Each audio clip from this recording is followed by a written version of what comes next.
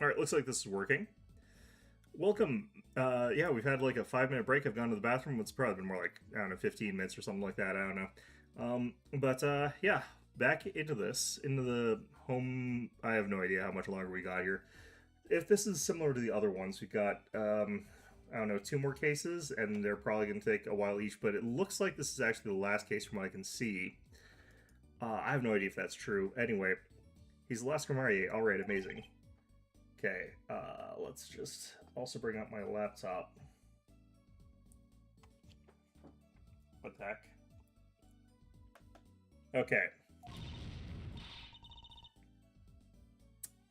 Paul, you should be watching this.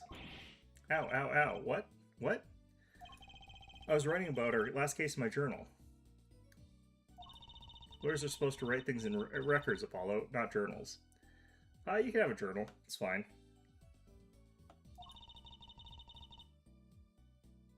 And why now? That case was 3 months ago. Hey, it's a long story. I did a lot, you know. I want a vacuum pack to feel the moment for later. Right now, I'm wiring the crowd by figuring out how Lamour disappeared. That's right, Uncle Val did that illusion too. But you're missing him on TV right now. Sorry, I was just getting to the good part. I suppose I should watch a little TV with her. After all, her father's expecting me to look after her while he's away. What you're now seeing is rehearsal for the greatest magic show on Earth. Happening right here at our very own Sunshine Coliseum. Sunshine Coliseum? Hey, that's where the Governor's concert was. Only 3 more days until miracles happen here, right before your unbelieving eyes. The legendary troupe Grammar is performing first time in 7 years. That's going to be great. I'm so there. You and Daddy are coming too. Legendary Grammariers. If Trucy's real father were still alive, he'd be on that stage performing miracles. I've got the tickets and everything. Here's yours, Apollo. Ticket to the premiere showing of The Grand Illusion by the magician Val Grammarier. Squeak. Ah, you're here. Working hard or hardly working? Hardly working. Hey, how have you been? Hi there, stranger. Not exactly the kind of greeting I'd want to hear from my own kid. But he has been gone a long time. Out for milk? Haha, how goes it, Tracy? Here, I got a present for you. Yay, pudding, I love pudding. Oh, it's farm fresh. Not just one pudding, but 3 whole cups. I'll have to pace myself.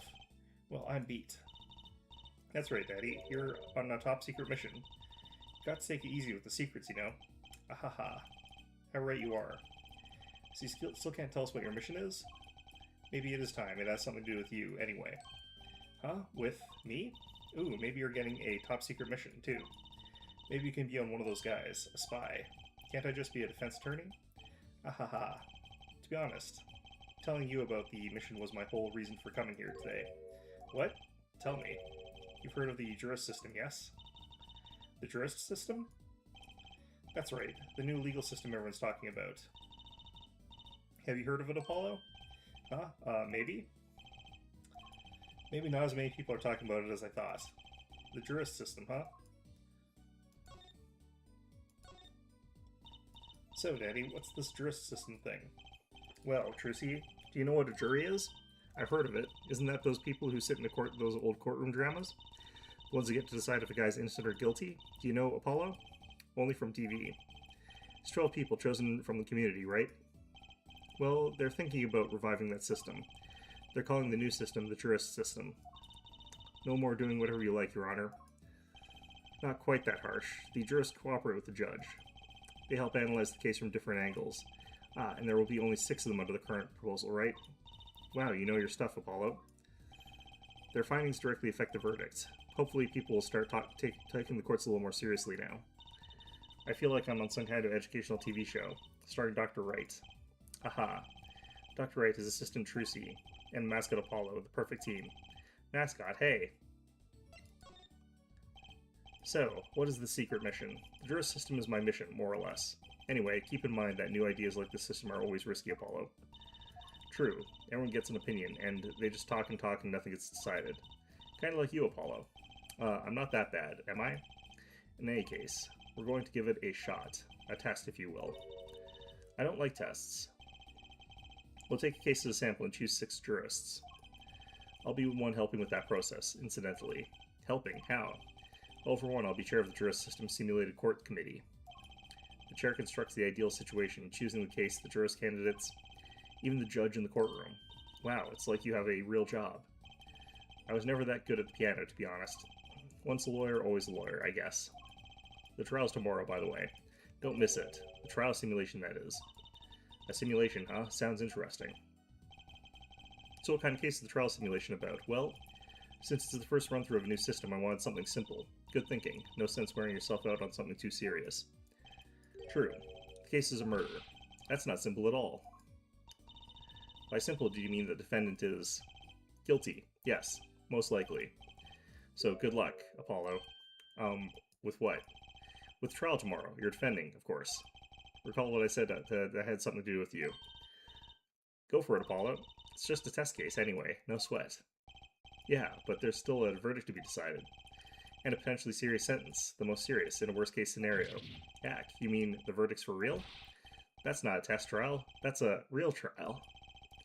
All the forms have been filled, there's no turning back now. How's this a test? Alright, whatever. The trial begins tomorrow at 10 a.m. Hope you can make room in your schedule. Well, why am I only hearing about this now?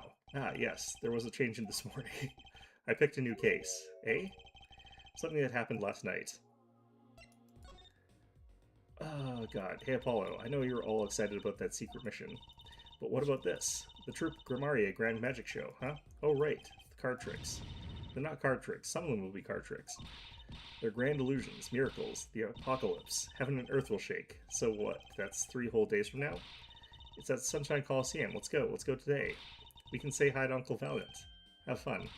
What? I can't go by myself. You know I'm not very outgoing. Right. Why not go with her? But what about the secret mission? Oh, don't worry about that. You'll hear all about it tomorrow regardless. Shouldn't I prepare for that? Shouldn't I have read some notes or something like that? Alright, well, whatever. I don't trust that smile. He knows something that he's not telling me. Yippee! Now you can take me to the Coliseum. Sigh, I suppose it wouldn't kill me to pop over there. Ah, Grimarie, that reminds me. What's this, Daddy? Isn't that Silcat the Grimarie seal? Consider it a birthday present. Trucy, thanks. It's great. Is it your birthday? But today isn't my birthday. Well, okay. Good point. What day is today? Apollo? Huh? Today? I think it's Recycle Your Plastics Day? Then it's a Recycle Your Plastics present. Yippee! So it's plastic. I'll give it a try to understand it. It's much easier that way. So what is it? Can I open it, Daddy? No. Huh? You'll need that envelope someday. Someday soon. Is it your will? Is that your last will and testament, Phoenix Wright? Don't open it till then. Oh, God, okay. Well, why didn't you just hold on to it until then? Because that would be the logical thing to do. Envelope from Mr. Wright. Do not open until the time is right. An envelope with Grimaries, huh? The trial simulation. Alright, so what case are you going to use? You really want to know, don't you? Of course I do. I mean, I'm going to be defending, aren't I? If all goes well, then yes, of course, this is just a test. We wanted everyone to start without preconceptions, a blank slate as it were. There's a difference between having a blank slate and just being totally clueless. Whose dumb idea was that anyway? Well, mine. Committee chair, remember? Oh. Well, if you want to know that badly, I suppose, I could give you the permission to examine the scene of the crime. Good. That's better. But you can't talk to anyone involved with the case. What? Then how am I supposed to defend? You let me worry about the details there. Remember, I'm in charge of this trial. All of it. But you don't want it to backfire, do you? Apollo? If I'm in charge of the whole trial, that means the entire affair is my responsibility. For good or for bad. Just do what you can. And don't worry. I know what I'm doing. Alright. I'd recommend going down to the detention center. Your client's waiting for you. You can ask about the scene there. But you just said I couldn't talk to anyone involved. Oh, you can talk to your client. If you can get her to talk. Well, time's a wasting. Very useful. Okay. Are you gonna go to this? Ah, presenting, are we? Did my fair share of that back in the day. Showed my attorney's badge a lot too. He may look cool and calm now, but you should have seen him before. Ahaha. You know me too well, Trucy. I'm glad I provided this opportunity for a little family bonding.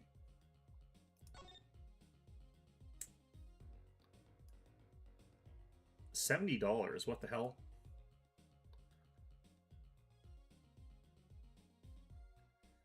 Alright. Alright, so I don't know if there's anything that's going to be important on this, but...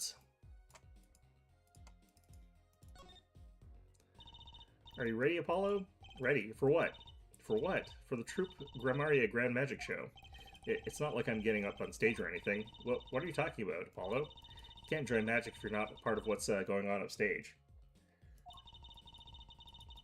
I'll lend you my spare costume if you need one. Huh? You mean I can't go on this? No. Doesn't get more straightforward than that.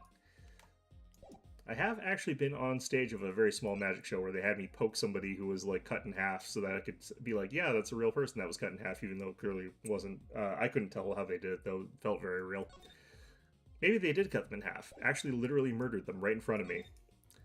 Yeah, I didn't catch anything like that, so. Oh, looky here, a handwritten signature. It says, I can't read it.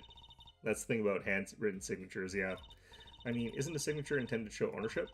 What's the use if no one can read it? They're a unique mark that, yeah, basically... It's more for forensic analysis, which is poor, which is why no one uses them anymore, but, you know, I never thought of it that way. Technically speaking, they work okay. You can actually, like, isolate people's signatures, but not consistently enough that it's guaranteed. There's better ways to do things. Alright, tension center.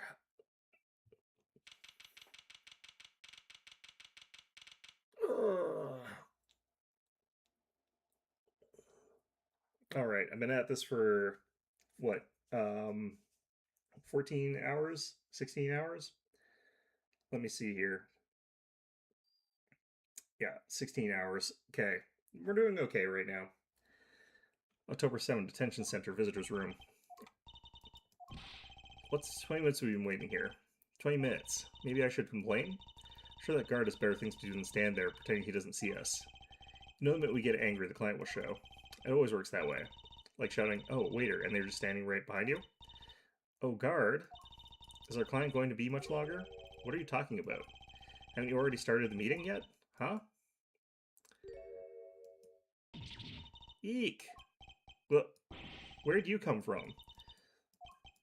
Well, anyway, please have a seat.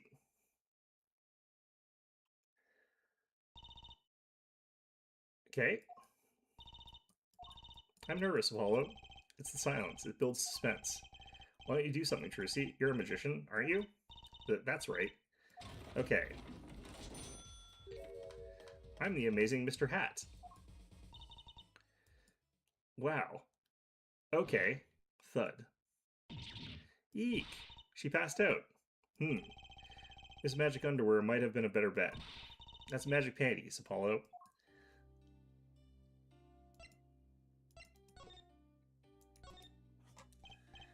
Hi. Well, I'm your defense. I really think it has to be fate, you know? And by fate, I mean destiny. Did you know I'm good with astrology? Tell me, what's your sign? Are you hitting on her, or are you trying to help her with her case? I can tell you mine if you'd like, Apollo. What do I think you are?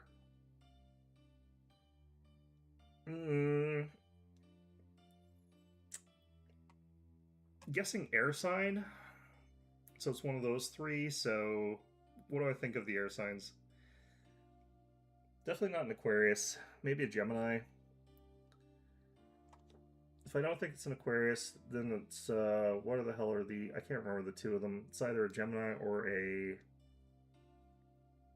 God, what is the last one? Shoot.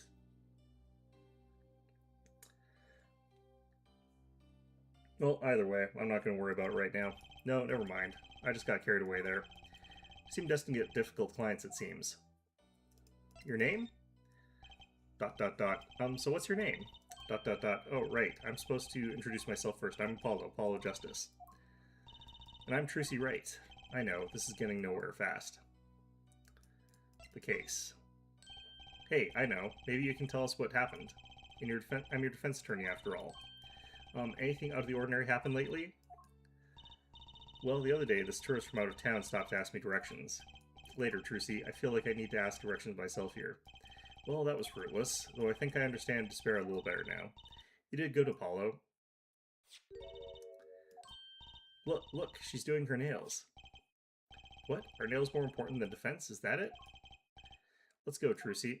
What the hell is that picture there? Excuse me. Could you read this? Sure. I feel like a teenager on a first date. This is the love letter we passed from desk to desk at school. Stop looking so wistful and read it, Apollo. It's a business card with a name and an address. The name is Veramisham. The address is for Drew Studio.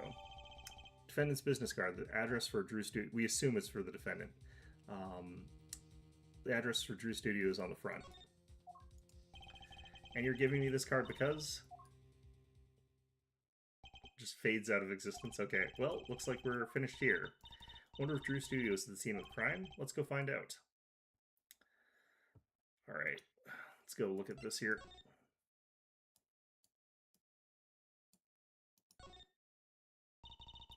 What pretty business card.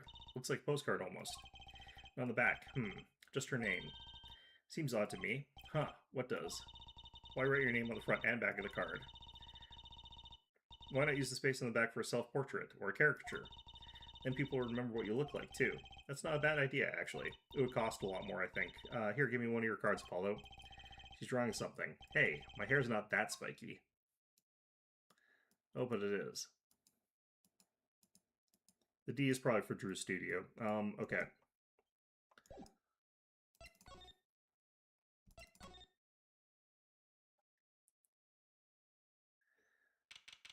Alright, well, these are some interesting paintings. Got this very Picasso-esque abstract art here. There's a much more sort of like photo-type picture of underwater life there. Colors in the light of this are quite deliberate and stark there. This is more of a sort of like a Van Gogh style painting here. Back there is a very Van Gogh style painting, and then you got like some children paintings back there. Okay. Oh, there's a chalk line at the bottom there. Interesting art piece. I think that that one really stands out as being very stark and in your face as a sort of installation. Very aggressive in its meaning there, or an interpretation of it. It's like life imitating art, or maybe it's the other way around. But the tape on the ground here there, it's a bit jarring. Yeah, looks like we found our crime scene.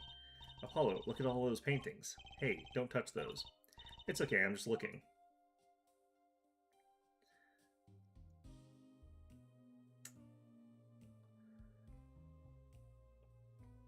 I tend to prefer like this sort of style here. Apollo, look at this one. Looks half finished. You can see the rough sketch underneath. But that's odd. The rough painting part doesn't look like the rest of the painting at all. It probably means that the rough sketch is being painted over rather than being part of it, but this looks like a picture of, actually in the Van Gogh style of Momotaro being fished out of the river by the old lady. Obtained at Drew Studio, only half finished. The rough sketch is still visible. All the paintings have a really different style, too. Ah, I thought I might find you two here. Emma, long time no see. Oh? Seems like I run into you far too often. Only when people get murdered. I'll bet I know why you're here, too. I know about the trial simulation tomorrow. I've heard about it, sure. So Mr. Wright chose you, huh? You don't even know what the case is about. Well, he was killed, the artist who owns the studio, that is. Mr. Drew Misham.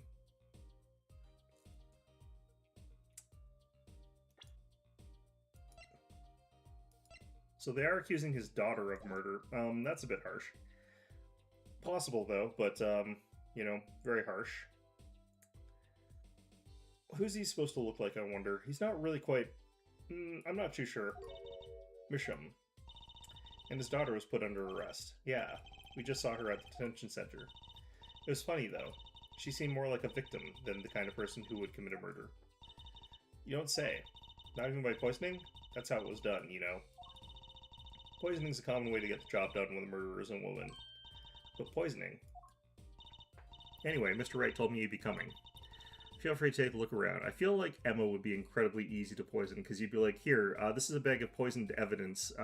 Someone killed someone with a bunch of poisoned snackums. Please don't eat these. And she'd be like, uh-huh. And she'd just start eating them, and you'd be like, those are evidence, and they're poison, and you're dead. Okay, well, don't say I didn't warn you. I'll just be over here with my statues. We can't talk to anyone related to the case this time around, which means we'd better find out as much as we can here at the scene. Or else. Okay, let's take a look at these paintings, because they actually did put them here for us.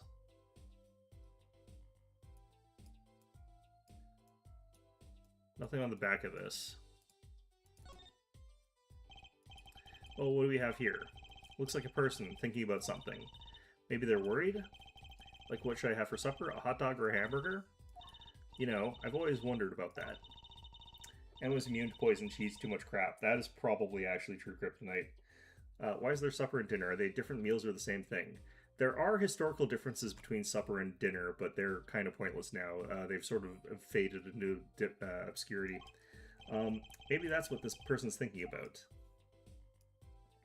I think that would be more like a Rodin statue rather than this kind of thing. I think that this guy here is contemplating why it is that he's decided to tuck his balls directly underneath him and sit directly on top of them. I think that that's what he's thinking about, actually. Why did I do that to myself? You know, that's the thought that runs through your head when you do that kind of thing. Alright. This one I don't particularly care too much for. I'm not the biggest fan of this style of painting, but the lighting on it's very striking. I quite like that. Is that a pufferfish? Apollo, that's clearly a porcupine fish. They're not the same thing? You know what gets me? Supper is more European.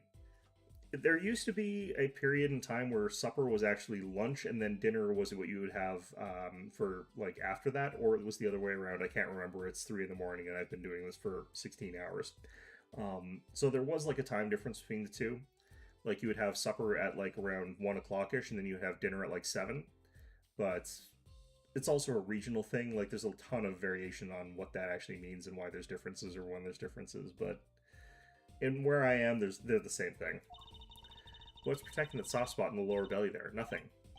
Must remember to keep Trucy away from small round fish. Okay.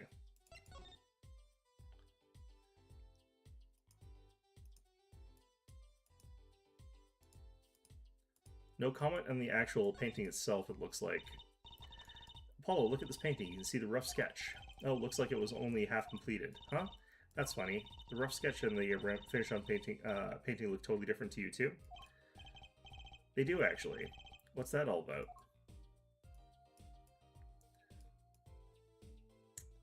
Can't really get much from this, from the looks of it. Alright.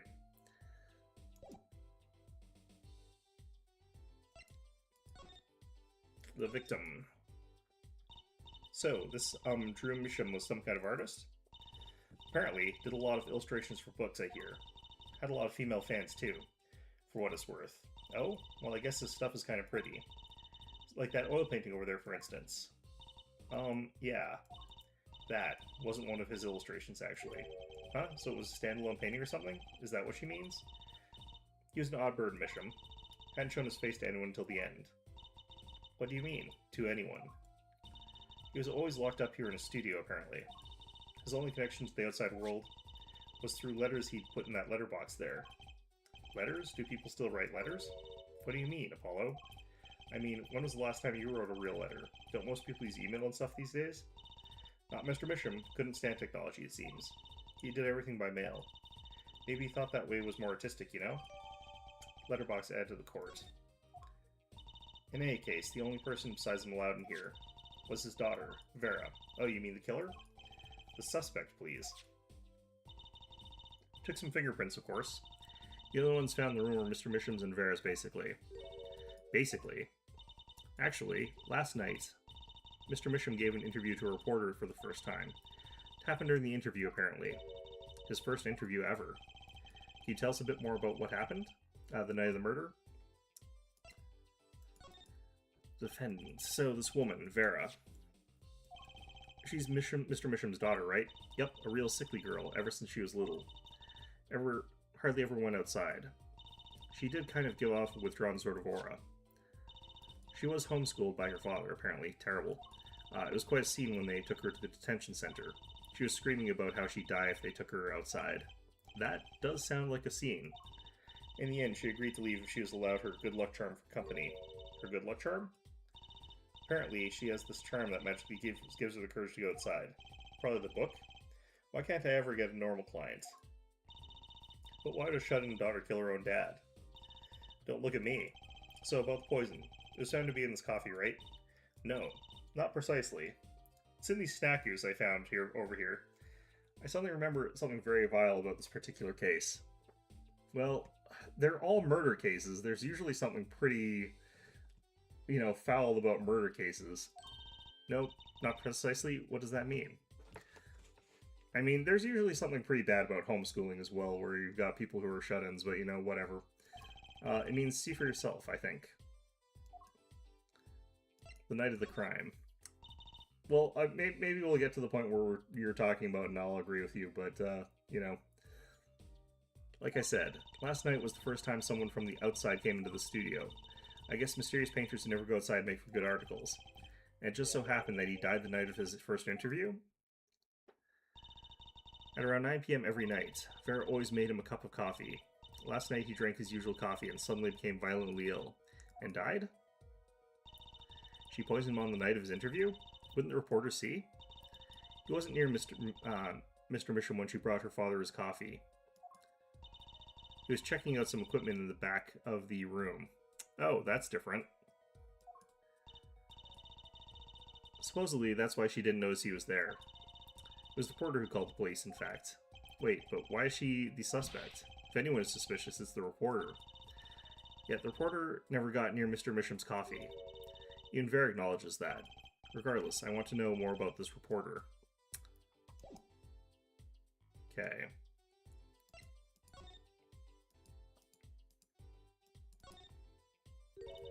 Hey, there's a painting hidden back there. Hey, you're right. What if it's embarrassing somehow, and he didn't want anyone to see it? He certainly seemed pleased by the possibility. Ah, it's so normal. This is the more completed version of that other one, actually. That's hardly something to get mad about. Huh? What is it, Apollo? Well, doesn't this painting look like... Never mind. Yeah, it looks the same as that one. I better get a professional opinion on this. Found at Drew's studio, notable for the large plum in the foreground. That does look more like a peach to me, but whatever. Ah, that's the victim's coffee mug. Aha, so the poison was in here. This is my first time seeing a real poisoned mug of coffee. I wonder how it tastes. I would hope so. Poisoned coffee. Not exactly, actually. What do you mean? No traces of poison were found in the coffee. What? You'll have to figure out the rest yourself. I'm officially not on your side after all. Victim's last cup of coffee. The side of the cup reads Misham.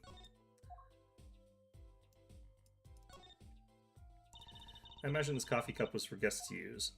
Why would he have guests' coffee? Did the police already analyze this cup too? Not a trace of poison was found on that cup. This killer was after Drew Misham alone. Eek Apollo, that's where the body was. That's the spot where Mr. Drew Misham passed away. He put the coffee mug to his lips and the next moment, there's quite a bit of paint on the ground. See that half-painted painting there? He must have been working on that right up to the moment he died. Wow, a true artist to the end. Or maybe he started a year ago and was procrastinating.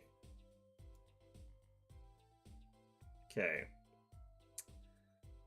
Well, we'll still click on these even though we've sort of scanned them already. Let's see if we can get anything about that. Nope.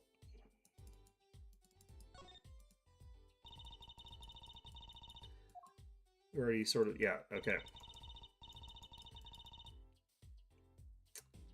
This doesn't look like an oil painting. Maybe it is. These paints are all dry. I'm just surprised at how different these all are. Yeah, and what's going on with this half-finished one? Must have been a work in progress. You can still see the rough sketch below. That's what's so weird. Yeah. Okay.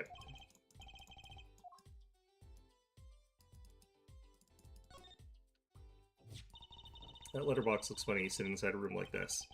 Let's take a look. Empty. The other half of that letterbox is actually connected to the outside of the studio. Mr. Misham would put his letters in there, and the postman took them away. Impressive that someone still writes letters in this day and age. Or wrote, rather. Alright, what the hell's going on over here? This is crazy stuff over here. Paints? Look at all these paints, Apollo. There's so many. He's got like 20 kinds of red. We could repaint repaint your suit, Apollo. How about this shade of green? That'll be enough of that, thanks. Let's take a closer look at his desk here.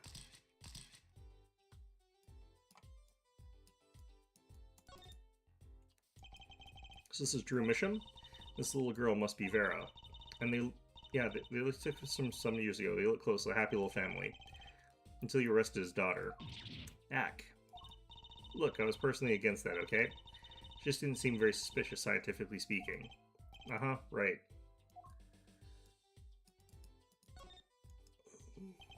Is this a journal? Wow, talk about a clue. Let's read it. What is it? Apollo, he didn't write the name of the killer, did he? It's new, he didn't write a single line. Arg, you had me going for a while there. Hey Apollo, what's this feather thingy? Isn't that a pen? Old-fashioned quill pen? Well, it doesn't have a pointy end. That was most likely for sweeping detritus off the desk. Wow, you sure know a lot, Emma. Bold and scientific, that's my motto. Exactly, but what about that is bold or scientific? Specifically, it's for specific type of like ink setups where you've got actual like fountain pens or whatever, where you would get like these sort of crusty bits of ink that would flake off of your pen or whatever, or your tools, and you'd end up having like little splotches of that would be dried powder basically on your desk or on your paper that you'd want to wipe away before you did any writing.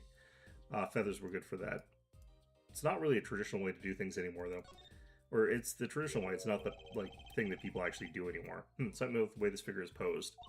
Yeah, it's pointing at something. I've seen that pose before. It's you, Apollo. See, you're making one of your flamboyant gestures. Please, I'm a professional.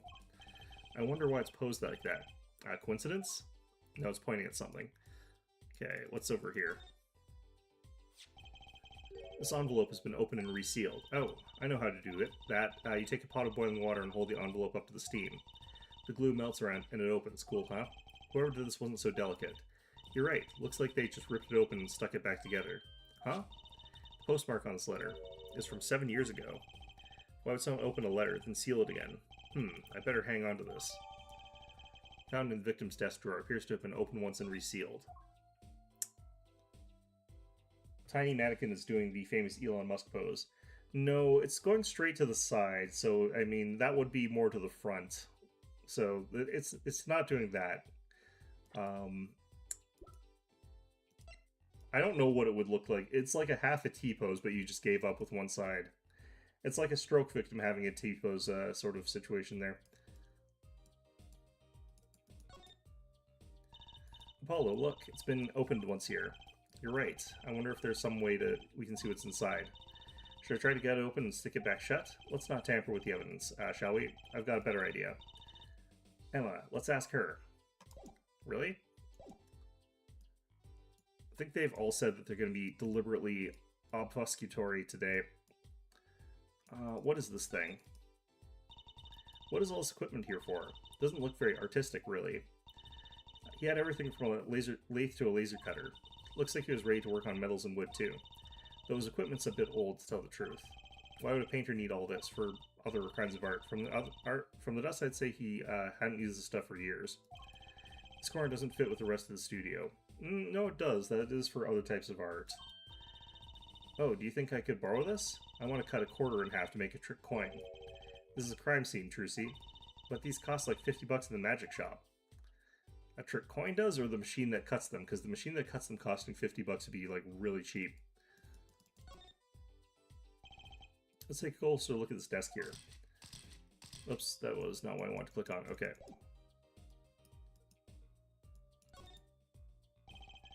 Let's take a close. Why is that doing that?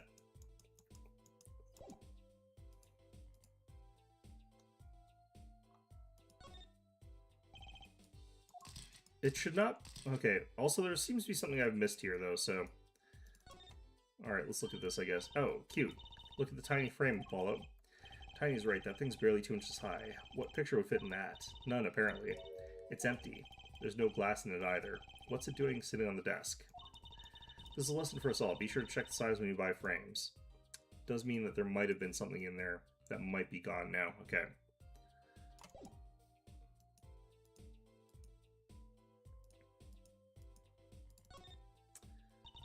Is this desk for painting, Apollo?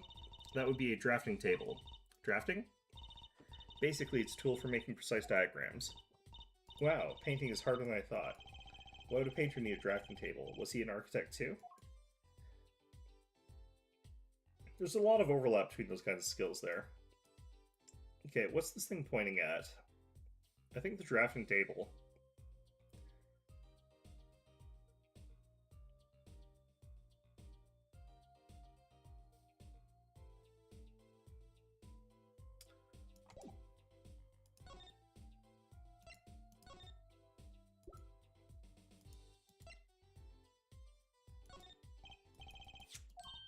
Oh, that.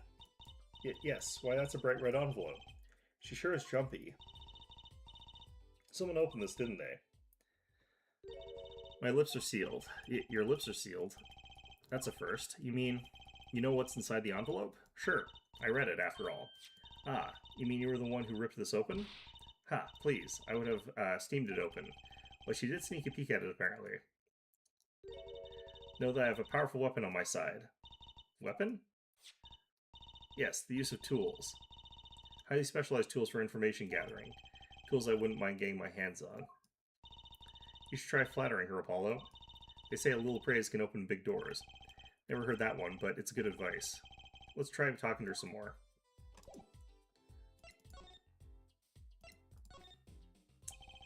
I bet Emma could help us out here. Don't forget, flattery will get you everywhere with her, Apollo. Huh? What are you two whispering about? Well, I was thinking. I mean, what is it we always do when we run into you at a crime scene? What is it we always do? Scientifically? Ah, you know me too well. Okay, meaning we can get scientific now? Oh, I suppose. Just this once. Bring me anything you find suspicious and we'll check it out.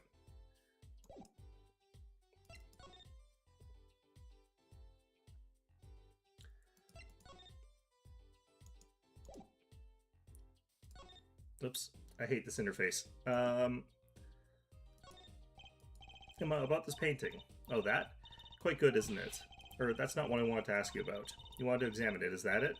I'd be happy to let you, if you had a good reason. But without that, sorry, I guess she wants us to do a little footwork on our own first. Okay.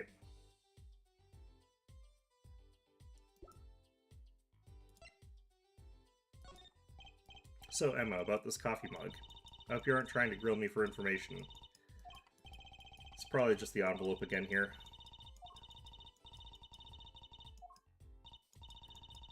I think she's going to help us, Apollo. Let's check out this mug, shall we?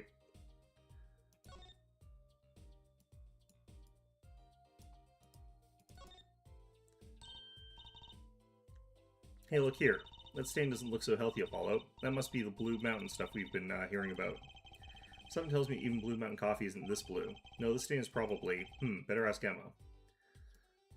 To be fair, that's the kind of artistic flourish that I would do if I was making a mug, is to make some part of it just very, like, iridescent plutonium blue, but, you know, whatever. Or polonium.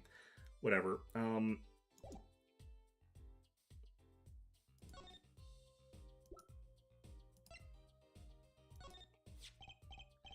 Emma, about this mug. There's a pale blue, residue on the rim. That. Yes, well, it's just a rumor. But I've heard there's a kind of coffee called Blue Mountain. I'm pretty sure it isn't actually blue, Emma. Blue or cyan. Yeah? Ah, right. Okay, you got me. That's left over from my testing spray. Forensic science. I knew your hobby was behind this somehow, Emma. It's not a hobby. So what kind of scientific stuff were you up to? This spray, that's what. It turns blue when it touches poison. This is probably silver, in that case, because silver does actually react to a lot of poisons. So the poison that killed the victim was on this mug? That's right. See? It wasn't in the coffee. The killer applied it to the rim of the mug itself. Wow, science is amazing. It certainly is helpful. Maybe Emma would be willing to help us out a bit more. You should try buttering her up, Apollo. They say flattery will get you everywhere. Okay. About poison analysis. I was afraid you were going to ask about that. See, this solution is used to test for atroquinine. I don't know much about what the hell that would be, or anything about what that would be. Atroquinine, the deadly poison found in the autopsy. Is that a real poison? I don't know if it is or not. Uh-oh, I know that spark in her eyes. She's getting excited. Best tread lightly. It's one of the most virulent poisons, but its absorption into the body is astonishingly slow. It takes at least 15 minutes from the time of ingestion for adverse effects to show.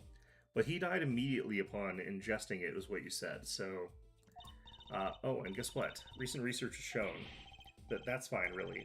We don't need to know all the gory details. I think I get it. You just spray the stuff on something you want to test, right? Precisely. You can find even the slightest trace of poison with this. I want to try too, Emma. Pretty please? You don't have to ask twice. I already used it on everything suspicious, of course.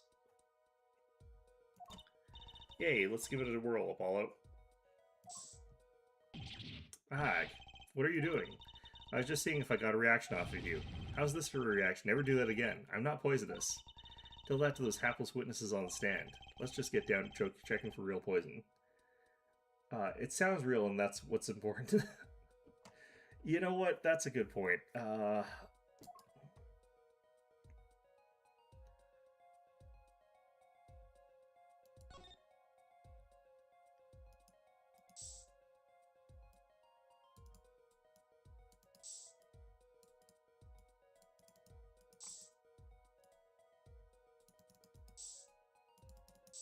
I'm trying to put this on all the stuff that the little guy's pointing towards, basically.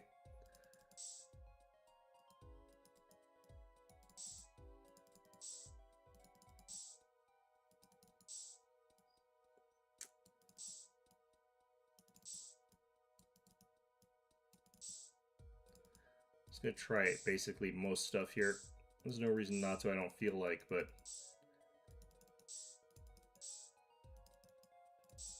I do think it's probably supposed to be something that this little guy's pointing at.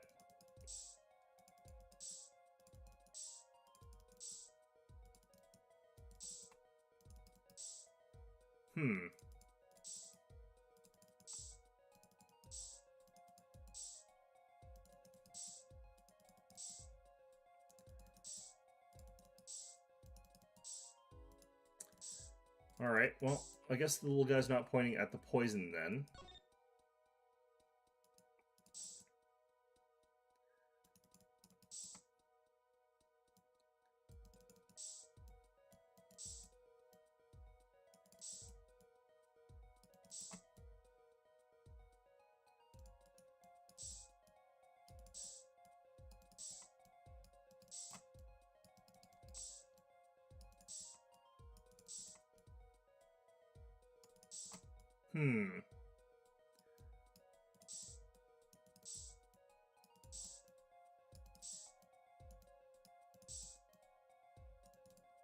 Am I actually supposed to be able to find anything here?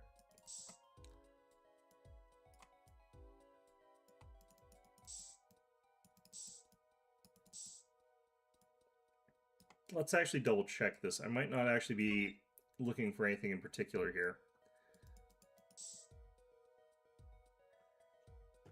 So I basically sprayed everything. I might have just missed it somehow, but wonder just how generous finicky it is. Yeah, it's hard to tell with these kinds of things sometimes. There's that as well.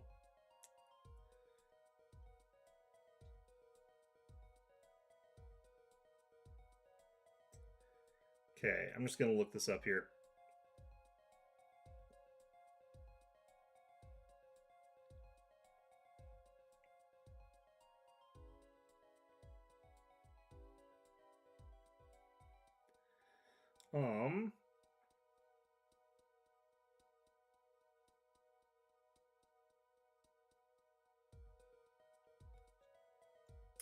Oh.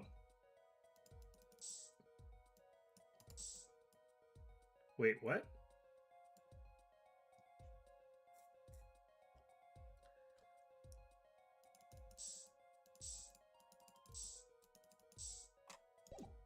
Do I have to... Too bad, no reaction there. I'm sure Emma checked out all the likely spots. Wait a second. What is it, Apollo? Did you spray that little desk over there? I did. I don't think so. The spray probably can't reach that far, you know? Let's check it out, just to be sure. God damn. Alright. So apparently it is not generous at all. Great. Fantastic. So that's why that was screwing me over. Okay. Eek, a reaction, Apollo. Ag. Where? The inside of that cute little frame. Look. Well, would you look at that? Nice going, Trucy. I'm known to work magic. This might not be the best proof of something, because if they were using some kind of old paint or glue that was like at the back of that to glue in a photo, there's a chance that that's actually poisonous. Um, Kind of like how if you find those like old green books, green bound books, they're like painted with arsenic, so they're extremely poisonous. Never mind, that was the one who found it. They're not like that poisonous because you don't actually get that much of it permeating through your skin, but I mean, it's still. Why would the inside of that frame have poison on it? Looks like we found the only place that other place that was poisoned in any case. That could also just have been a place where they were hiding poison, though, so that could be what that's about there. Okay.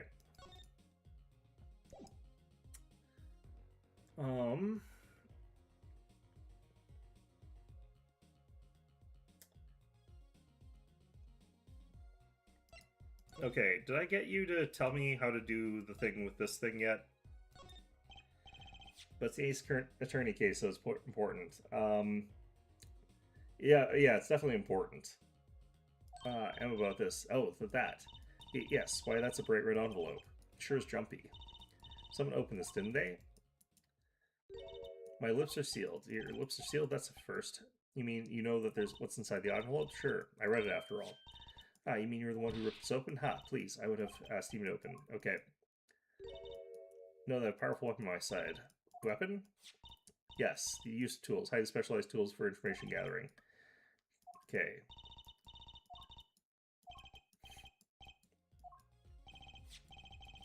We found it. I was wondering if you could help us with that tool you were mentioning. You want to know about my tool, do you? It's called an X-ray analyzer. X-ray? Looks like the X-rays you get at the dentist? That's right. At least, that's what I call it. There are things that can do something like this where it will be blocked by either graphite or other metals in inks and stuff like that, but the problem is going to be if it's like a folded letter, it doesn't work very well. It has a real name, but it's much more complicated. The X-ray spectralization. Something. How am I supposed to remember all that? So basically, it lets you see inside things, like envelopes. That's right, you're sharp, Trucy. But it's a bit more complicated than that, in practice, of course.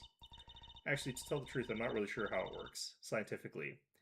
Basically bombards the thing with a set of x-rays or whatever rays it's calibrated to use, and some of them will get absorbed by the darker spots from the inks.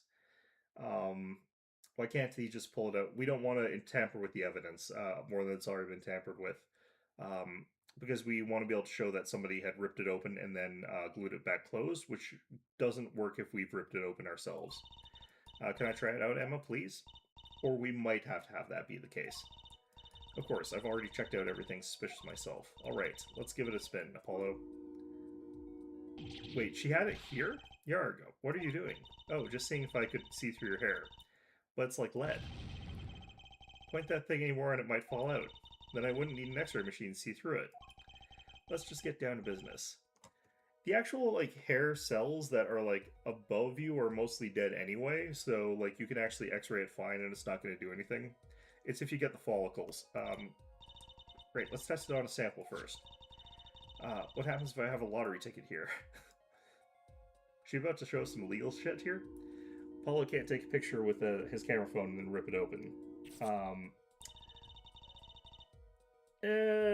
I mean, at that point in time, you'd have to have it, locked closed afterwards, but also I don't think that...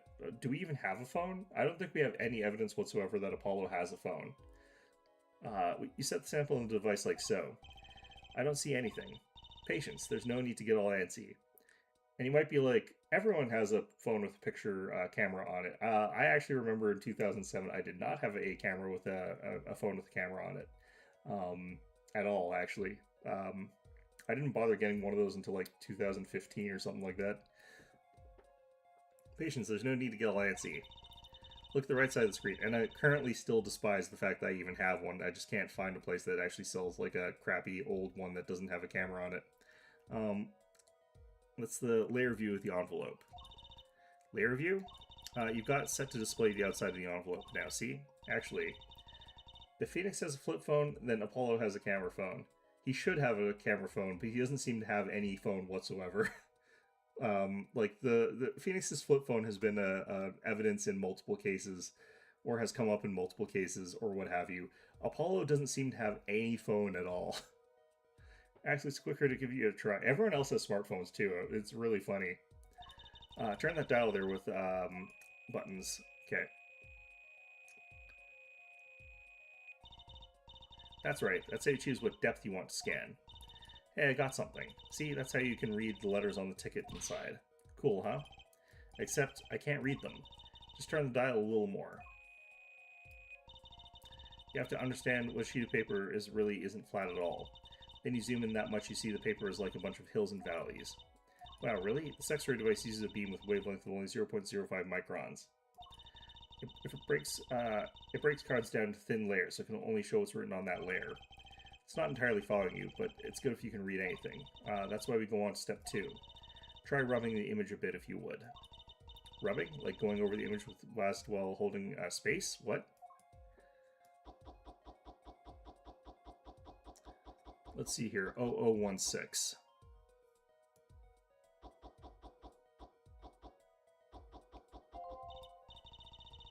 Emma's given everyone in the room a huge dose of radiation.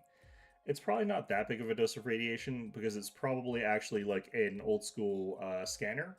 So it probably has like the thing that you close down on top of whatever it is you're scanning. So it both holds it flatter, which you want to have, and it's probably also, doing some other stuff there. But yeah, it's probably a little bit of radiation leaking out there.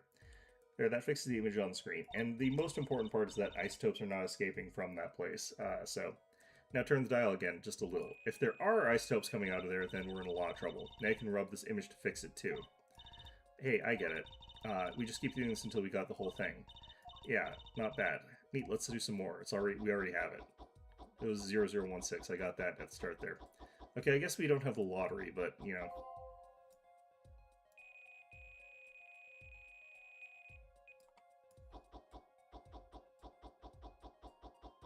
Try again.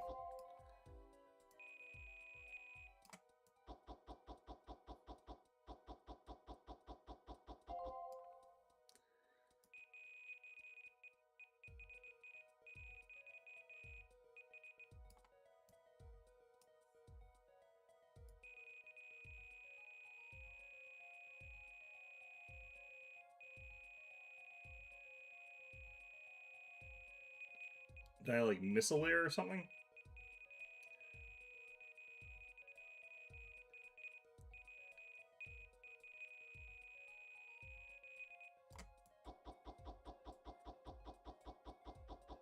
They really need you to get that resolution, like, completely perfect there.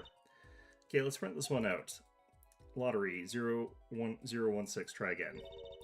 Does this mean I have to buy another one to win? Well, it's Emma's ticket. Let her buy another one. It's okay, there's no need. See, this is the true hidden power of my weapon. Neat, huh? Now let's try it on the real thing, shall we? I think that the stores would get pretty mad at her if she was using that at the store to figure out if there was a winning lottery ticket, though. I don't think she'd be allowed to do that.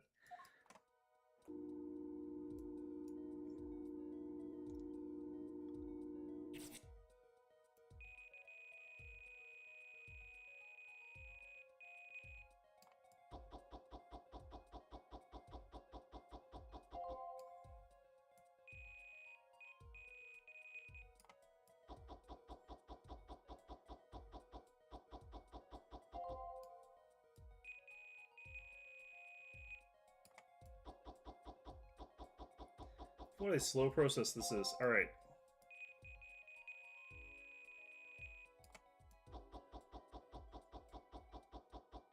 It's on the store to create tamper-proof lottery mechanics.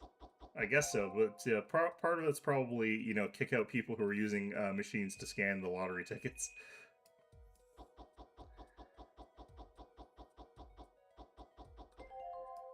Mr. Drew Mission, please deposit the $100,000 designated account. Please send a receipt once you've confirmed the transfer. Is he getting scammed?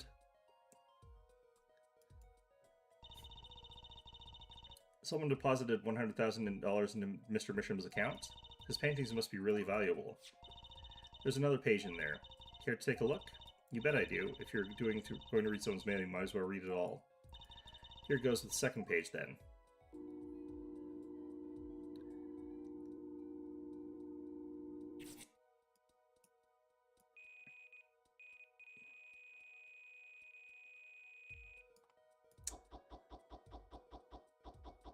feel like this machine would not work like this. It would do a lot of this a lot more automatically.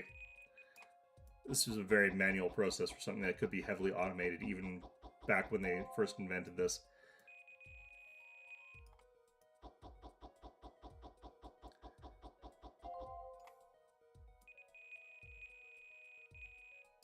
This is giving me a lot of like flashbacks to playing Voices of the Void.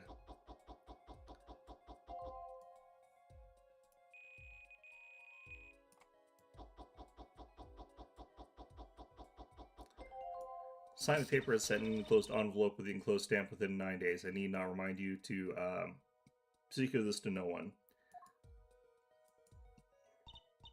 Yeah, but game? Yeah. So it was the letter about payment for one of his paintings. Why all the secrecy, though? And what? Why was this letter the only one in here? It's 7 years old, right? Maybe it had some special significance to him. Well, Emma, well indeed. She knows something that she's not telling us. Looks like she's keeping mum above it. Okay. Red envelope has been updated. So, Emma, I was wondering, what's the story about this reporter that came here for a story the night of the crime? I wonder if it's a Lotta. I'm afraid I can't tell you because he's going to be a witness tomorrow, I hear. Oh, it's not her. Okay. I thought so. I'll never forget that face, but what was his name? Oh, right. Brushel. Spark Brushel. Brushel. He's after a scoop to sell to the papers. So a reporter comes after an interview with a painter. His first interview ever, and that night he's killed. Seems strange to you? Really strange. It does raise a few questions. I'd like to speak with this reporter if I could. Well, I hear he's on the beat today, too. He said something about covering a magician. Magician? Well, if it's not Trucy, that leaves only one other person. It wasn't Valant Grimarier by chance, was it? Yeah, something like that. He's got some big show lined up, I hear. So he's out interviewing Valant Grimarier. Looks like I'll be heading out to the Coliseum again sooner than I thought. Here, I'll give you that reporter's card if you want. Okay, this business card reads Spark Bushel, freelance journalist. He's horrid? He looks like he would be. Yeah, it's a freelance journalist. Those are always, like, tabloid people. To be fair, like, Lotta, despite the fact that she's, like, one of Phoenix's friends, is also terrible.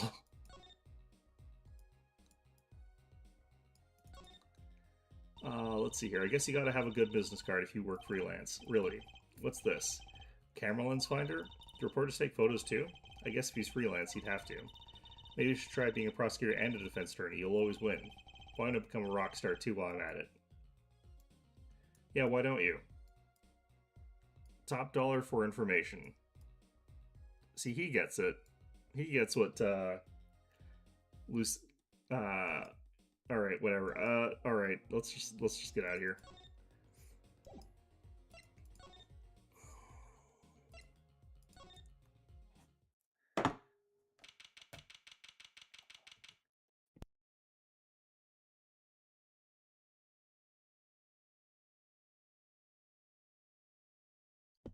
Okay.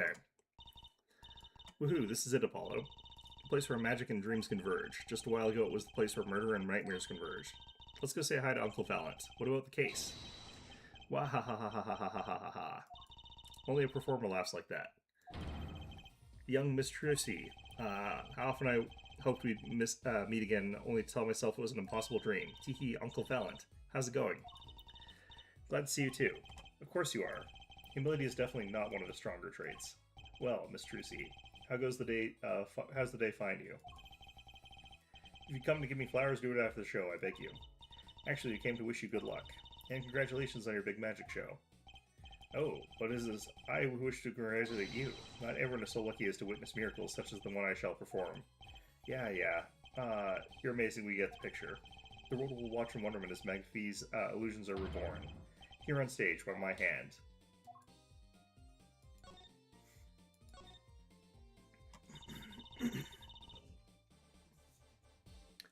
Everyone's talking about the big magic show. Is it true that the Grimarier miracle's back after a 7-year absence? Miss Trucy, I must apologize. This show and this honor should have been his. Daddy. My co-magician in training, Zach Grimarier, if that terrible thing hadn't... It's okay. Your father was a great magician, Trucy. If you were alive, then I, Valant Grimarier, would have been proud to stand upon the stage as his assistant. Thanks, Uncle Valent. You know, I'm happy you're doing this show. To think we get to see the great Magnifi's illusions once again. She really is looking forward to this, isn't she? Magnifi Grammarier. My mentor, the magnificent Magnifi Grammarier, was a true deity among magicians. A creator god who gave birth to magic and illusion that defied our very imaginations. I was so little when I last saw one, but I still remember his shows. He did wheelies in a sports car through the air above the audience, and then sped off to outer space faster than the speed of sound. I'm guessing that memory is a bit embellished. Well, no, it could also be just like an illusion or a trick or something. For 7 long years, the world has been waiting for a miracle to watch this. As heir to the Grammarier Troop's secrets, it falls to me to provide one. It is my god-given destiny. Okay. Yes, you, nameless face who speaks for the nameless masses. How can I help you? If the world is waiting, why do you hold off for the 7 long years? Appears the lad is uninformed. Perhaps you have heard of the magic known as the law, which governs our land? I have, though. I'm not sure it qualifies as magic. Performance of Magnifi's miracle was impossible. A certain law prevented it for 7 years, but no more. 7 years. That phrase sure likes to pop up, doesn't it? And why was that? A little matter called performance rights, Miss Trucy. Can you tell us about these performance rights? Magnifi's magic relied on an incredibly innovative idea, a trick if you will. That trick was considered his property, and as such was protected by property laws. So, one of the reasons why magicians' tricks are actually fairly prevalent among different magicians is that if they file for a patent for a specific trick, it becomes actually relatively obvious how their trick was performed. So, rather than actually getting proper copyright or patent protection on their tricks, which some of them do for some tricks, or what have you, a lot of them are proprietary, actually, which means that if another magician does figure them out, they copy it. And a lot of magicians copy a lot of tricks from other magicians. Like, they just steal remorselessly from one another. Because to keep it out of the public eye, they do have to, like, sort of have it be unprotected to a certain degree. But, you know, that depends. Some of them do get their stuff protected. Intellectual property, maybe? Magnifi knew this and bequeathed it in his will. To one person. You mean him? Yes, Miss Trucy, it was your father. So that Grammarier was the inheritor of the Grammarier miracle. Daddy. Yet, as you well know, he's gone. He disappeared suddenly, 7 years ago. I think I see where the story is going. Once a person is classified missing for a certain period of time, they're considered legally deceased, correct? In all absoluteness, these roll-up-sleeves sincere confidence will, young man. That certain period of time of which you speak is 7 years. Ah. Yes, Miss Trucy. Though it pains me to say it. This past spring, April to be precise, was the time. Your father was legally declared deceased. In the absence of a formal will, the secrets of our mighty mentor Magnifi passed to me. This was, in fact, stipulated in the will by Magnifi himself. Is that how it works, Apollo? Yeah, it's called death in absentia. He's declared missing permanently. Daddy. Would that be 7 years? I thought that's a weird time frame. I thought it would be like either 5 years or 10 years would make more sense. I think that in this sort of case, it would actually probably be better if they did it slightly differently, but whatever, it's fine. So we're not going to indicate that this guy's the murderer so that he could get the secret, are we? That would be a thing. Wouldn't surprise me too much, honestly, but whatever. Alright. Wait, what?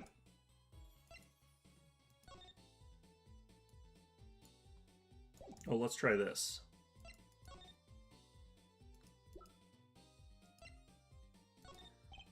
So, a journalist was here on a story? All eyes in the universe are upon my stage. All pens seek to commit its mysteries to paper. His name was Brushel. Brushel. I think he remembers him. He doesn't look too happy about it. Brushel, that cloying smell of mint when he smiles, yes. Can you tell us more about him? What did he want?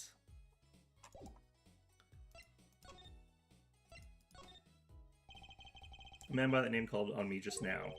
Just now? Valent's vision is always towards tomorrow. Valent's feet always step forward. That is all. That's all? Very confusing.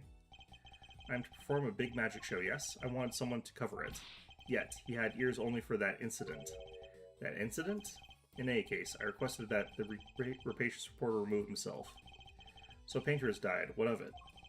It is but a footnote in the footlights compared to the magic of Marmarie. Uncle Valence, do you know where the reporter went? I recommend he visit that place popular to penalize perpetrators. The detention center? He's a rude individual. Might I see that card? Sure. He would tear apart my respectability, I will tear apart him. Oh, here comes Apollo, Uncle Valence's big magic trick. He's going to fix the card? Not sure that qualifies as big magic. What happened to the big magic? Ah ha ha ha ha ha. It is no more miraculous for it to stay ripped. He must have really not liked that journalist. Well, that unfortunately has destroyed some thing that I might have needed for a variety of reasons. The fact that it's also missing from my inventory is unfortunate. Okay, well, whatever. The picture that was drawn on the back of it might have been important in one way or another. Oops, shoot.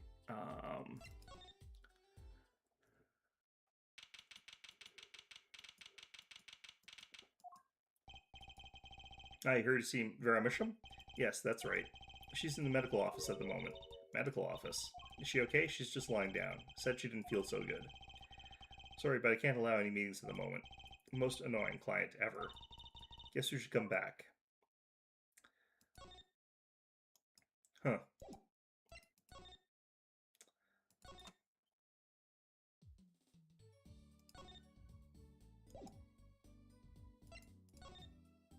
Apparently I need to do more here. Okay.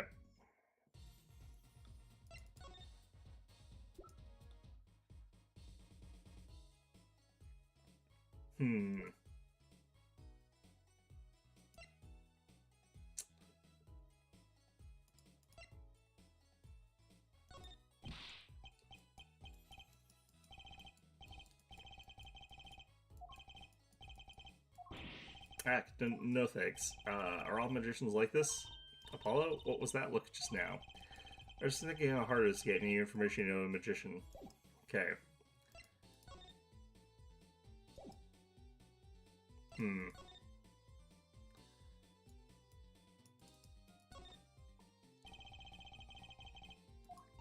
Change the sign.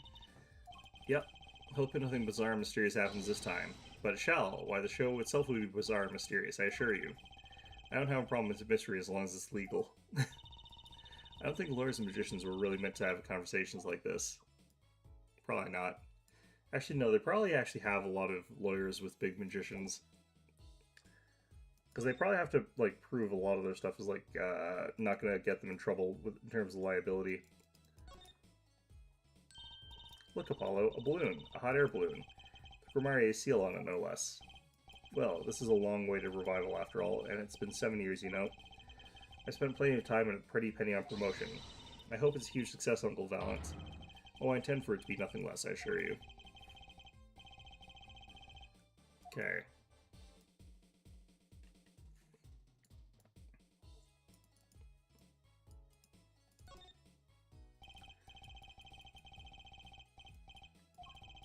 Coliseum is just way too big. It's huge. It's got a big sounding name, too. Sunshine Coliseum. Was it? Ah, ha ha ha ha ha ha ha ha. Would you like to hear what the grand finale of the show in 3 days will be? What? Really? Yeah. The grand finale will be nothing other than... Don't tell me you're going to make the Coliseum disappear, right? Ah. Oh, whoops. Looks like I was right. Apollo, I can't believe you'd use your power of perception on something like this. It was just a wild guess, really. Okay.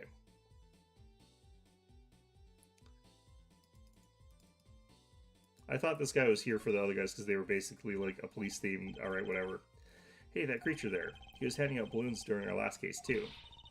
He's not a creature, Apollo. Poor guy. Oh, sorry. Was I mean somehow? I know how hot it is. You know how hot it is inside one of those suits? These days, they're air-conditioned.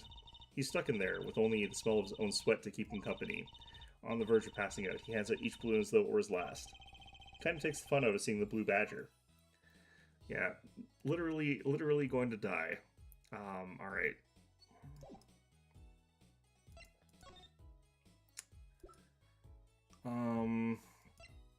I don't know, do you know anything about this? Nope.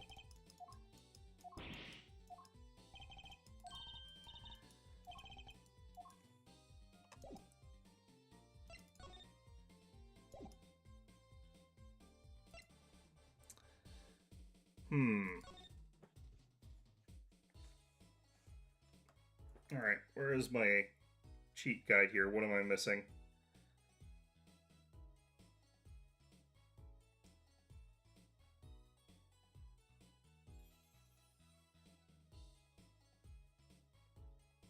Oh, right.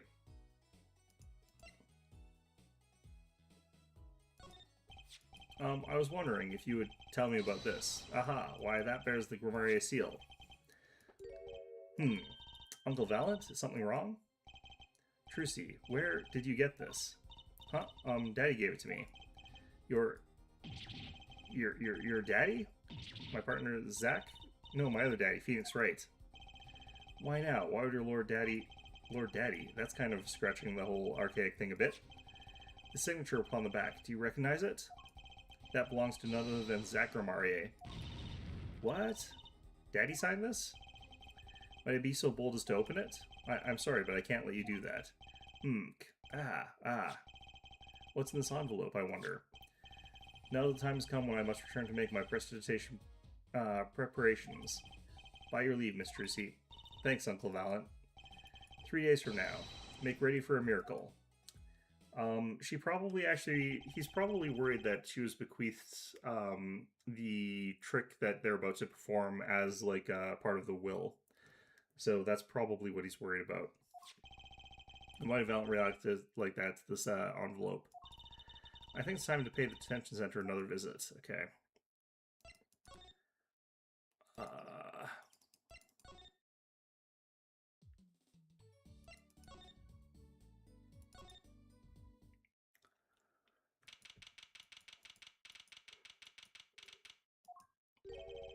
I think I hear what you're saying. You're all doing it for the money. End quote. No, not at all. Looks like someone's already meeting here. Maybe that reporter?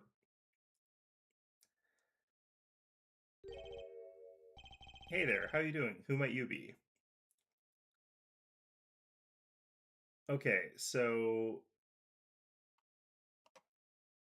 why does he use the specific tools that that guy had? Like, he's got that brush and stuff like that. That's not really something a news guy does.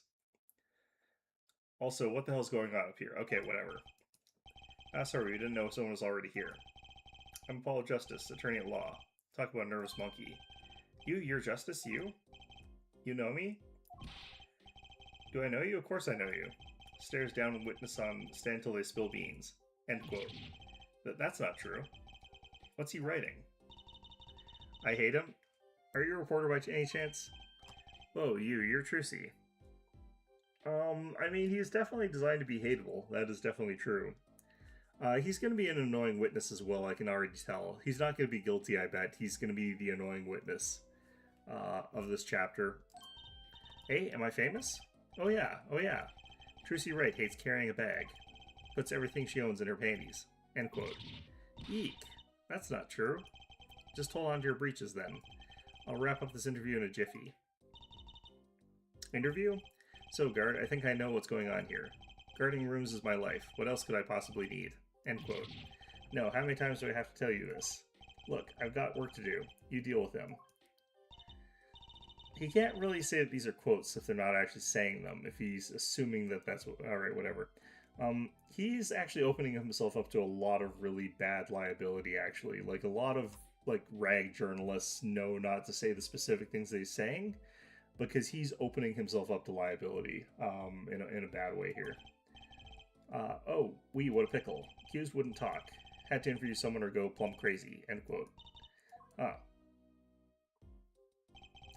I should have guessed. Where are my manners? Name's Brushnell. Spark Brushnell. I'm not picky.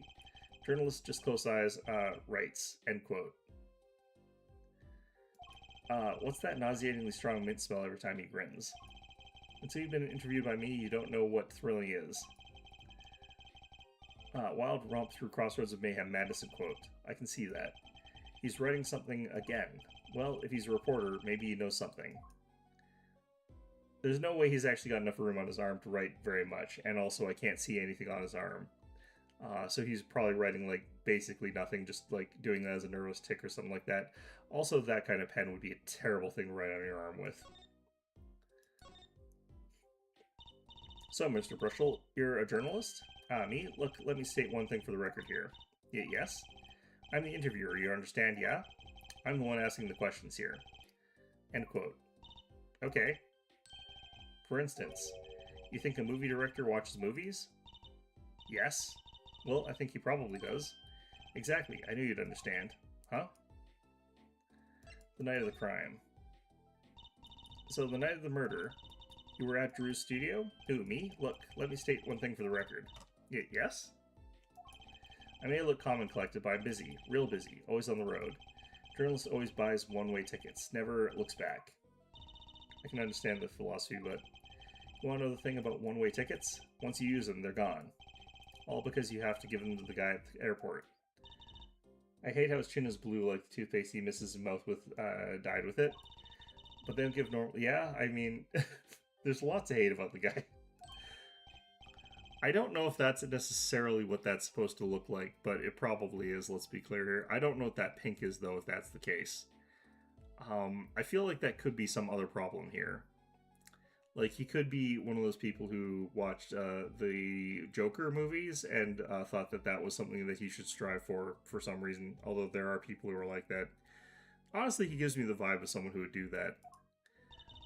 What is? So, you went to do a story on Drew Misham, and you never had a story done about him before? That's right. Look, let me state one thing for the record here. But what? I'm sure you're going to want to know about my source. What tipped me off to Drew? Why did he interview in the first place? Well, yes. Look, it's like... Oh, I've got it. Say there's this burger joint with fabulous ketchup. You think the burger guy's going to tell me where he got it? Yeah, probably, actually. It's probably Heinz. At the supermarket, baby. Exactly, see? That's what I'm talking about. I think I may have actually understood that one. Well, there's nothing I can talk about, really. Walls have ears, eyes, especially glass walls with speakers. End quote. Right, guess we'll leave then. Ah, but since you're here, might as well tell you a tidbit of news I saw, just for the heck of it. Sure, tell us, just for the heck of it. I remember it like it was yesterday. I'd seen a movie on a trip and wandered into this burger place with amazing ketchup. When an article in the tabloid caught my eye. Famous oil painting stolen from art dealer's gallery, end quote, I believe it was. Okay. An oil painting. Happens every day, right? But I thought I'd seen that painting somewhere before. A painting of a giant peach floating down a river. Someone stole an oil painting of a giant peach floating down a river. Journalists can smell scoop better than burgers. End quote. You're referring to this? Do we have the other one? Alright, let me go on the record here. Yes? I know what you're going to say. Personal, take this. Write brilliant column. End quote. I don't think so. Look, buddy, I write brilliant columns about one thing, and that's food. Try to understand. What could he possibly be writing? He didn't listen to a word I said. Okay, great. Know anything about this thing? Ah, right. Okay.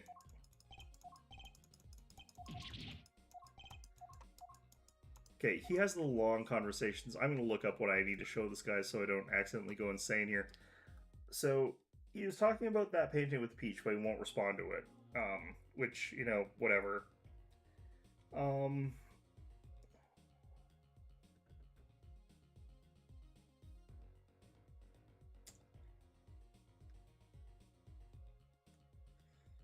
Okay, apparently I don't have to actually do shit with, this guy. I just have to talk to him. And that's it. Which, thank God, because I don't really actually want to be here much longer. Alright.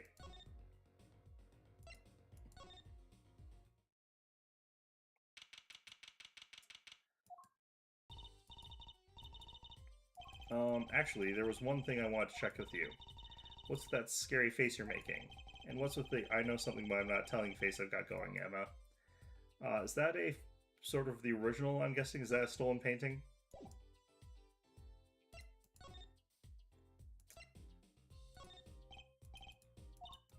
Oh, that quite good, isn't it? Or that's not what I wanted to ask you about. You want to examine it, I take it? I'd be happy to let you if you had a good reason, but without that, sorry. Wait, how do I...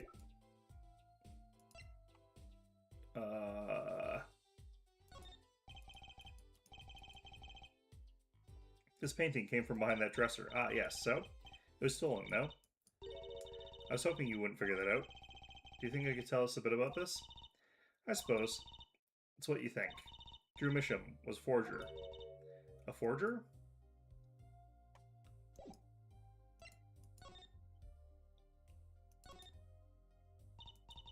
So what exactly is a forger? Well, basically it's someone who makes forgeries. Fakes, in other words. Fakes. Copies of an original. Exact copies, so precise you can't tell them apart. Well, why not just a photocopy then? The big problem with forgeries is that people tried to sell them as the real article. It's a crime, of course. So Drew Misham was a criminal? I'm afraid so. He received money to create elaborate forgeries, to supplement his work in illustration, I guess. I see. Actually, that's why I brought this here in the first place. What do you mean? When you're trying to determine if a painting is a forgery, the rough sketch underneath can be a valuable clue. So the rough sketch is like practice for the real thing, like doing a magic trick in front of a mirror before you go on stage. But not in the case of a forgery, not necessarily anyway. You know what the finished product is going to look like, after all. Oh yeah, I guess you would. That's why I brought this. I'm going to use it to see what's under the paint of the finished pieces. I get it now. Not that I really needed to go to such lengths, seeing as how one of the paintings was only half finished anyway. Still, it'd be neat to see Mr. Misham's rough sketches. Kind of like what he was drawing when he thought no one was looking. True, that would be interesting, and maybe valuable for a case. You should try buttering her up, Apollo. Flattery will get you everywhere, they say. Maybe I should ask her. Okay, so can I do this now?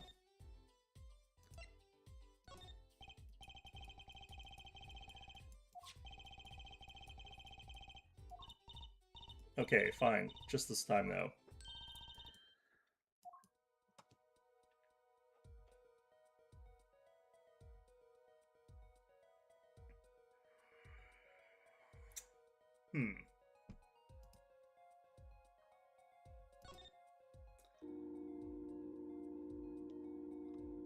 Well, that's interesting. Oh, God. Okay.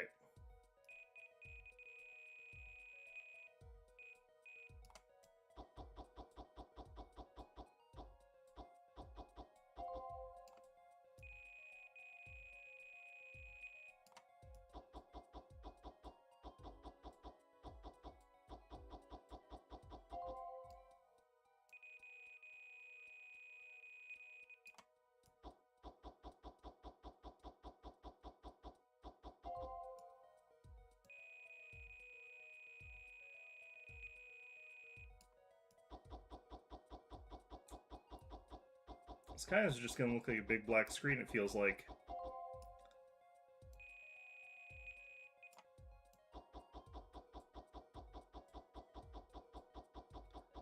Oh no, there we go. Okay. Okay, let's print this one out. That's ominous. What? What the heck? Wow, he really blows. Finished painting isn't anything like the rough. Devices like mine didn't exist until recently. He probably thought he could draw any sort of thing he wanted for the rough. What do you mean? Well, in the past, you could only analyze the composition of the rough sketch. Composition? In other words, the traces of charcoal between paint and canvas, so you could tell if there had been a rough sketch, but not what it looked like. And I think I follow you. So in essence, it wouldn't matter what was underneath the finished painting. Some pros would actually paint out a rough sketch entirely, then do a complete new painting on top of that. So Mr. Misham was drawing whatever he wanted before painting over them. Possibly. Is there a problem with that? Not particularly, but something about the sketch itself is kind of odd. You're awfully silent all of a sudden, Apollo. You think we could check out one of the other paintings? Well, sure. You like this detection stuff, don't you? Okay.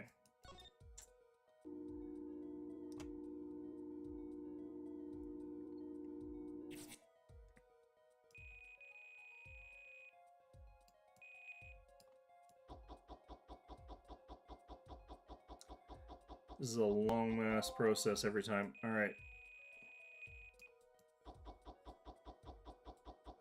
We're probably gonna find one of these is like original. I'm guessing.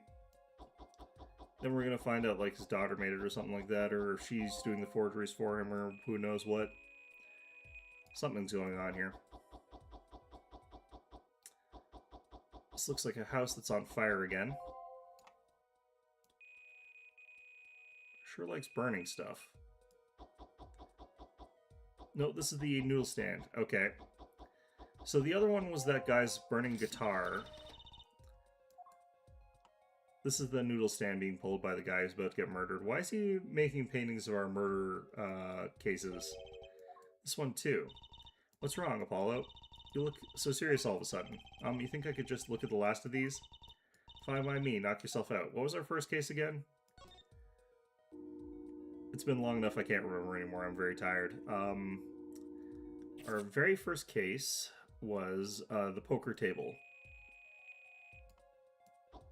Are we in the simulation right now? Is this the Matrix?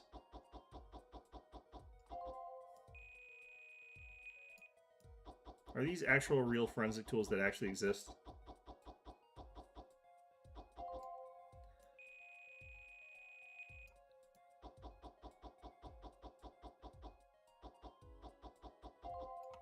Yeah, this is poker hand. Alright. Poker night at the inventory kind of thing.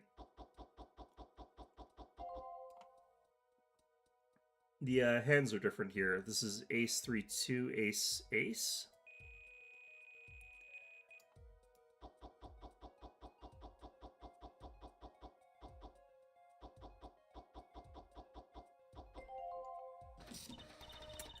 Okay, let's print this one out. 4-3-2, ace ace. Looking for a 5 there. Okay. Well, what the heck is this? Emma, I hesitate to ask why you're getting so excited. You sure your device isn't leaking some kind of strange radiation? Trucy, look at these 3 sketches. Do you not notice anything?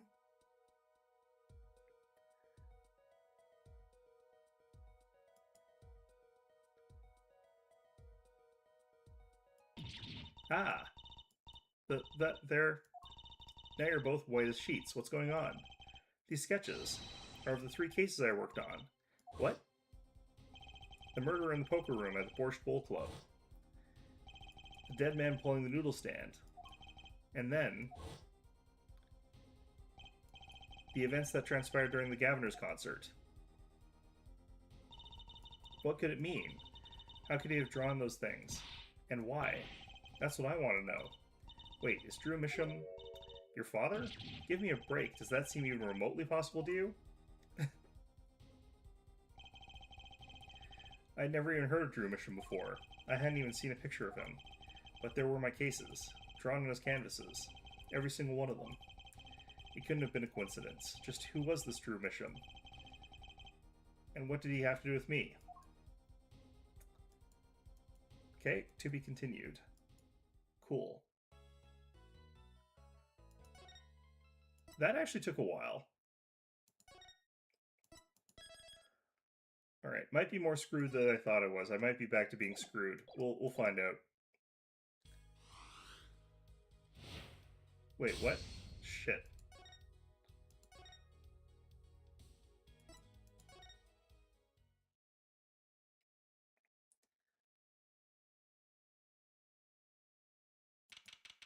October 8th, 9:48 a.m. District Court Defendant Lobby number 6.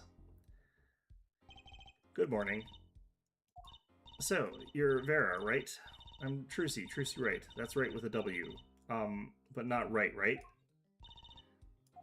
We're on your side. You can tell us anything, please? Good morning.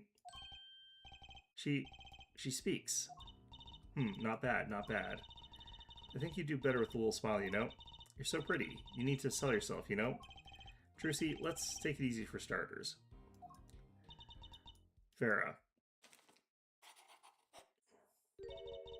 Thank you for taking my case.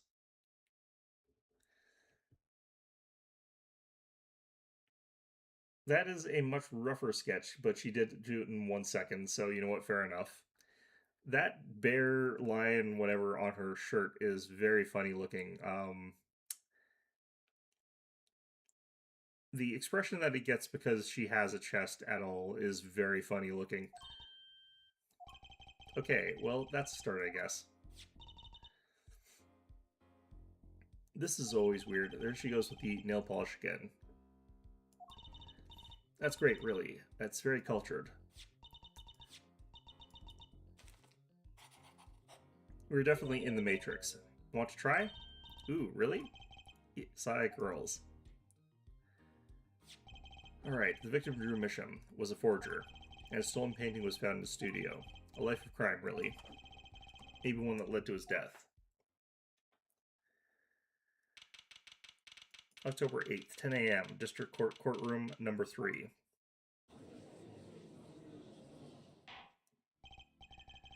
Well, we will now begin the trial of the Veramisham.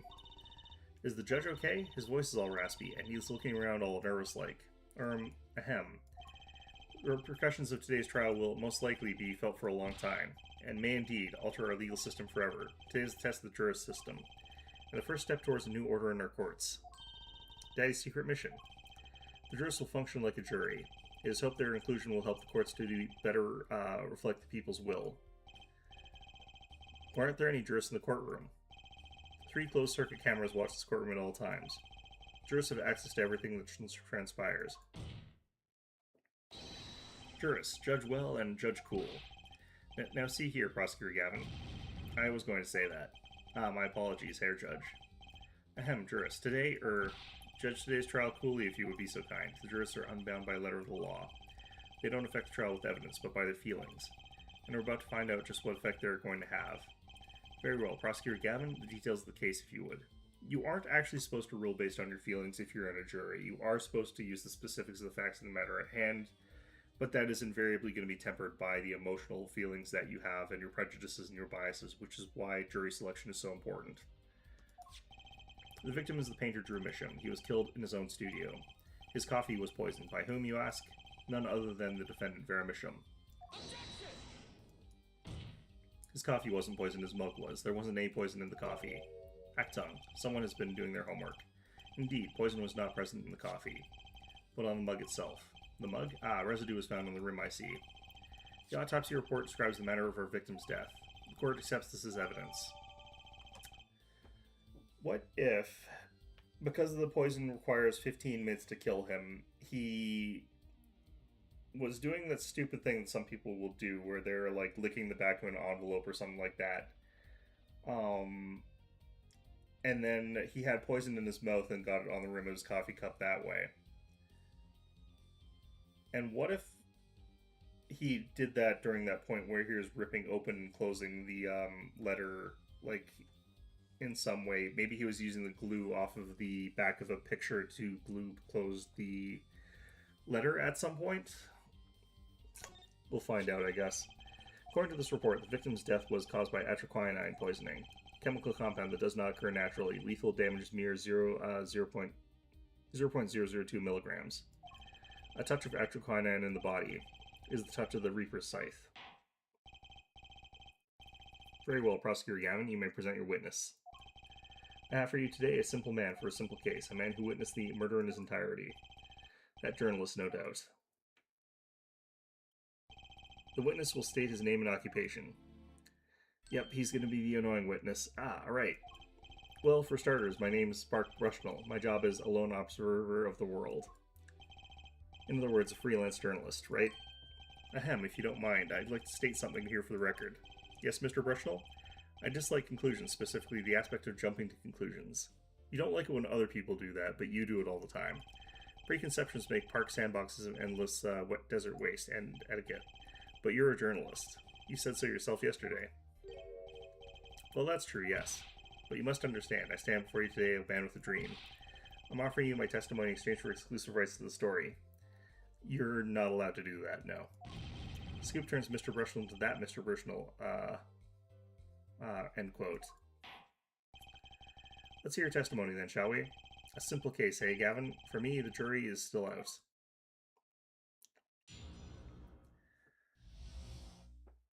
Journalist story.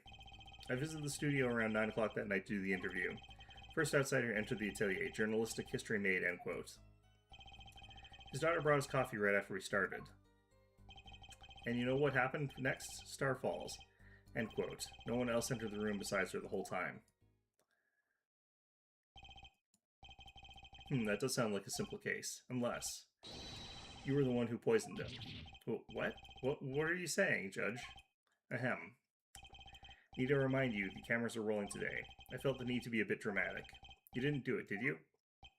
Thing like that? Come on, that's like newsmaker making the news, end quote. Or even contemporary witch hunt, end quote. I know, wild accusations rock courtroom, end quote. Ha ha ha ha ha. Rock indeed. Prosecutor Gavin sure looks like he's having fun. I'm so happy for him.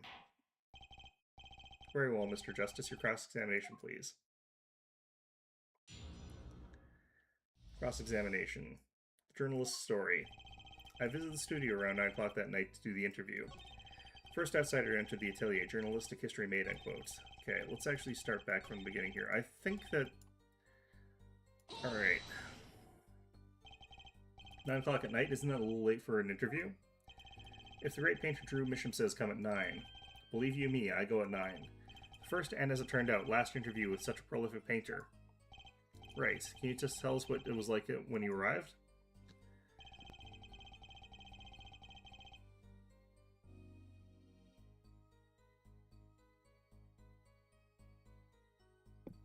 First outsider to enter the atelier. Journalistic history made, end quotes. You're the first reporter ever in Drew's studio? Posterity will look back on this night as a turning point in journalistic history, a basically insignificant step for all mankind. But a giant step for that Bushel guy, end quote. No one on the outside ever had access to the studio. That would serve to reason that the deed was done by an insider.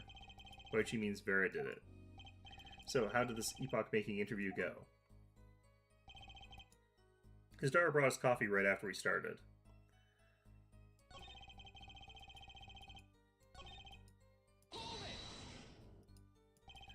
Would you mind being a little more specific?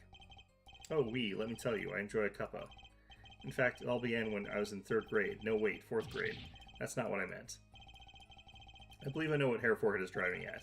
It's coffee the victim was served. Did anyone other than the defendant touch it? Right, that's what I was going to say, really. By necessity, the victim did, yes. Well, now, if you've got a question to ask, you'd best straight up ask it. That's what I tell all the new recruits, several times, if necessary. Right for a grade schooler. That's my motto. Which isn't to say I can only write grade school level stuff, mind you. Who touched the coffee? Dunno. I was in the back looking at the studio's equipment when she served it. And what happened next? And you know what happened next. Star falls, end quotes. What's this about a star falling? Star falls, huh? It's like an old telegram. Send money over. Zowie, you don't know? That's like a journalism code word. An important person just passes away as star falls, get it? There's no gravity in space, is there? I wouldn't think stars could fall, really. Does this matter? Ooh boy, this is good stuff, good stuff. How about star breaks? Nah, lacks punch. Now, I know, star dies, now lacks imagination. Star novas? Of course, you could go with Drew dies, straight to the point, I like it. I think we need to hear about something a little more substantial.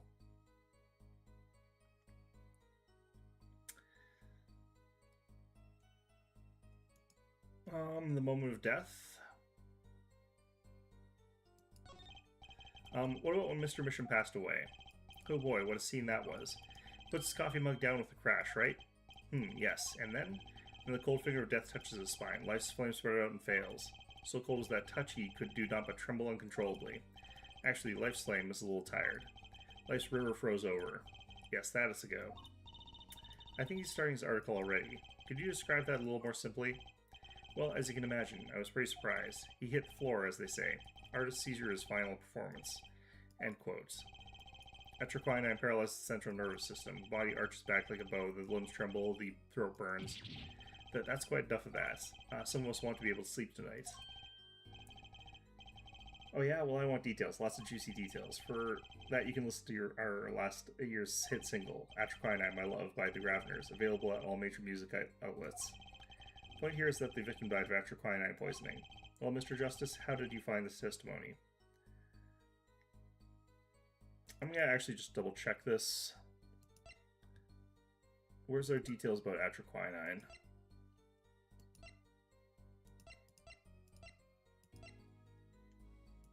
I remember someone saying that atroquinine takes 15 minutes to kill a person.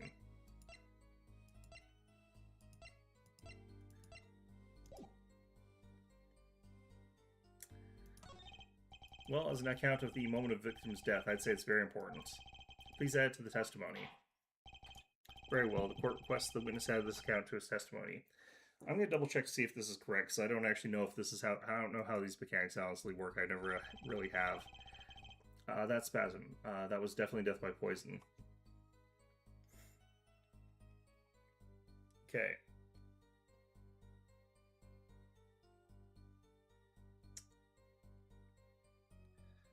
Yeah, no. Okay. Oh, I guess we have to switch this.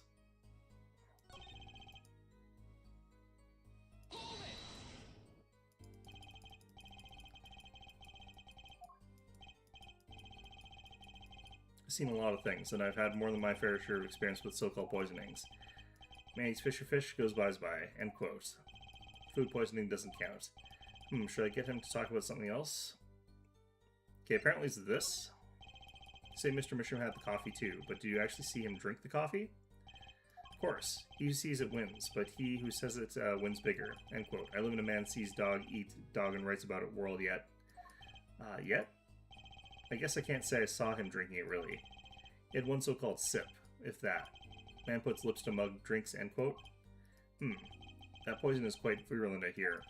My stomach did a so-called somersault, since I gulped down the coffee without so much as a second glance at it. Wait, maybe something's there. Some kind of so-called trick. Anyone want to venture a guess, for the record? Does this guy have a pause button?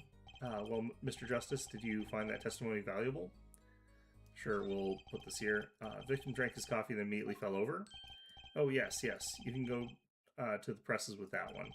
Your Honor, this is a vital piece of information. Please add it to the testimony. Very well, this witness will add this to his testimony. Vital, right. So do I get both of them, or does it, like... Yeah, no, I can't use multiples. That always... I always hate that. Let's do this then. You know what I have a problem with? A particular property of the poison used, atroquinine. Oh, Prosecutor Gavin was quite clear about the poison. Lethal dosage is 0.002 milligrams paralyzes the central nervous system. If you drank that, even you, Mr. Justice, would be reduced to a quivering pile. Why are you using me as an example?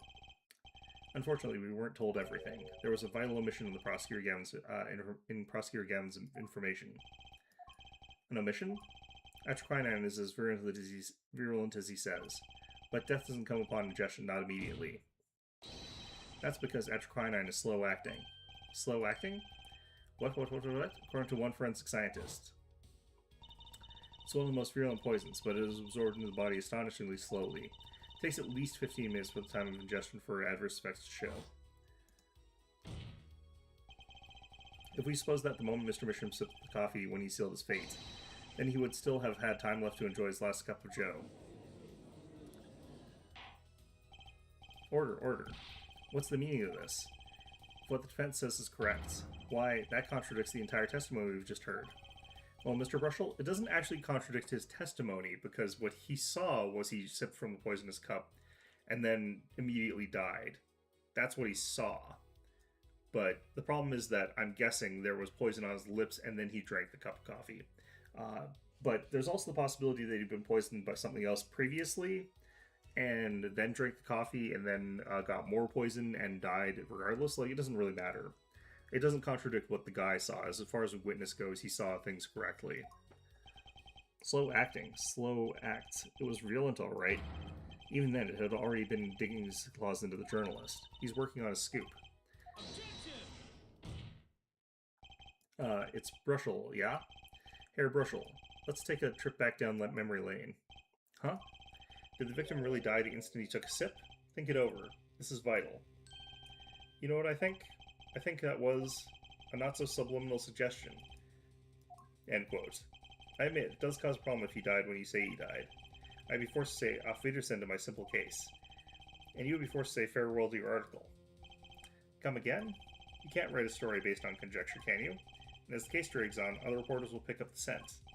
And you'll be forced to kiss your exclusive scoop goodbye. Please stop threatening the witness. Scoop? Scoop?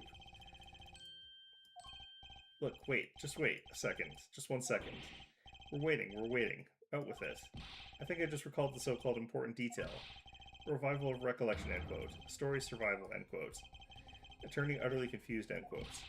Actually, I did notice something when I visited the studio. I heard poison that takes its sweet time, see? But not what I've been saying for the last few minutes, apparently. Mr. Bruschel, are you saying you noticed something that explains what happened? You bet I am. The antidote for a poisonous contradiction, end quote, you might say. Or I still have no idea what you're talking about, end quote, I might say. I figured it out, but only after an in-depth interview. See, thanks to my job, my journalistic skills, I know how to poison that coffee. Order. As far as I can tell, the witness is standing by his testimony, that Mr. Misham died the instant after he drank. Of course I'm standing by my testimony, and my dream of exclusive rights to the story. Ack. I suppose it was too much to hope for. What was? Of course he wouldn't choose a simple case, not him. Him? Phoenix Wright, who else? Achtung, Herr Bushel. Report for us if you would. What is it that you noticed? This court is a critical trial for the justice system. I'm afraid no room for doubt is permissible. You will testify to the court about what you noticed.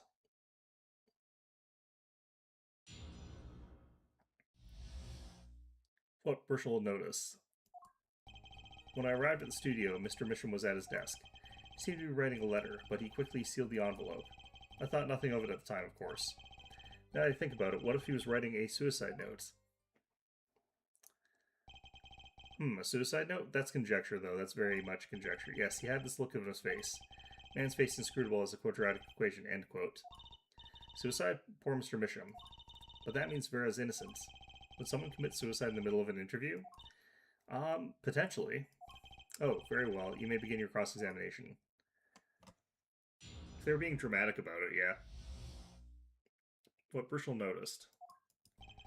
When I arrived at the studio, Mr. Misham was at his desk. He seemed to be writing a letter, but he quickly sealed the envelope. Okay,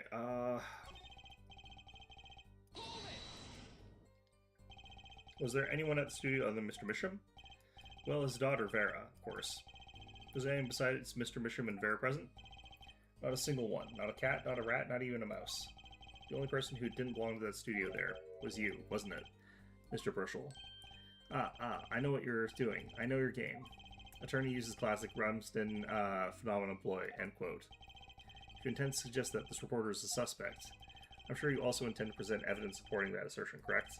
In the meantime, let's move along, shall we? He seemed to be writing a letter, but he quickly sealed the envelope. So he put the letter away when he saw you? Early reporter gets worm, end quote. That's my secret. I'm not sure I follow. In the night of the interview, I arrived 15 minutes ahead of schedule. The handle turns, the door opens, and I barge in. Are you sure that's okay to do? I mean, isn't that unlawful entry, really? Mr. Misham sort of seemed to think so. You should have seen him. He crammed his letter into that yellow envelope as fast as he could. I know a secret when I spot one, and that was one. It does seem significant. Well, Mr. Justice, I wonder. It does have the ring of something important. The defense finds this testimony vital, Your Honor. Very well, please add it to the testimony then. Hey, why not? My account comes free of charge. What yellow envelope? It was a yellow envelope. I heard it was left at the crime scene.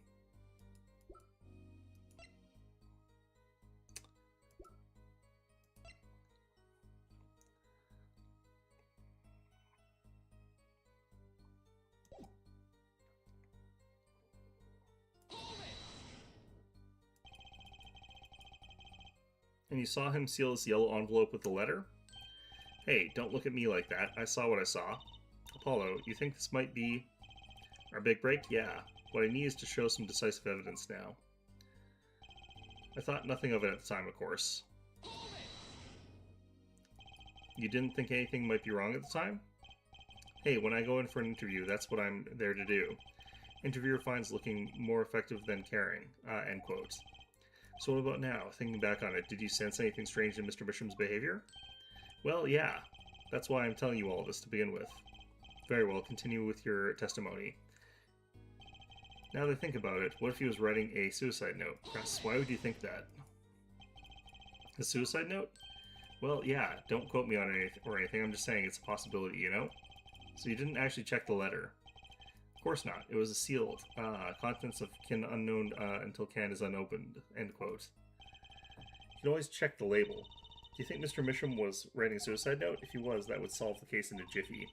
Kind of makes me wonder about that letter.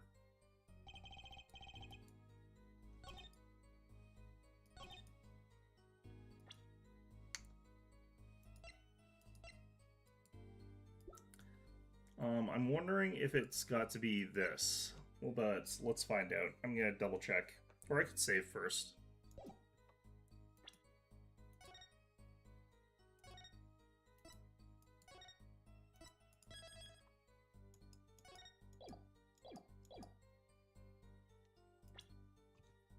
Okay.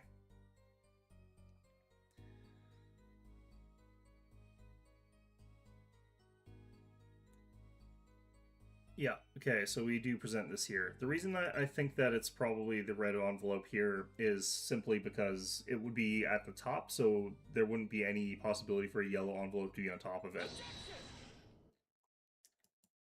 As it just so happens, there was a single letter in a desk drawer at the scene.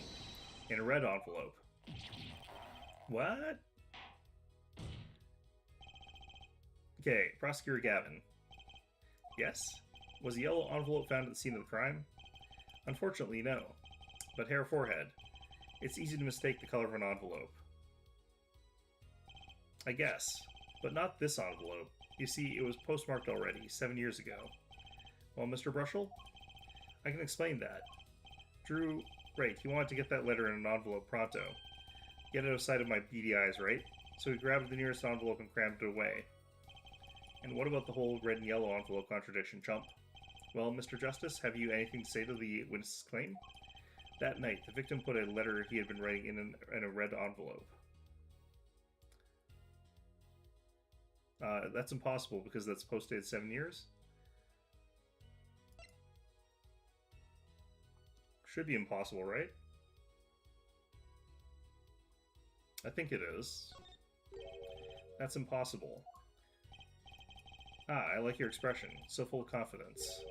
Simple, really. As it just so happens, the defense team investigation of the contents of this envelope with the assistance of forensic scientists. What? Note that this letter is addressed to Drew Misham.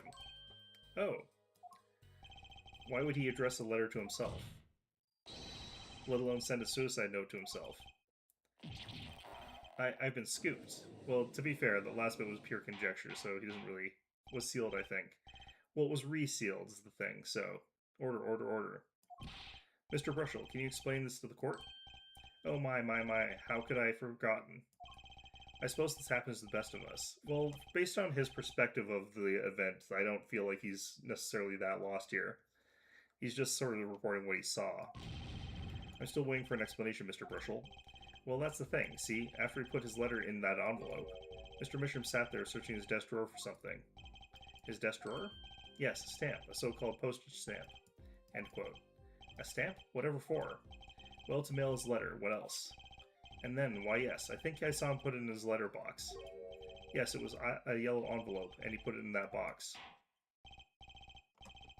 Well, apparently this yellow letter has nothing to do with the case. Oh, how I wish it did. Just think if that were a suicide note, what a story. Star writes suicide note in front of reporter, falls. End quote. Ahem, as I was saying, that has nothing to do with this case. That said, yes, Your Honor. Makes me wonder about the contents of that red envelope.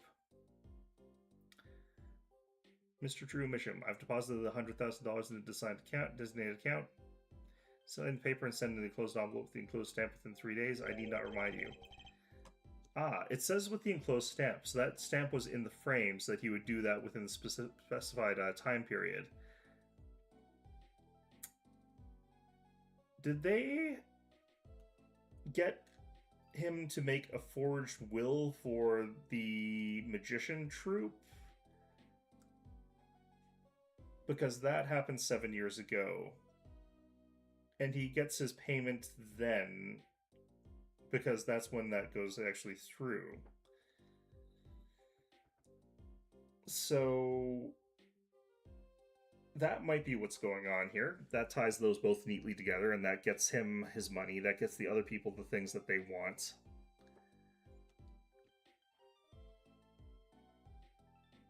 Does he do that kind of forgery, though? A forged will is very different from a forged painting. So this was from 7 years ago? Yeah? So, am I finished here? I mean, am I finished here? I was thinking of, going home to start writing.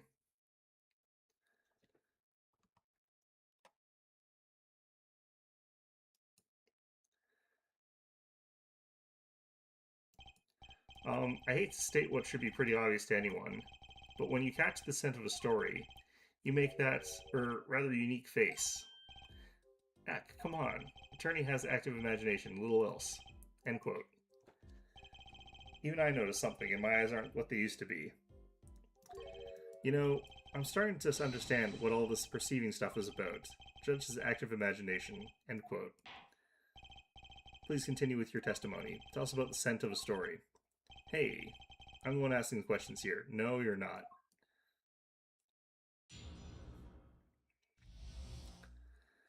Scent of a story. Okay, actually, it took a bit of working to get thumbs up on the interview. Reporter leverages story, gets his interview, end quote. Story concerns a certain case from 7 years ago. Do you think that Burchell voiced by Tom Kenny? It's 5 in the morning. Do you think I know who Tom Kenny is right now? Let me look this up here. Who the hell's Tom Kenny?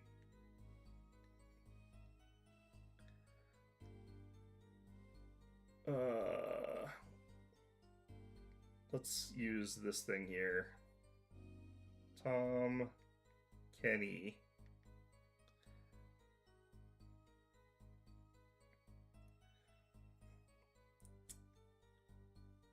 I'm looking at a picture of this guy, and I don't think I actually know who this is. But he's got the face for it. SpongeBob actor. Yeah, I mean, even not knowing that he's the SpongeBob actor, looking at this guy's face, he's actually not even just a voice actor for this guy. I think that this guy could actually act as, like, they've got a similar face. They've got a close enough face. You would have to give Tom Kenny this guy's absolutely atrocious haircut, and they'd actually be a pretty good dead ringer for each other. No offense to Tom Kenny though, but because he seems like a perfectly nice guy otherwise. But yeah, he could pull this off. Depressingly enough, that's really sad. But he doesn't look as atrocious, obviously, as this guy because he didn't have that weird lanky look to him. But he's got a lot of similar features. Say what you will, but Drew's talent was without compare. So you threatened to go to press with this story. That's how you got your interview? Blackmail? Well, yes. I mean, no. I wasn't exactly black. I mean, I'm not Irk. Something wrong, Mr. Brushel? Look, this is my story, my tidbit. Journalist info is livelihood. End quote. I see. Well, you have me chatting away here. What's going on out there? What if Wally Wordsworth or Sally Scooper gets wind of my story? They could be going to press while I'm going to waste. The court feels your pain, Mr. Brushel. Mr. Justice, let's pick up the pace. A certain case, 7 years ago. Wait, 7 years ago? Cross-examination. Oh, God. Okay. Scent of a story. Actually, it took a bit of work to get a thumbs up on the interview. Oh, shit. Okay, that's the wrong thing. I thought I was about to press.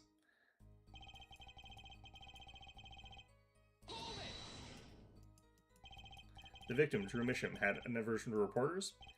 Boy, I guess. Not even my considerable charms did much for him. Till I finally got my thumbs up, that is. Maybe you can elaborate on that bit for us. Okay. Porter leverages story, gets his interview, end quote. Exactly what sort of story was this? Oh, a little one. Like I said, Nothing more, nothing less, nothing in between. End quote. I might have suggested I had a lead in this particular story, but I didn't threaten or cajole or nothing, honest. So just suggestion was enough to get an interview. Mr. Misham must have really wanted to keep it under wraps. Story concerned a certain case from 7 years ago. Which case? A certain case 7 years ago? Tell us, what case?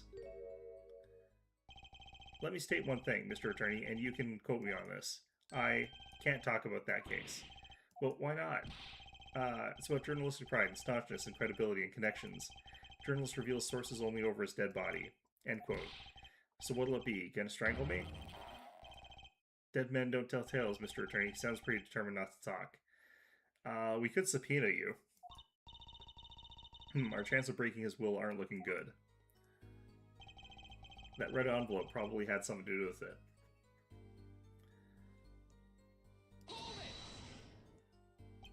On the one hand, we have your story, and on the other, this letter. What makes you think the two are related?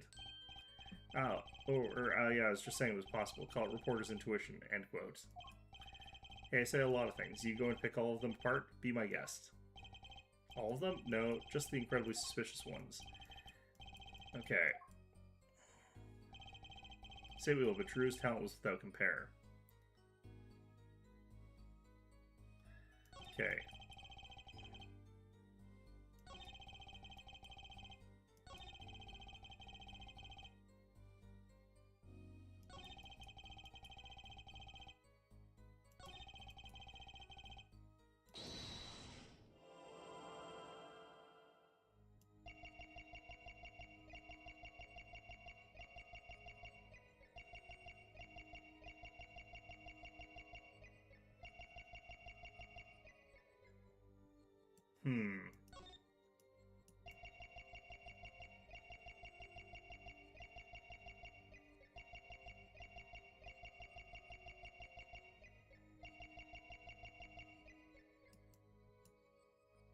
I mean, this is all pretty awful looking here.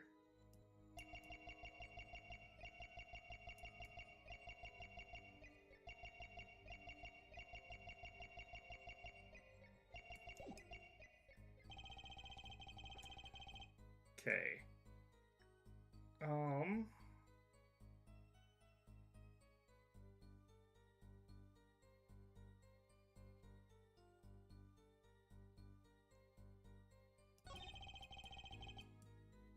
Let's just press him on the last thing here.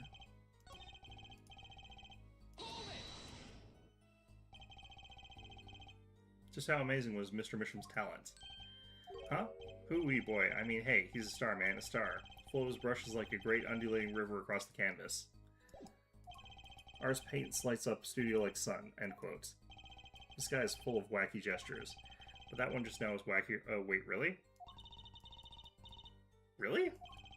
I mean, he's got lots of things that are, well, like this, for example. Definitely, I'm sensing something different than before here. Yeah. Maybe it's time to bring out you-know-what, okay? Apparently it's the last one.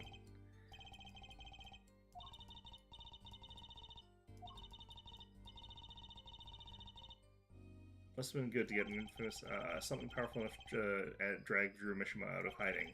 I wonder. Maybe it had something to do with Mr. Mishima's art. I wonder if he didn't do any of his art. What if his daughter was doing all of it?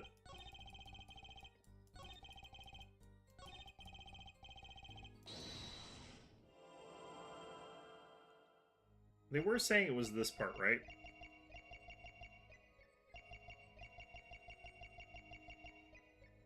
I like how they made his hair, his brush actually stay still for this part. Because normally he moves his hand actually for this, but apparently for this they're freezing that.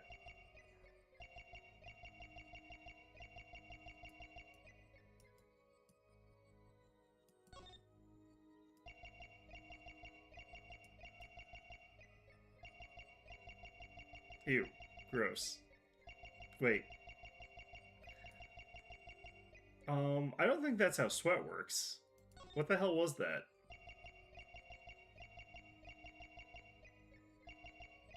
That is not how that works. That is... Alright, well, I didn't expect that. Sweat much, Mr. Bushel? God. Yeah, well, a man can't help his glands, you know? It's more than that. When Mr. Misham's talent was mentioned, you suddenly began to sweat buckets. Ack. And then when you stopped talking about that, your body reabsorbed the sweat, sucking it back through your pores somehow. You're hiding something about his talent. What? That's ridiculous. Evidence time. Let's show where Mr. Misham's true talent lay. Just so happens that evidence showing the talent mentioned in the letter. Do I do this? I'm gonna double check here. I'm pretty sure it's this. Oh, it's the other one. I wasn't sure which of these two it would have to be, but I thought it would be the actual forgery one. I guess the talent lied in is stealing it, though. This painting was found in Mr. Misham's studio. There are two problems with this painting.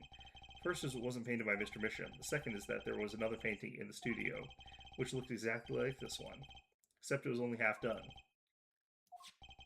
Then we have the letter discussing a payment of $100,000, which suggests a certain business operation.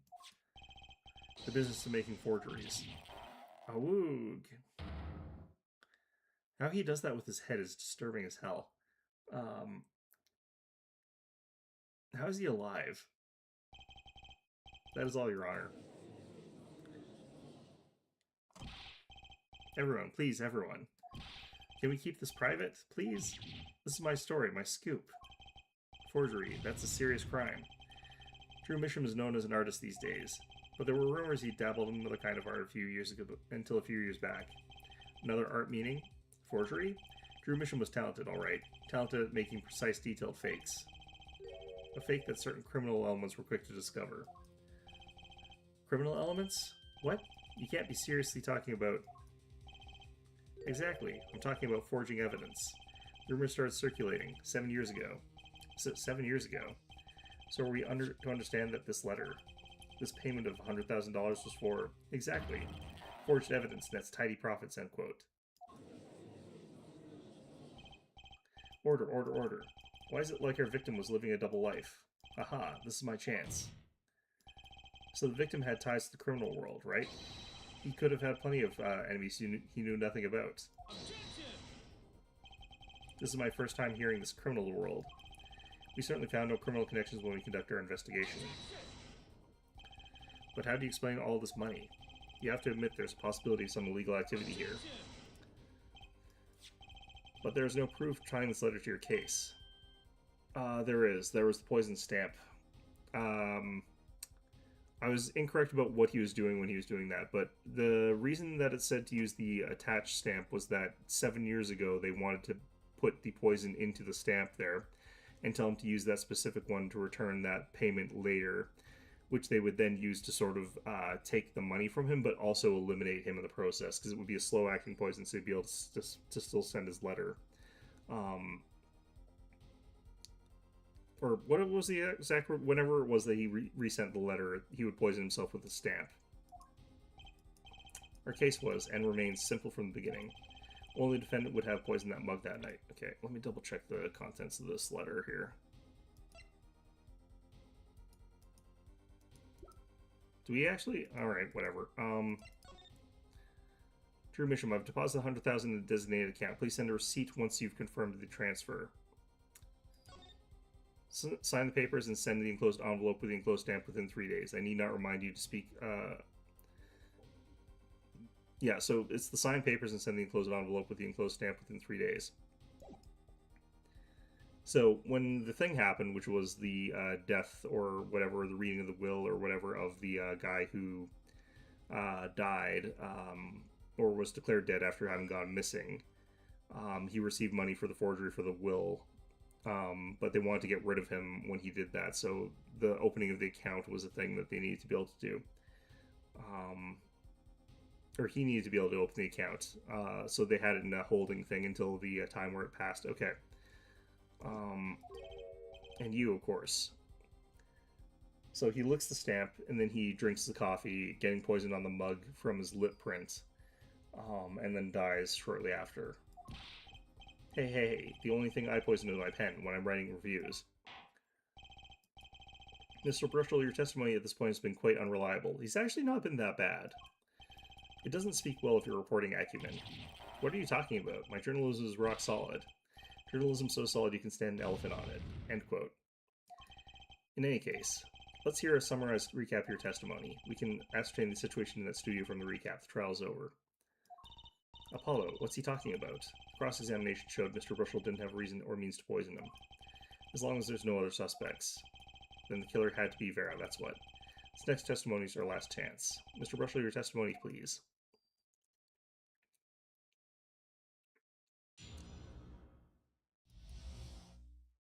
The interview, recap. The only other person in the studio that night was the defendant. It was Vera who poured the coffee. She's admitted as much herself. The only thing that touched Drew's lips during the interview was that mug. Nothing left that studio after he died, nothing. Clearly, the only one who could have poisoned him was his daughter. Or did they... Maybe he put the stamp on that red letter. Clearly the only one who could have poisoned him was his daughter. Nice testimony. Clear, succinct, and without room for doubt. Aw, shucks. You really think so? I believe this clarifies the situation that night. Very well, Mr. Justice. You may begin your final cross-examination. Right. I still have one trump card left to play. I won't let this trial end until I use it.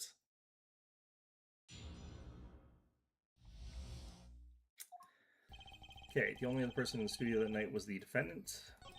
It was Vera who poured the coffee. She's admitted as much herself. We have no contention with that. The only thing that touched Drew's lips during the interview was that mug. You're sure about that? Well, to be really precise, I was busy gobbling mint candies the whole time. One of those candies might have been poisoned. Yet, at the time of the autopsy, no fresh fragrance of mint filled the room, and no mint residue was found. Huh, okay, it was a long shot anyway. Don't tell me you're still trying to prove this. You think the victim ate, drank, or otherwise ingested something other than coffee? Yes. Well, Mr. Justice, if you have some proof, the possibility is there. I can feel it. Just maybe not prove it yet. Not yet. And possibility isn't going to cut it. Not now. Mr. Mishima ingested that poison via route other than coffee. Do I say I can prove it here? I know what it is. It's the stamp.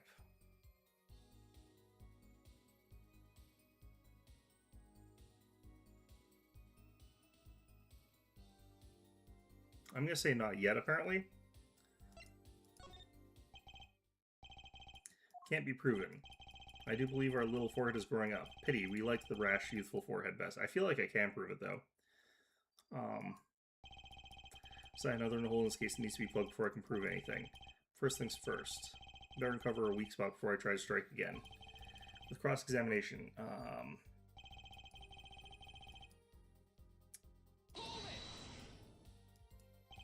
not one thing? You're sure? Yep, sure as sure can be. Well, with one exception. One exception? What? Journalist Spark Brushel does interview, leave studio. End quote. Come on. It's a joke. Get it? Not funny, I know, but still. Did something leave the studio that night? Why does that sound familiar? Where do I ever heard something like that before? Now that we've proven our witness is a comedian of sorts, I'd like to turn our defense attorney before returning the testimony.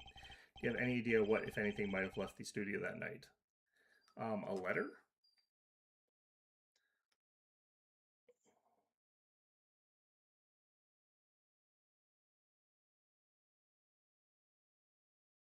I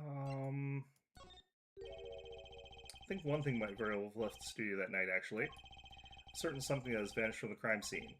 By which you mean something other than our witness? Of course. Don't tell me. Vera Misham? Believe me, any comic relief I may provide is entirely unintentional. Let's see what you got for us, Mr. Justice. Well, this thing wasn't at the scene of the crime, so I can't show it to you. But I do have evidence that shows it could have been taken from the scene.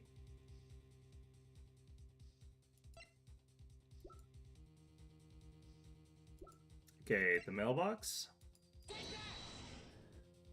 Is that what we're looking for? So, like, there was actually a yellow letter that the other guy saw?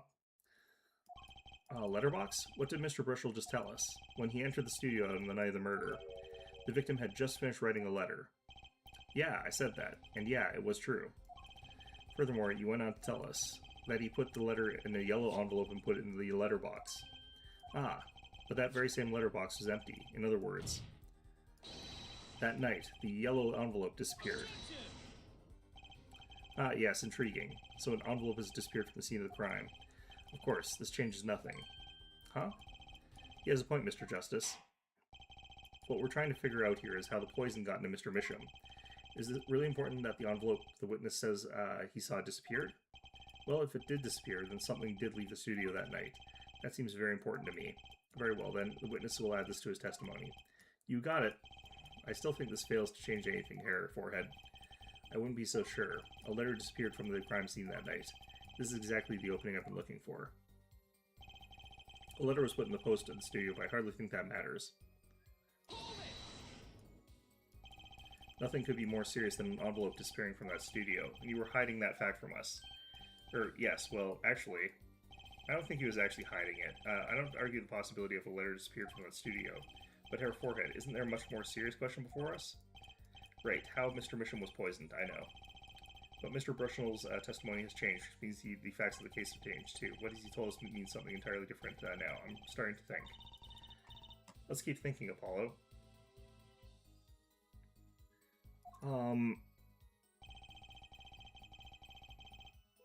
Okay, so now I do this, I think? No, now we definitely do this. Or do we... press hair first? So we do this, and then we do the...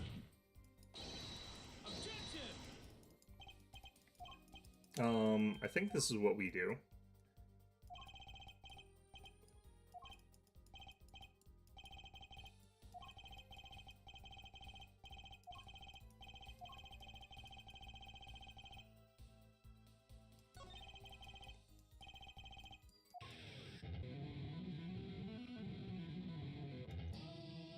Okay, so we've gotten through all the same text again. You do understand what you need, yeah? Proof, Hair Forehead. Not possibilities. Of course. And Prosecutor Gavin, I hope you understand. I'm ready to give you that proof. What did you say? I have proof of the disappearing envelope. I saw him writing a letter, I did. Which was picked up by the mailman, I assume. Of course, which means that envelope had a stamp on it. A stamp. Ah. As we all know, stamps come with dried glue on the back. In order to use the glue, you have to wet it by licking the stamp. There are people who actually don't do that. No one worth talking to actually licks stamps in this day and age. Even if you wanted to talk to him, you couldn't. He's dead after all. Okay, so he licked the stamp. But wait. How does that explain the atroquinine on the rim of the coffee mug? If you licked the back of a poisoned stamp, the poison would get on his tongue, yes? That would then happen if you put the coffee mug to his mouth, Those traces on the mug weren't the killer's doing. It was the other way around. What? The coffee mug didn't poison Mr. Misham. Mr. Misham poisoned the coffee mug. That poor coffee mug being poisoned to death by Mr. Misham. Okay. Order, order, order. But that doesn't... Does it? Recall, if you would. Atroquinine is a slow-acting poison, yes? The poison entered his body when he put the stamp on the envelope. But this time wasn't up until the very moment he touched the lips of that cup of joe.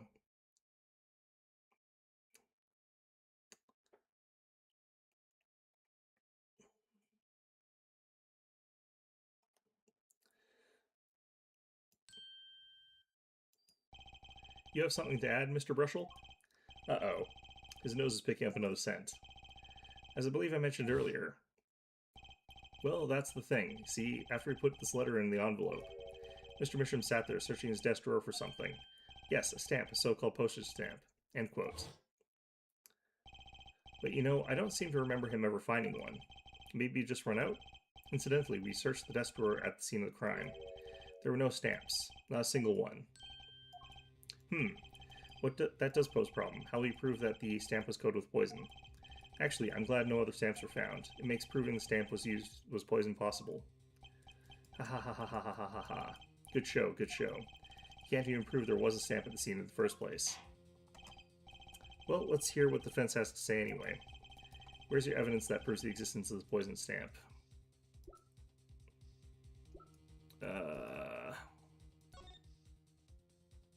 Whoops.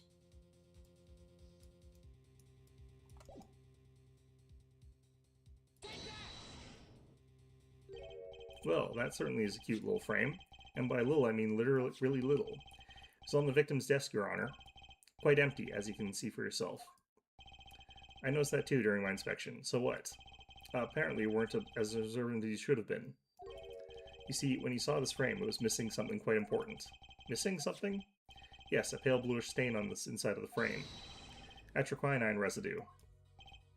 What? Why wasn't I told about this? The frame is only 2 inches square. The face of the frame is even smaller. Maybe an inch wide at most. You aren't saying... Oh, but I am. Tell me, what fits in such a small frame? A commemorative stamp, perhaps. Order, order, order. The poison stamp was in this frame? Impossible. But Prosecutor Gavin, why would he put something like that in his desk? Don't tell me he had it there so he could commit suicide if the mood struck. He didn't know that it was poisoned. You know, can I say something? I had a thought, see? What, Mr. Brushel? And please, stop jittering around like that. The victim was a forger, right? There's a lot of money in that line of work. Forger forges friends, makes enemies too. End quote. So the poison stamp might have been a murder weapon, aimed at him.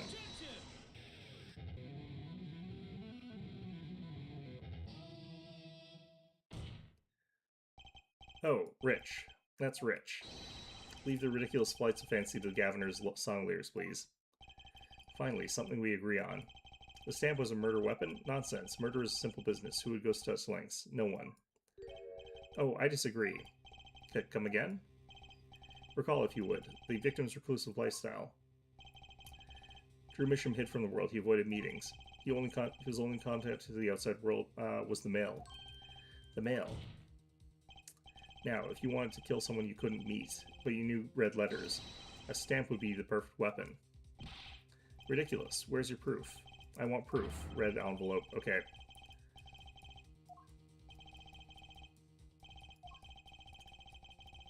We do have evidence. We don't have definitive evidence, but we do have good evidence. I think I know what happened. I don't believe it, but I can see it. I think I know Mr. Misham was killed. Well, fill us in, Mr. Justice. A certain piece of evidence points to the truth, Your Honor. I can show you how someone with the intent to kill sent Mr. Misham the stamp of death.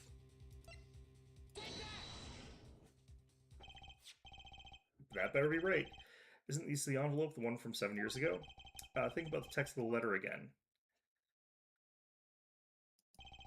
There were 2 pages in the envelope. This page 1.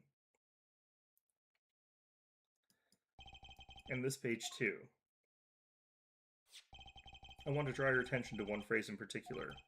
Send in the enclosed envelope with the enclosed stamp within 3 days. The enclosed stamp, Your Honor. Ah. In other words, if I have this straight. The stamp, poison, on the stamp, lick, lick, gasp. End quote. Now, what if he had done exactly as the letter asked?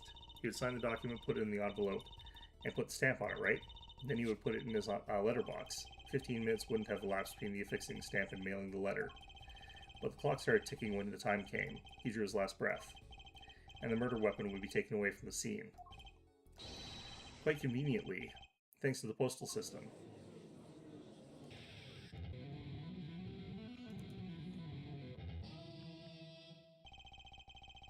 Such a splendid imagination you have, Hair Forehead.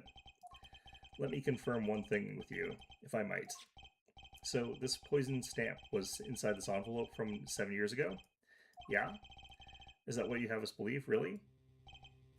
Well, it is a little bit of a stretch, but there's a possibility. Yes, a very small possibility. How small, I wonder? Poison stamp in this envelope? A stamp that then became the murder weapon? How do you intend to prove this seeming coincidence? Well, heck, it was 7 years ago, and we don't even know who sent that letter. And your answer is silence. I see very well. I move too. It's not nice to pick on Fraulein, Clavier.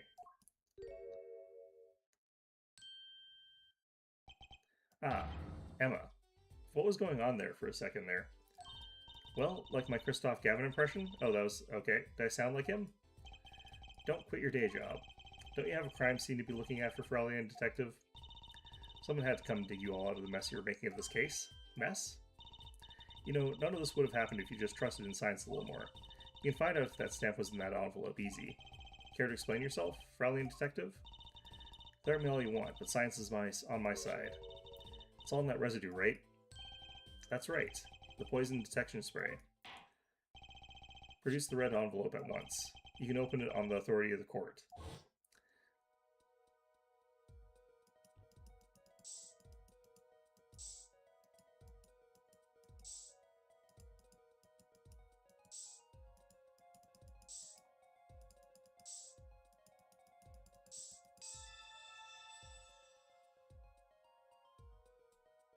Well, okay. Well, would you look at that? No mistaking it. That's artrocyanine residue. I don't believe it. A murder weapon from the past. Now, 7 years later, it bears its fangs at last. Absolutely outrageous. Tell me why. Why didn't this murder take place 7 years ago? Well, there's one possibility. Maybe Mr. Mishram figured it out. Figured out what? He realized that the person who sent that letter wanted him dead, so he sent his reply with a different stamp, and put his decisive evidence in a frame.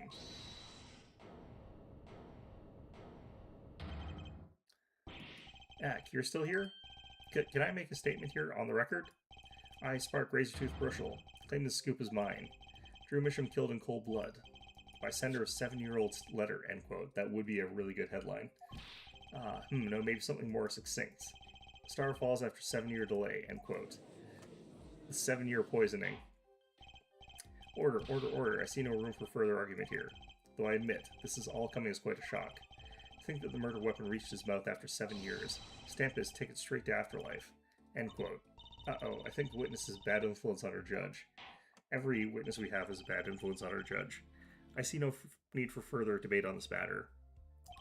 The sender of that letter 7 years ago could hardly have been our defendant. Apollo, I think we just won. Very well. This court finds the defendant...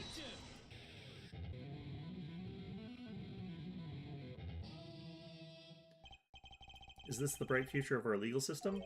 Prosecutor? Gavin? A ticket to the afterlife from 7 years ago? Tickets for Gaviner's shows are invalid after 2 weeks. But it doesn't make sense any other way. It boggles my mind that so many people haven't noticed this. There's a fatal contradiction in Herr Forehead's claim. Contradiction? A poison stamp was placed in this envelope 7 years ago, whereupon it was framed until now. If that's the case, then why would Drew Mishram have done what he did? Emma explained that. He must have realized it was poisoned. Therein lies the rub. 7 years ago, the forger Drew Mishram sensed a trap and put the stamp in a frame. I do not debate this. But this begs the question, why 7 years later did he use that stamp on that night of the murder? Surely you don't mean to suggest that Mr. Mishram simply forgot? I think that's actually kind of plausible. He put the murder weapon in a frame on his desk for 7 years and forgot. You suspected I would totally forget that kind of thing. I would absolutely poison myself with a poison stamp that I knew was poisonous 7 years ago if I had to use one now. You expect us to believe he sprang the trap on himself? Wow. I would totally do that.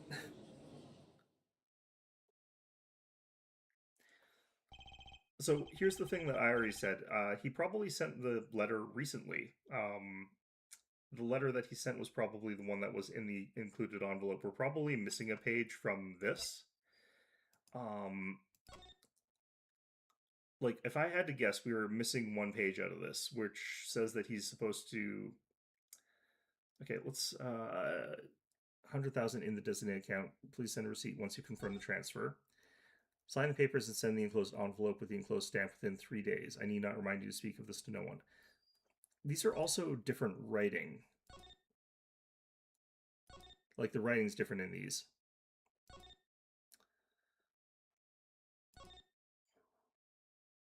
It's only dimly different, though. It does seem highly unlikely that he would fall afoul of a trap. That would have been sitting on his desk for 7 years. Apollo. I don't think we're winning anymore. Ah, I'm glad to see we're all back in the real world now. Welcome back to the reality. We've been waiting for you. Okay, then how do you explain the poison stamp that was in this envelope? Poison stamp? Where exactly is this poison stamp again? Have you brought it to court for us? I see no proof that such a thing ever existed. That's very not true. What about the atroquinine residue, huh? Oh, I agree, that does seem to be atroquinine residue. But, Herr Forehead, it's certainly no stamp. We do know that there was atroquinine in a stamp, though, because that would be the only thing that would be in the included envelope. Unless he's just saying that there's a stamp-sized piece of atroquinine in the envelope that says that it had included postage. Like, that's literally beyond reasonable explanation there. That would be beyond reasonable doubt. That said, though, I do need to use the washroom. I'm going to take a break. I'll be back in a little bit.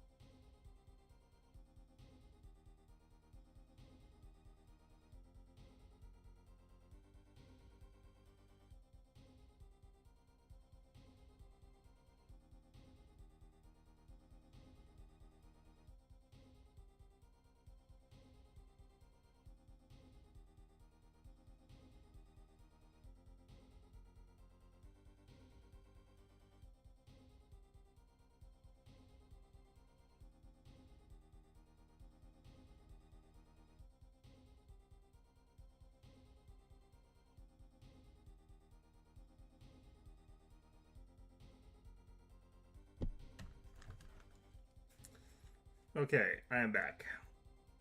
Alright. Yeah, but even your precious poison stamp did exist. Drew Misham never would have used it. That is all. Irk. But we've come to a conclusion again. Apollo, were we wrong the whole time? No. I can't believe it. The poison traces match up. It can't be coincidence. I'd like to bring some closure to this issue. Sometime this year. Mr. Justice? Yes, Your Honor. Let's review the facts and see where we stand. 7 years ago, Drew Misham received a red envelope. There were traces of the poison atrocyanine in the document inside the envelope. Similar traces also found at the crime scene, on this tiny picture frame. Defenses indicated the possibility of a yellow envelope, an envelope that left the scene of the crime with the poison stamp on it. Yes, but even if this envelope contained a poison stamp, and Drew Misham knowing it, this put in a frame, he never would have used the stamp. I'm afraid you're right. Which means there was a fatal flaw in the defense's case. I haven't been on the wrong track this whole time, I'm sure of it. Traces of atrocyanine, the envelope, the frame, and Drew Misham's mysterious death. They're all connected somehow. Well, Mr. Justice, do you have a conclusion for us? The defense stands by its case, Your Honor. We've seen the logical outcome of the evidence makes no sense. Which means that one of our clues must be a fake. Ah, a fake clue? Fascinating. When we find this fake, your wild fantasies will prove quite reasonable, yeah?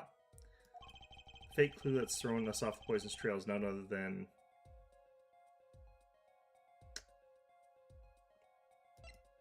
Drew probably doesn't actually know about it. Is that...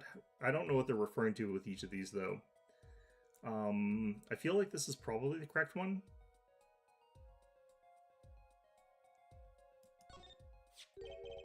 The victim was a fake clue? I'm afraid I don't understand. I'll explain. We have an envelope, a frame, and a mug linked by poison.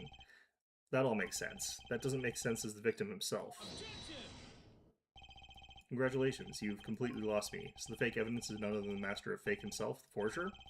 Makes a good story, I'll give you that. It means he doesn't...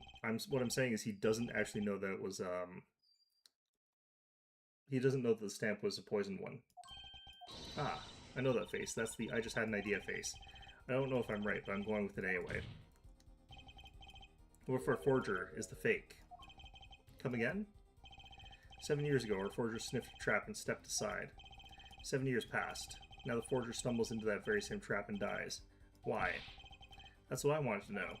Because the forger who was killed was a fake. Here we go again. The victim was a fake? One forger smelled the trap. One forger fell into the trap. That's 2 forgers, and one of them was a fake. So he's saying that the daughter was the one who did the forged paintings, which I kind of did actually say was possible, but I kind of thought they were both doing forged paintings. Because she would have been 12 then. So you're telling us that Drew Misham, the victim, was a fake? Well, I was the fake. If he was the fake, who was the real forger? You better not be claiming there was some kind of switcheroo. I'm afraid you're going to have to back up your story, Mr. Justice. Show us just who the real Drew Misham was. Drew Misham wasn't the real forger. There's only one other person who could have been. Understood, Your Honor. Forger Drew Misham was himself a forgery. The real forger was...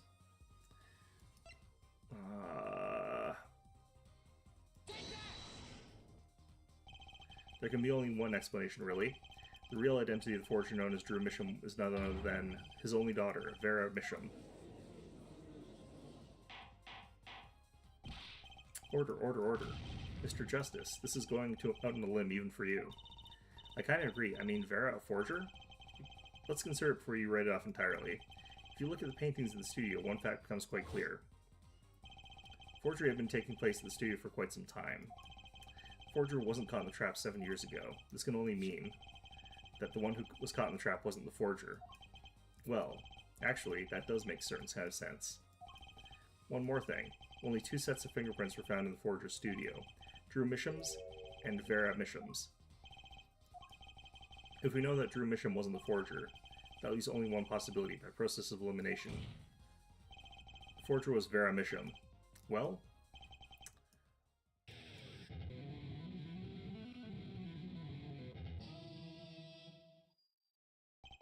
Fascinating.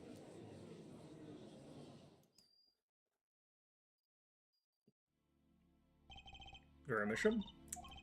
You've been paying attention to the trial so far. Let's just ask her and be done with it, shall we? Who are you? Who is the forger? Drew Misham?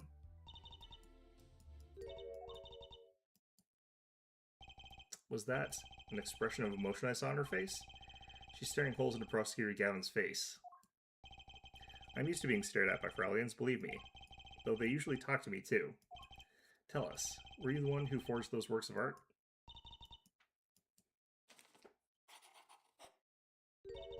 Yes. So the forger, Drew Misham, was you? Yes, it was me. Why is that face... Oh, because it's a crying face, okay. What? What?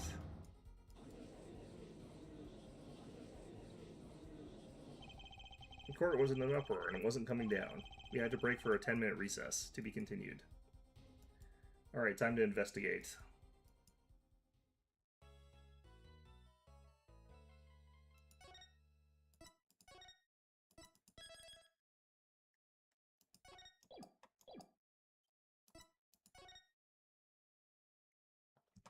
Alright, time for energy drink number 3, which is not the second... This is not the third energy drink for today, because it is now not today, it is now tomorrow.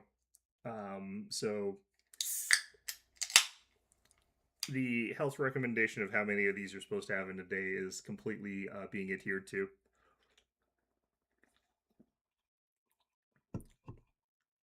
Alright, October 8th, 1:24 p.m., District Court, Defendant Lobby number 6. Okay, so where exactly does this leave us, Apollo? But yeah, it makes way more sense if he had no idea about the poison and just wanted to keep the stamp. Yeah. That's kind of what I was thinking there. Or there's one other theory that I was sort of going on, and that's there's a missing page in the red envelope where it's supposed to be he's not supposed to, like, mail them back until 3 days after the, there's confirmation, right? Like, maybe the payment was in suspension for the 7 years because they hadn't actually verified that the thing had gone through, but we'll see. Wasn't Drew Misham the forger, basically? Huh? Well then, who was he? Well, he was actually doing her nails. So, you really made those forgeries?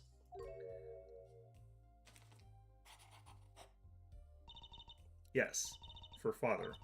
I know it was wrong. Can you tell us how it happened?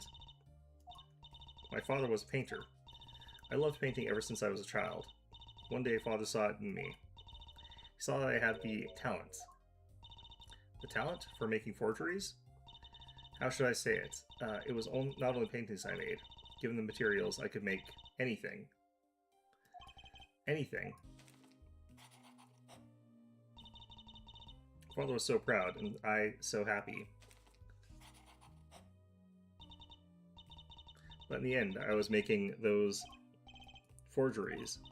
I've never had a good constitution nor personality. I know very little of the world outside of my door. Now, because of me, father is... Do you know about this red envelope? I remember that envelope. It was some time ago. So you were already creating your works back then? I started when I was only 12 years old. Yep. So the one who figured out the stamp was poison, that was Mr. Justice's time.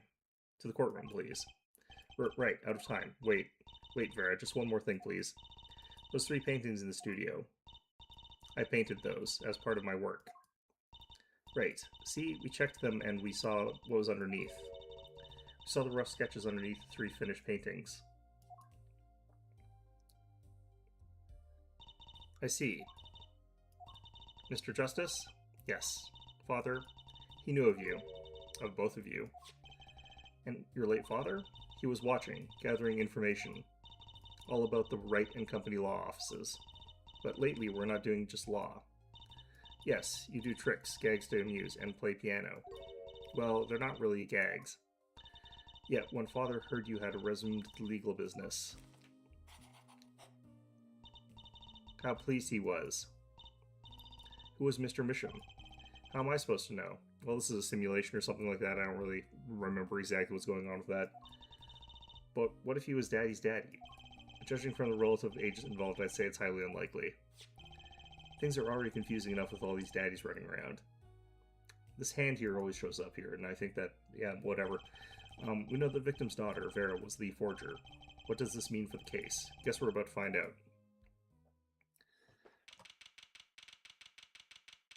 Alright, October 8th, 1:36 p.m., District Court, Courtroom number 3. The court is now back in session. Vera seems pretty tense. She's practically chewing her fingernails clean off. Perhaps you could begin by telling us how it all worked? How did you set up this Drew Mission Forger persona? Now she's being used by her father. There's that stare again. She's drilling more holes in his head. I know it's hard for you, but hey, he's a handsome guy. What's hard? The audience, like, apparently, I guess, I don't know. Very well, miss, if you would. Did you really make those detestable forgeries?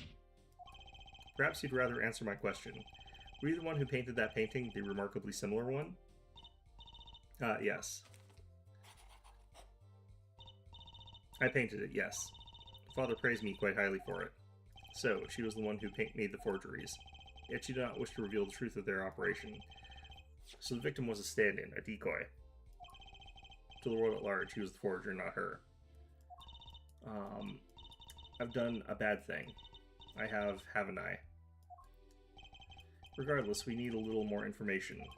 About, for instance, this. You have seen this before, yeah? Yes. It was in the desk drawer. Very well, you may proceed with your testimony.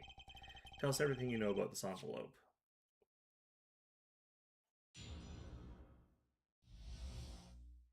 The red envelope. I created things and Father sold them. This envelope came after my first work. That was other than a painting. Father handled the deal, all of it. I received the stamp that was in that envelope. It was after that job that we moved to this current studio. There certainly was much of a greater interest in your testimony. Not that the witness realizes it. Very well, please begin the cross-examination. Right, okay, I need more information about this forger. This Drew Misham.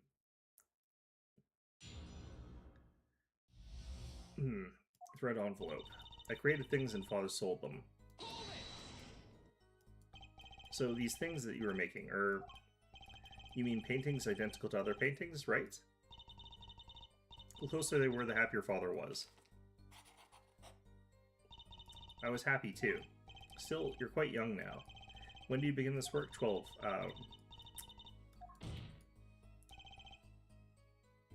Your Honor, she had no idea what she was doing. What she was doing was illegal. Easy there, little attorney. You're not here to defend her for the crime of forgery. True. Please, tell us more about this envelope. This envelope that may very well have killed your father. Alright. This envelope came after my first work. That was closer than a painting. That was other than a painting. By other than a painting, you mean you'd only done paintings up to that point? Yes. But Father had a realization. He noticed my talent extended to making things other than paintings. For instance, a letter someone had written, or a fingerprint left upon a cup, or a signature on a document, a seal upon a letter. None of this makes her sound very innocent at all. And the $100,000 promised in this letter was the start, the beginning of a new industry for Drew Misham. Now, new industry? The creation of items to be used in criminal proceedings. Forging evidence, in other words. Uh-oh. Father handled the deal, all of it. Did you get any money? So you didn't know the things you were making were being used? I enjoy painting very much. I think I understand. Frelian has lived in an unusual little world. Can you tell us what happened to the papers that were in this envelope? Father signed them and sent them back, I believe. Did he follow the instructions? Send in the enclosed envelope with the enclosed stamp? This is a rather important matter. Give your answer some thought. I received the stamp that was in that envelope. It was after that job that we moved to the current studio. Okay.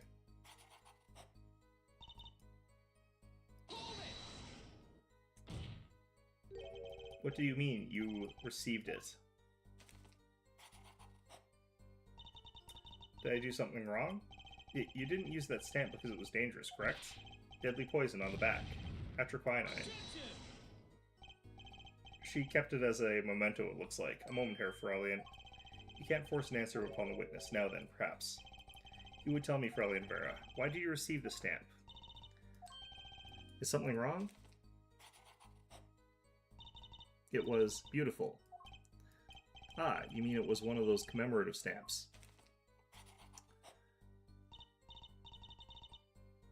Hey, yep. Not only does it make more sense, but it is also correct. So, you didn't know about the poison.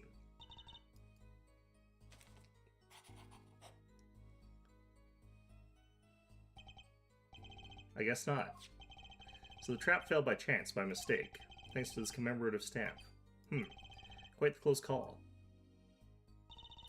It was after that job that we moved to the current studios. You mean you moved to where the current Drew Studios is? Yes, we saw very few people there. I began drawing picture books. This single job had tied them into the criminal underworld. I think Mr. Misham wished to reduce their visibility in the world at large. When we had to meet someone for some reason, Father posed as the creator of the work. So that was the real essence of the artist Drew Misham. You did the work and he supplied the face. So, you really didn't know anything, did you? You had no idea how much danger you were in.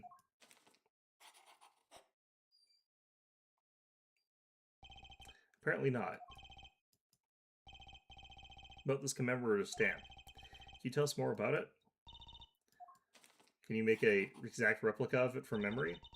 It was very pretty, and more than that. Yes? It was a picture of people I liked at the time. This is something new.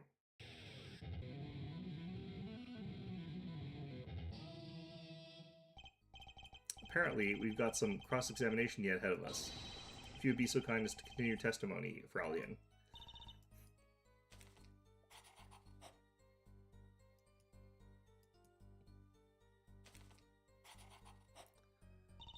The stamp was a picture of my favorite magicians, so I kept it. No, magicians? I love mysterious things. I always have. Even though she fainted when she saw Mr. Hat. You're confusing mysterious with freaky. I don't know, I like Mr. Hat. Father took me when I was very young. It was a great magic show. I loved it so much. See? Isn't magic great? Fine, great, yeah, sure. No need to get all excited. But the magic troupe we saw disbanded soon after. I was quite sad. Did she just say what I think she said? Magic troupe? Now, where have I heard that before? The red envelope came after she completed her first job. That makes it a letter from her client, whoever wanted a forgery made. Apollo, we're close. We just have to piece together the parts. A deadly weapon in a red envelope. And the path it took to draw Drew Mishima's life. I keep wanting to say Mishima, which is Tekken and not this, but... Okay, what are we doing here?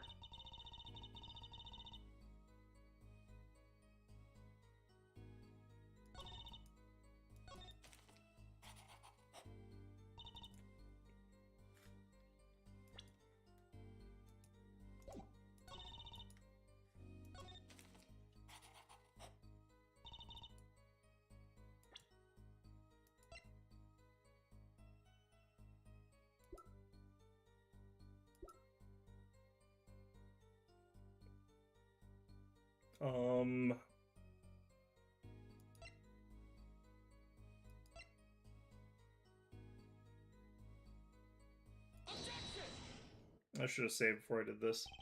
Those magicians you liked. Was it this bunch?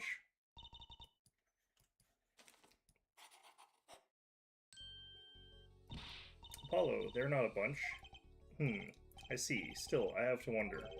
Why include a commemorative stamp like that in a business letter? Good question. Well, pretty stamps are always better, and you can't beat Troop Grammarier. But the whole murder plan was a failure because of it. Ironic, don't you think? Prosecutor Gavin? Prosecutor Gavin? Grammarier. What's with Gavin? Might I ask just one question of this witness? In your testimony just now, you stated this was your first work that was other than a painting. Please, tell me, what exactly did you make? Can I ask why? No. Answer the question. Now. Eek. Prosecutor Gavin, you're usually not the one whose volume concerns me. Yes, it is unbecoming of me. I apologize. But I must know, please, Miss Bishop, tell me. It was a book. A single page. In a book. A book? Please be more specific.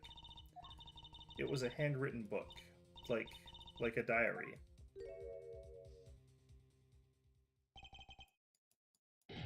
No, I don't know.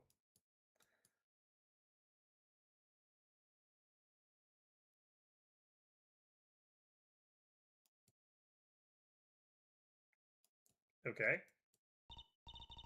Well, what's wrong with Prosecutor Gavin? He looks like he just saw a ghost. Misham, this book. Was there a picture of a silk hat on the back cover? Yes or no? How did you know? Prosecutor Gavin, the defendant is answering all of your questions. Stop badgering her. He's told you nothing, has he? Your soiled, sullied mentor, nothing. Sullied, who? Phoenix Wright, who else? Daddy? He never told you about the trial 7 years ago, about how he came to lose his attorney's badge. It was a certain piece of evidence that decided his fate, you know? A certain diary. On the back it bore the mark of a silk hat. What? Phoenix Wright, tossed out of profession by false evidence. And the forger who made that evidence. Is this girl standing right in front of me? Very, you must tell us. The evidence you made was used in trial 7 years ago. Who asked Drew Misham, Who asked Drew Misham, you, to forge that evidence? For all of our sakes. Who was it?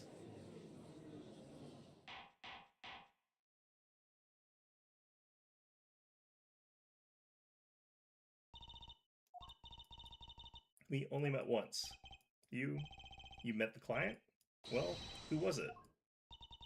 It was... What's going on with Vera? She's staring at Prosecutor Gavin's face again. Yes, what? Is there something about me?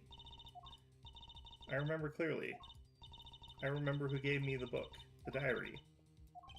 Who was it? Hug. Choke. Vera.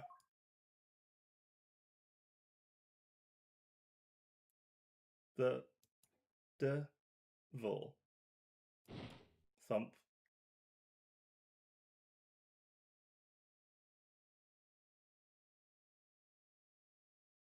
Defendant Vera Misham. Condition unconscious. Examiner's diagnosis, acute etroquinine poisoning. Huh. This ends the recording of the trial for the murder of Drew Misham. Vera Misham was, during the trial, poisoned by an unknown assailant. Dosage was just under the lethal amount, sparing the defendant's life. Fingernails. She is currently in intensive care and is not to be disturbed for any reason. A very simple case, at first glance, until it finally began to show its true colors. The long road to the truth takes us to the record of another trial. In some ways, that was the starting point of it all. And that was where we must go. To find the whole truth.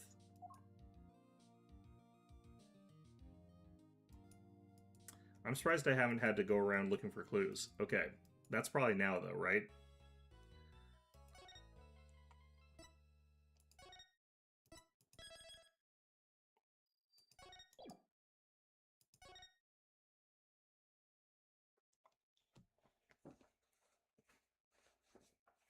Showdown time.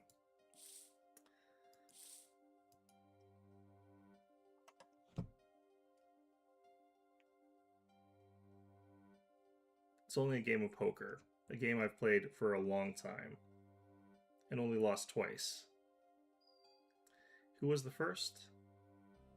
The man I killed, of course.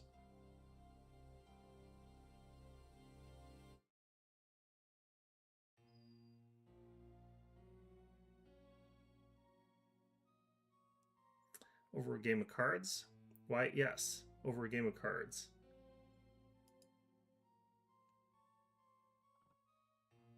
That was how we first met. 7 years ago.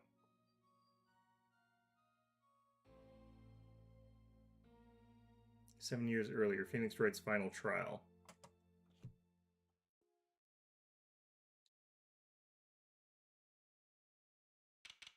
April 19th, 9:27 a.m., District Court Defendant Lobby number 2. Phew, okay. It's been a long time since I felt like such a rookie. Gotta try and relax. Good morning, Mr. Enigmar.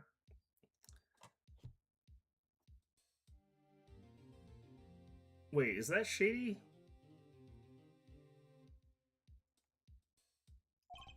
Enigmar, I'm sorry to have sprung this on you so suddenly. I received the files from your previous attorney only yesterday.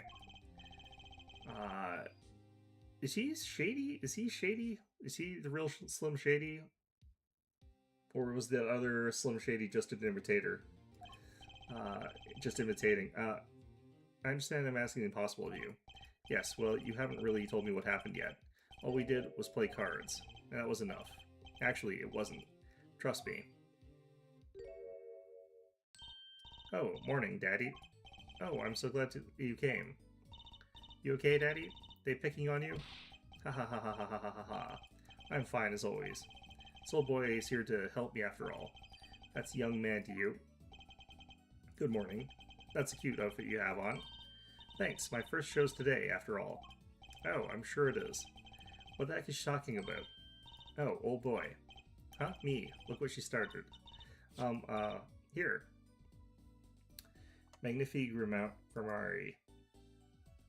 Seems fate's clock will make me wait a little longer, at least only less than 10 minutes remain. To all those who have supported me in my life's work, I give my thanks. Farewell. Magnifique Grammari. I don't know, I just got it over there in the hall. They told me to give it to the old boy in the blue suit with the spiky hair.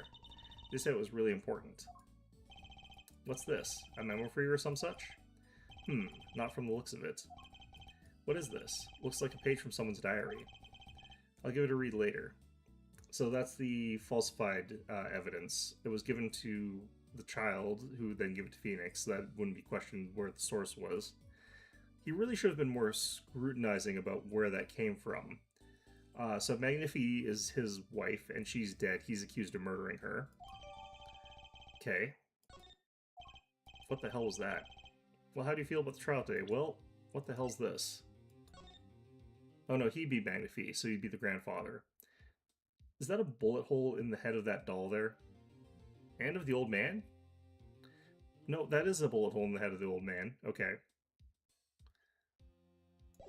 Seems unnecessary, in all honesty. Cause of death, single gunshot to the head. Estimated time of death, 11:30 to 11:30. And then there's this. Magnifi is the patriarch, yeah. Yep. So does this guy just not have a wife? Is this yet another case of, like, just mysteriously vanishing parents for children that... Yeah, okay, whatever. We'll get through it, somehow. Incidentally, the prosecutor today is a new guy, I hear. Ah, an easy win then, yes? They're calling him a true thoroughbred in the history of the prosecutor's office. Of course, there's one of these every year. The searching of attorneys just before the trial. I know it is a difficult situation to put you in, but allow me to say one thing, Mr. Wright. Yes, it will not be able to pronounce me guilty today, so do your best, but do not worry.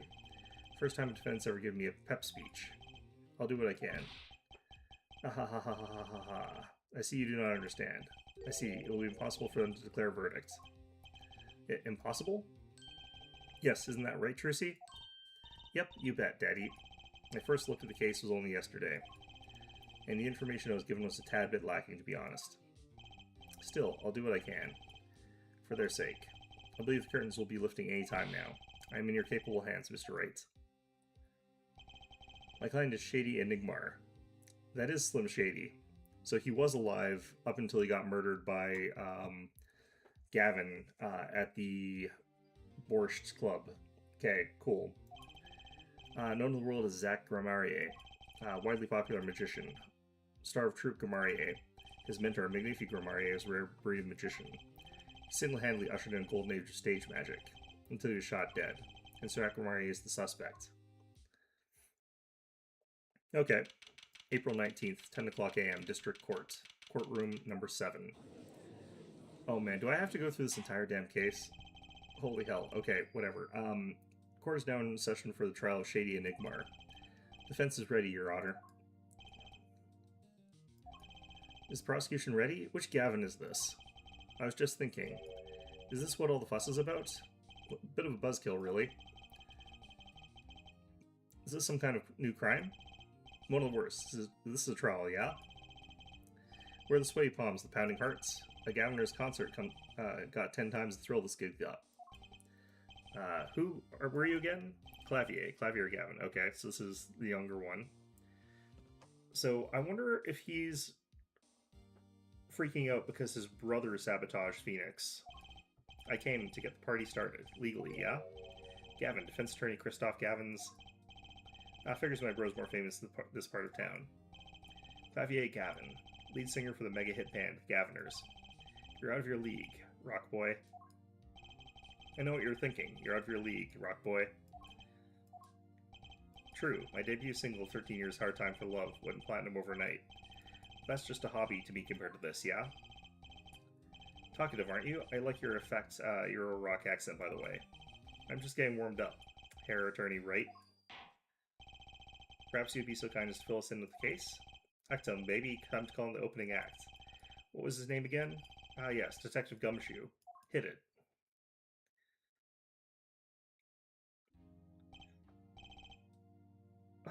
And you're?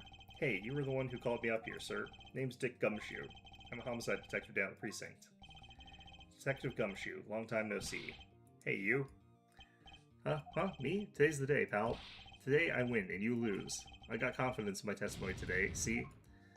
What? You normally lack confidence in your testimony? Herr Detective, this is my stage. Can the antics? Huh? I'll just hate you and such. And I could care less about your history together. Irk. Very well, Detective Gumshoe, if you would. Please tell us about the case at hand. It happened 6 days back in a room at the General Hospital. I want to just check something here real quick.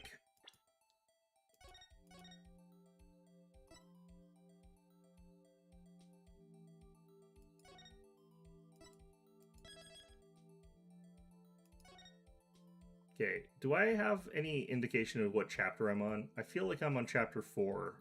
If not, I feel like 4. Facts are as simple as they come. Here's the crime scene. The victim was a patient, asleep in a hospital bed. The killer comes in, puts a pistol to his forehead, and bam, lights out.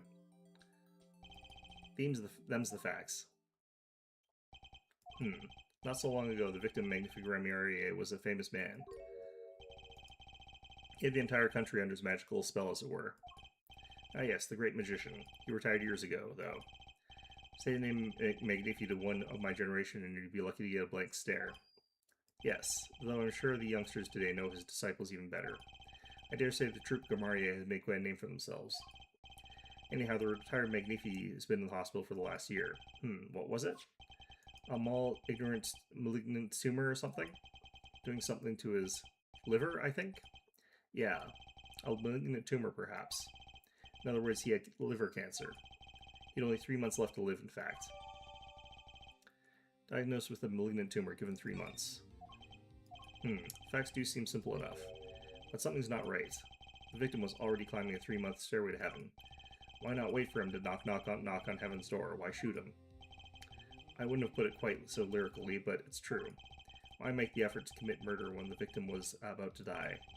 Incidentally, the victim had a serious case of diabetes. In fact, he was about to shoot up with insulin when he was shot with a pistol. The syringe was found at the crime scene. Chronic diabetes and cancer. As much as it pains me to say it, the victim was clearly at the end of his life. Used for administering insulin shots, even washed and shows no sign of use. I believe the question before us is clear then. Why did the killer have to shoot this dying man? What reason could he have had? Very well, Detective. Perhaps you can enlighten us to the circumstances of the shooting. Yes, sir.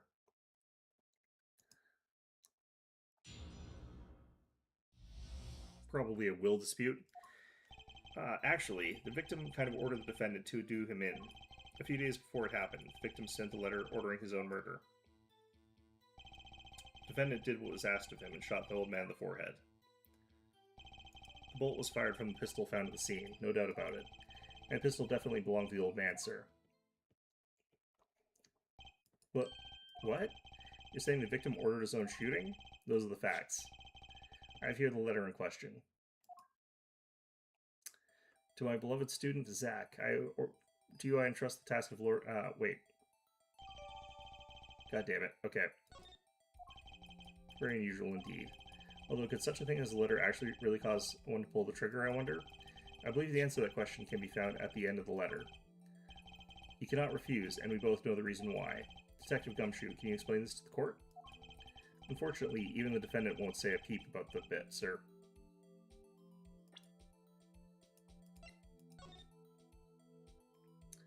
Come on the 13th, 11:05 p.m. I will ready a gun with which you will shoot one shot square in the forehead. You cannot refuse. We both know the reason why. Okay, so here's the thing. He came in, he shot the clown. One thing bothers me about this. Why didn't you just say 11? Why have him come at 11:05 without some specific reason? The devil is in the details, Herr Attorney. Well, was there some reason? As it turns out, there was. For every night for a half hour, starting at 11. The victim, Magnifique Grimarier, was given an IV. An IV? There it is in the picture, of the side of the bed. At 11 o'clock, a doctor would come set up the IV. 30 minutes later, he would come back for the empty bag. This happened every night without fail. So that was the only time they could meet without the chance of an untimely interruption, during his IV. Very well, shall we begin? Mr. Wright, your cross-examination, if you would. What's the reason he couldn't refuse, I wonder? Could he have at least mentioned it to me? Gonna make you an offer you can't refuse. Okay. Actually, the victim kind of ordered the defendant to do him in. Okay. A few days before it happened, the victim sent a letter ordering his own murder. Do we know it was the victim? And this letter was sent by the victim? There it is. Gotcha. You're all mine this time, pal. Huh? I had the handwriting checked out, of course. It's the victim's, no mistake. Ah, I see. Ha ha ha ha ha. Score one for the boys. I didn't lose, I was just ascertaining the facts. So why am I so annoyed? But a letter ordering your own death? Things aren't what they used to be, I guess. No, that sort of thing's actually happened for a long time. If you're in tremendous amounts of suffering, like, help, I'm suffering is a valid thing to be thinking about. I'm not sure this is exactly commonplace even now, Your Honor. It is actually more common than you think. So anyways, guess I'll keep going while I'm ahead. The defendant did what was asked of him and shot the old man in the forehead. The bullet was fired from the pistol found at the scene, no doubt about it. The pistol definitely belonged to the old man, sir.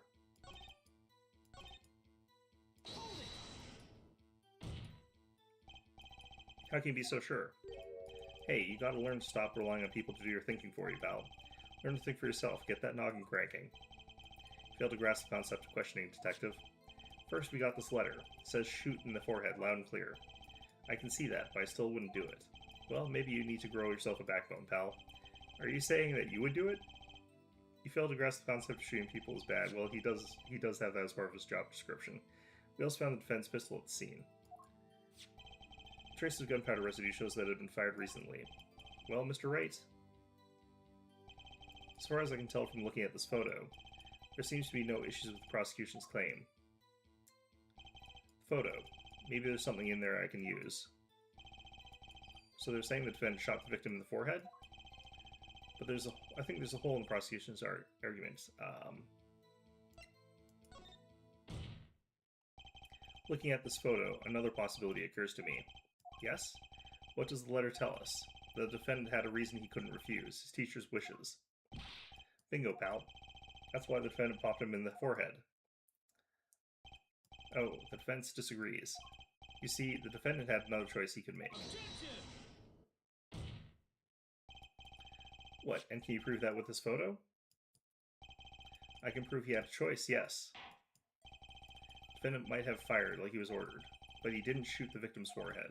Well, let's hear what you're thinking, Mr. Wright.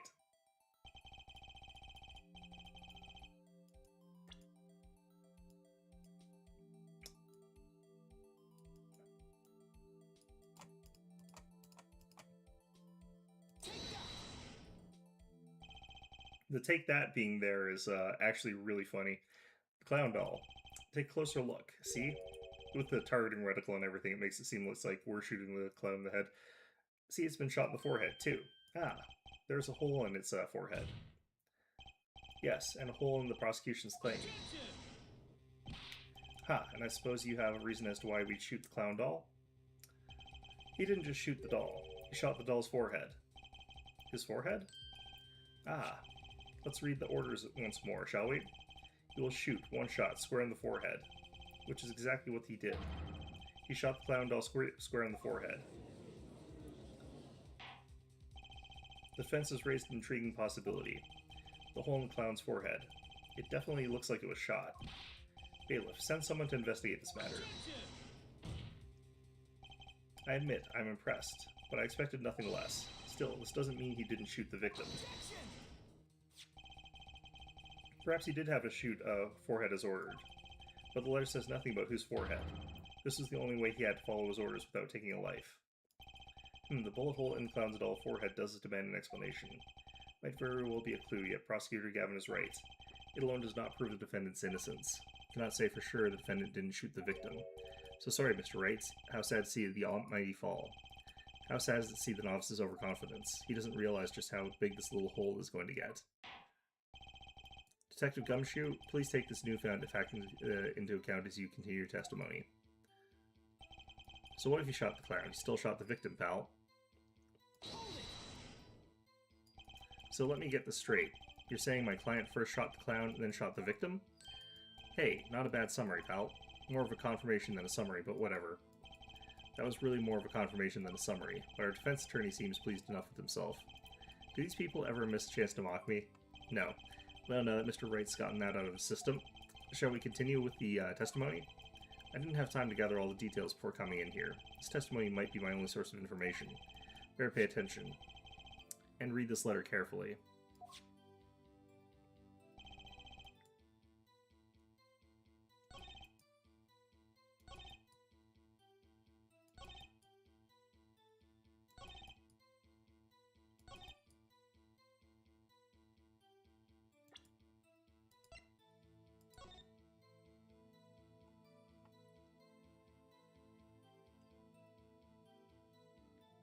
Okay, it should be this, but it could also be this. I'm going to check which of these two it's supposed to be. The fact that it's a single-shot pistol is what matters here.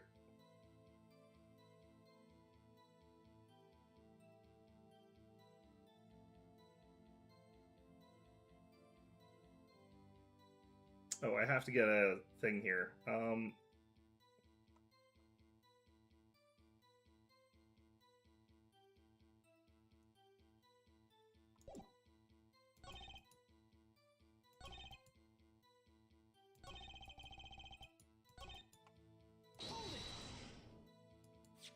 You mean this pistol, the one in the crime scene photo?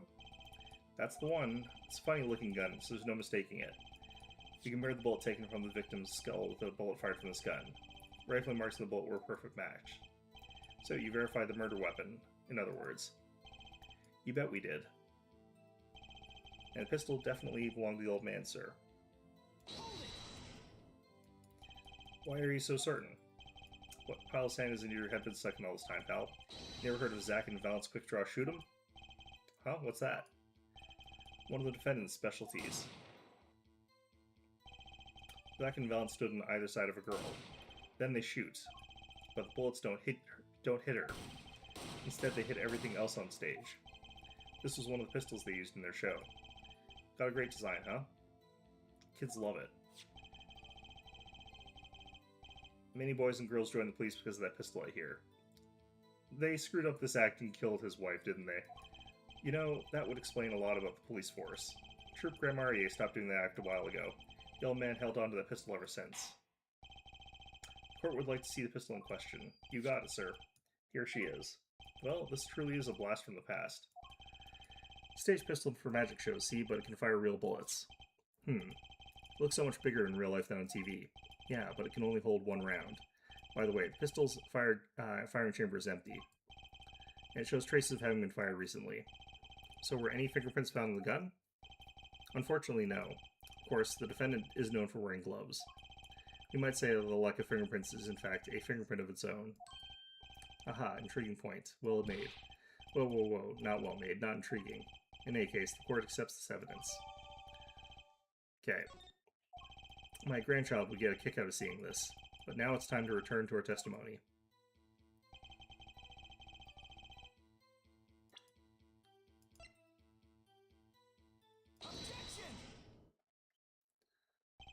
The trickiest case often seemed the simplest. Prosecutor Gavin, you missed a bullet hole in the clown's forehead. If you hadn't missed that, you might have come to a very different conclusion, understand?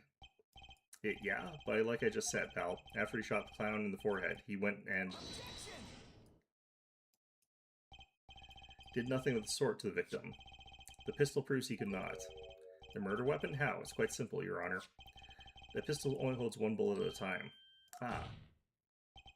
If he had shot the clown in the forehead, he couldn't have shot the victim, too. Yerg. That's not a contradiction, not even close. All he had to do was reload the pistol after the first shot. Oh, where did he get the extra bullet? They're not so easy to come by, you know. You claim the defendant had one ready, then prove to us how he got it. Irk.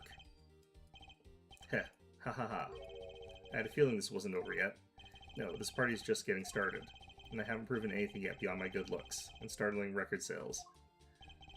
And utter lack of humility. Ah, what's this? It seems that the prosecution has another witness prepared.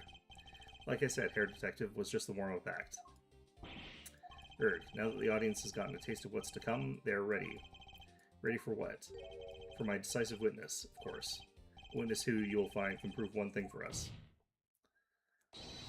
That was Zach Remarier who shot the victim in the forehead. Very well. We will pause for a 15-minute recess. This might be my lucky break. I'll need that 15 minutes to talk to my client, Zach. Court is adjourned. To be continued.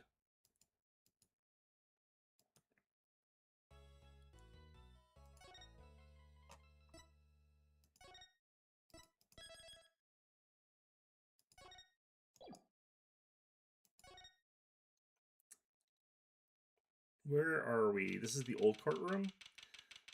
District Court, Defendant's Lobby, number 2. Very impressive, Mr. Wright. I have to say, I expected nothing less. We've only just begun. I was hoping you could tell me a bit more about what happened, actually. I did not think you would believe me if I told you. Better that you discovered the truth for yourself. It is not. I was thinking of you, you know. No one seems bothered that the entry wound doesn't have a scorch mark this time. Yeah, I mean, it doesn't seem to have one on the clown either, and they usually minimize the blood, so I'm not really thinking too hard about that, because that's just kind of how the game is. But, yeah, they definitely should have both of those in both cases. That night in the hospital, what really happened? Oh, the way your eyes gleam, Mr. Wright. You'll scare Trucy. Speaking of which, where is she? You have seen the problem yourself, the letter. The one shot in the forehead. One, right? Yes, and the reason he speaks of. I could not deny my mentor's wishes, even if it meant my own death. Why not? This is something I will not say for now, at least. What's this for now business? I've done many things in my life, some well, some poorly. But this is a cross we must bear alone to our graves. We? You wanted to know about the night of the incident. Finally, this guy sure likes his time getting to the important stuff. Of course, I had no intention of shooting my mentor. I snuck into his room that night at the appointed time, and found there upon his bedside table 2 pistols. 2? Yes, the one I had used on stage, and the one that had been used by my partner, Valent. Oh, for the Zack and Valent's quick draw thing.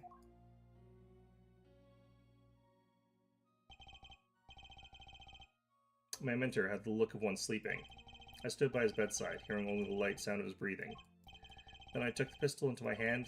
I cannot deny that my resolve faltered then, for a moment. You faltered? You mean you thought about shooting him? Recall there was a reason I could not refuse his request. His last such request, though not his first. So, there were other requests you couldn't refuse before. To be honest, I've not always been steadfast, and I fear I brought pain upon Trucy. Was Magnifi coercing his disciple somehow? Apparently. Just what was going on in Troop Gamarier.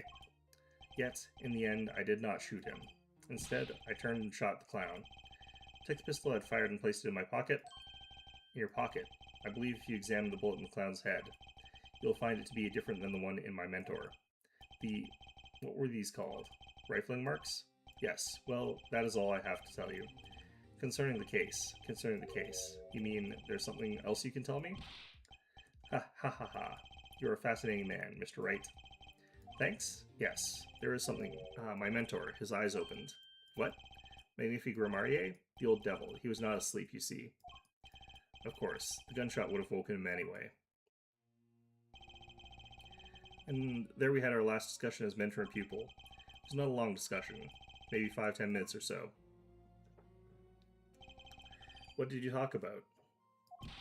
Aha, Mr. Wright.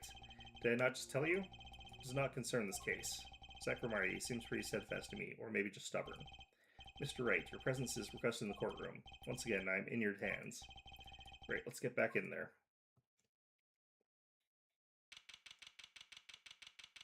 April 19th, 11:37 a.m., District Court, Court Number 7. Court is now back in session. During a recess, a bullet was found in and dug out from the clown's head. Well, this is news. And the rifling marks?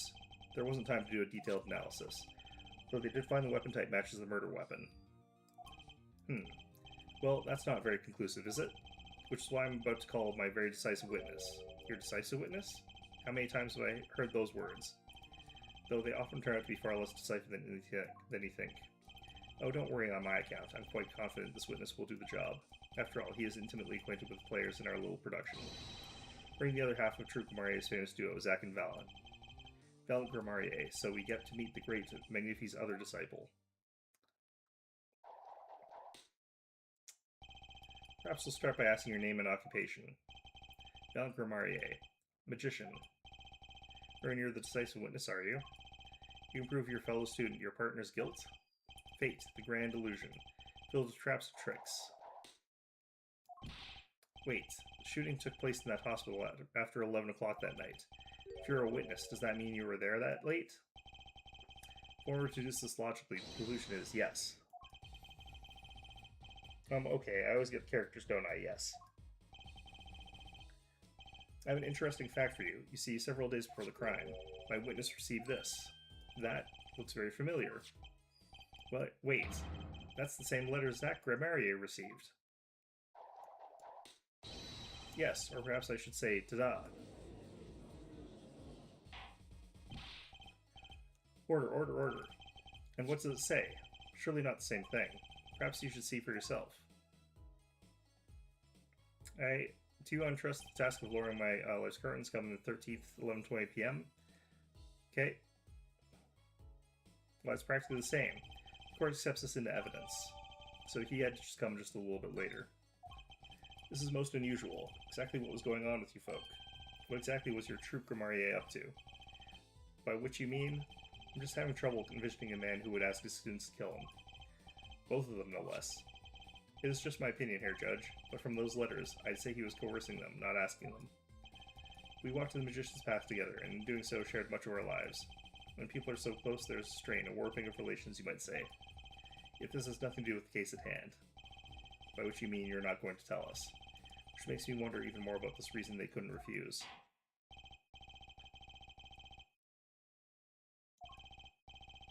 Oh, I'll do more than that. For where he walks, the red rose rises, singing hymns to the miracle as magic. Fascinating, though I hardly need to remind you that the evidence could just clearly point to you as a suspect. The letter, the murder, the weapon, and now the 2 bullets found in the scene. In fact, the only difference seems to be the designated times. Ha ha ha ha ha ha ha ha ha. As every magician knows, timing is everything. Yes. And now it's time to get this party fired up.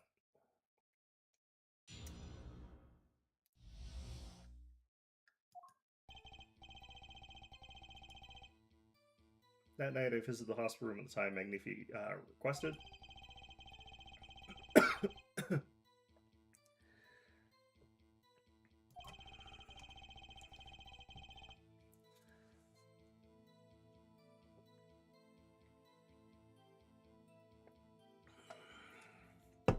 Okay.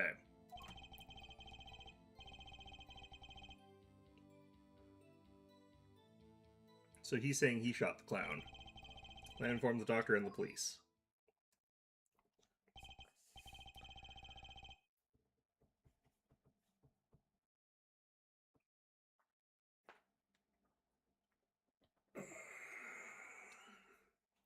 So you're the one who reported the crime. Indeed, I would think. This fact alone would clear my name of suspicion. No, let's not jump to any conclusions.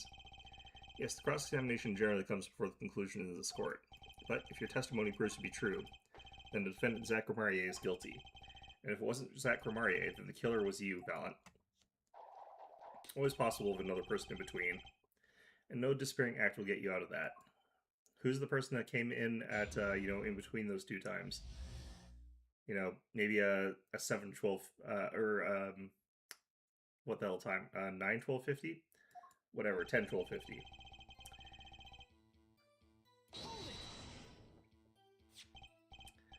Okay. 11-20? Oh, 11-12-50 then. Okay.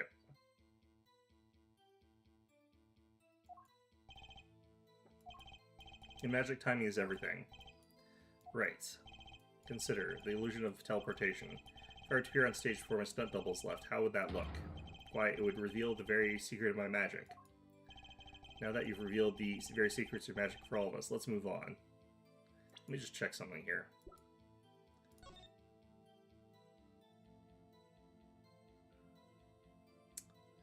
Ray gun with which you'll shoot one shot square in the forehead. Okay.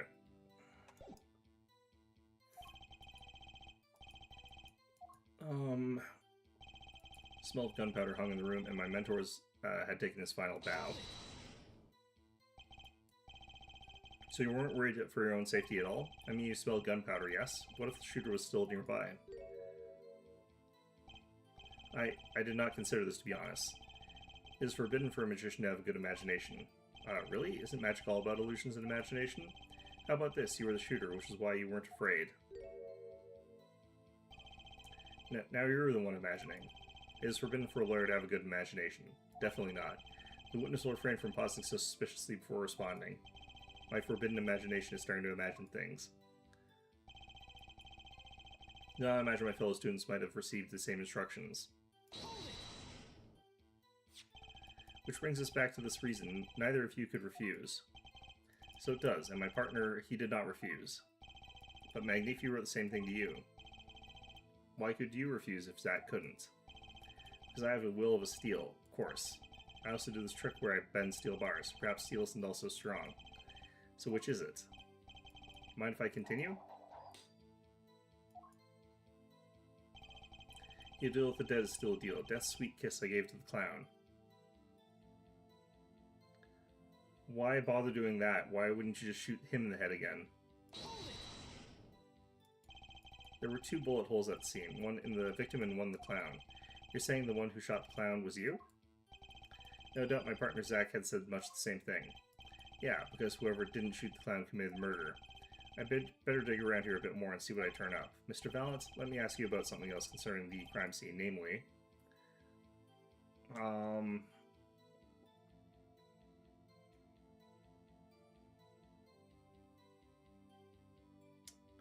the number of pistols, location of the pistol, the bullet in the pistol. We know that there was definitely a bullet in the pistol. We don't really care where it was.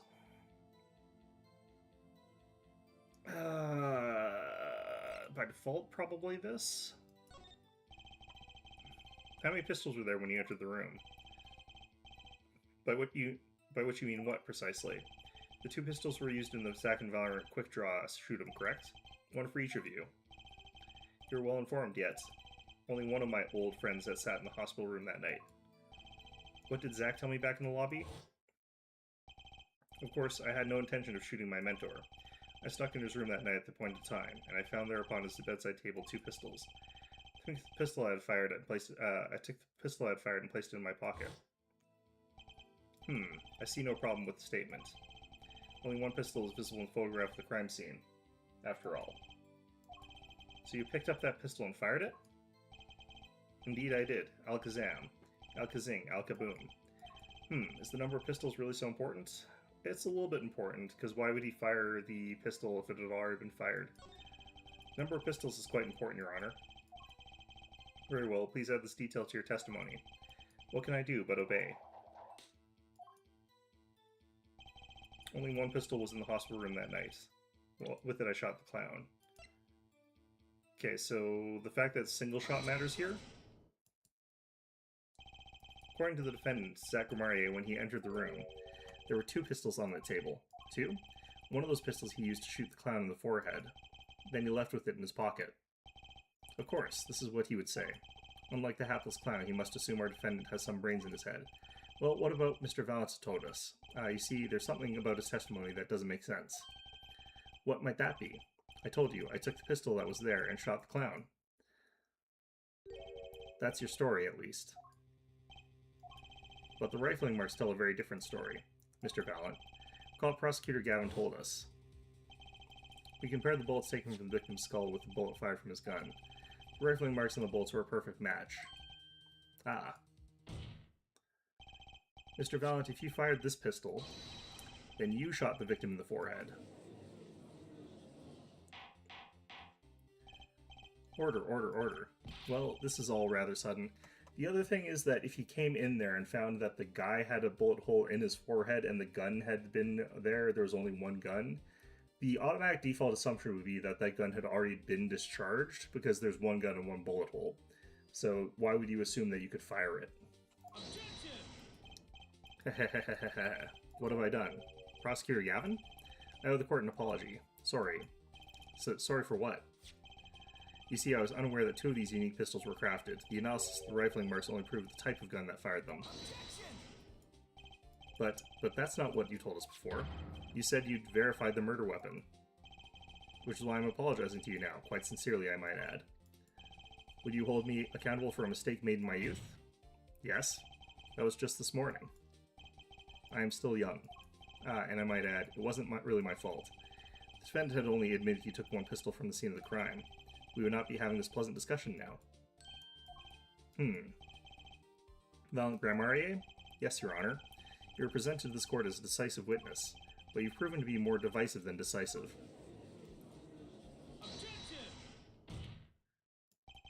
You'll see, in time. Testimony so far has merely been a review of the facts. The proof comes next. Care to elaborate, Prosecutor Gavin? Mr. Valorant entered the hospital room. The victim had already been shot. As the next testimony will prove, Herr Reich, the real fight is about to begin. Bring it. We don't get to the fact that... Okay, whatever.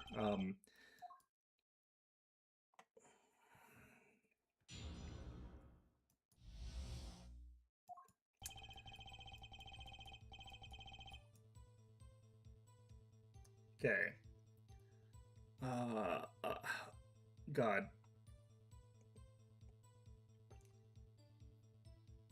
Yeah, I'm just gonna take another quick bathroom break here. I've been drinking way too many caffeinated drinks here.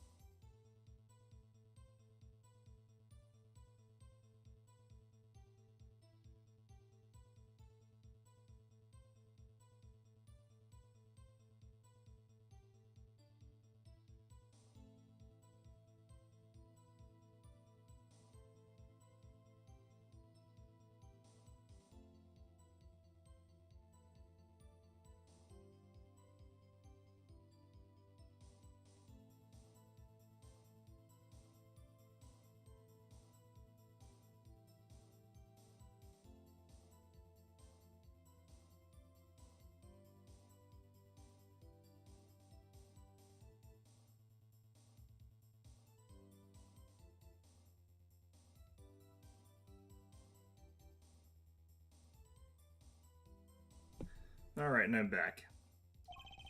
After scouring the body, I fulfilled my obligation. They called in the doctor. The doctor examined the body before the police arrived. He was quite clear about the time of death, 11:10 p.m. The one room at the time was my partner, not me.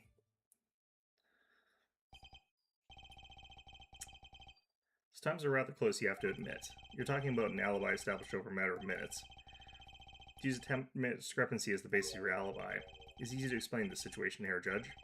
For example, take your debut hit single, 13 Years Hard Time for Love.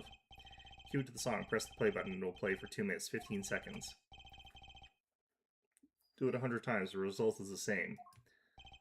Their debut single was only 2 minutes and 15 seconds long? What a ripoff. Magic is a world of utmost precision. Hocus pocus requires an admirable focus. In the time of death determined by the doctor, there is incontrovertible proof. Very well. The prosecution warns us that we're dealing with rather precise times, and we can expect the cross-examination to require the same level of precision. I hope the defense refrains from its customarily broad sweeping accusations. Thus we blow our focus in case so clearly demands. Point taken. Baseless remarks will result in a penalty. Carry on, Mr. Wright. Carry on, Wright.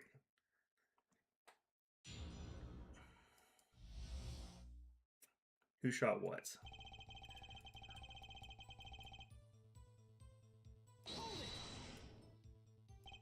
11:20 p.m. Can you prove that's when you arrived? Okay.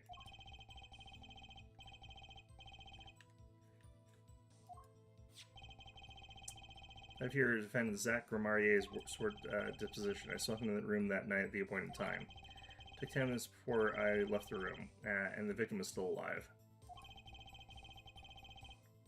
The time indicated by this letter to Zach was 11:05 p.m. Exactly, which means that the witness could not have entered that room until before 11:15, because his partner was still in the middle of his crime. I see someone did their arithmetic homework. You see, the defendant himself was corroborated with the witness testimony. Yeah, kind of. Not a problem. I don't see the problem with that, really. That still leaves a 5-minute gap, though. But let's see what I'm supposed to say here. My assumption is it's not a problem.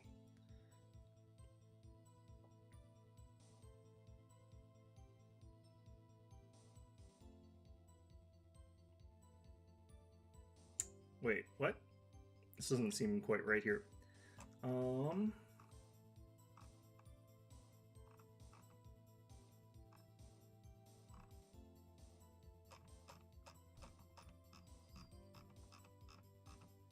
Okay, I don't think I have to... Yeah. If you say so, let's continue, shall we? Okay.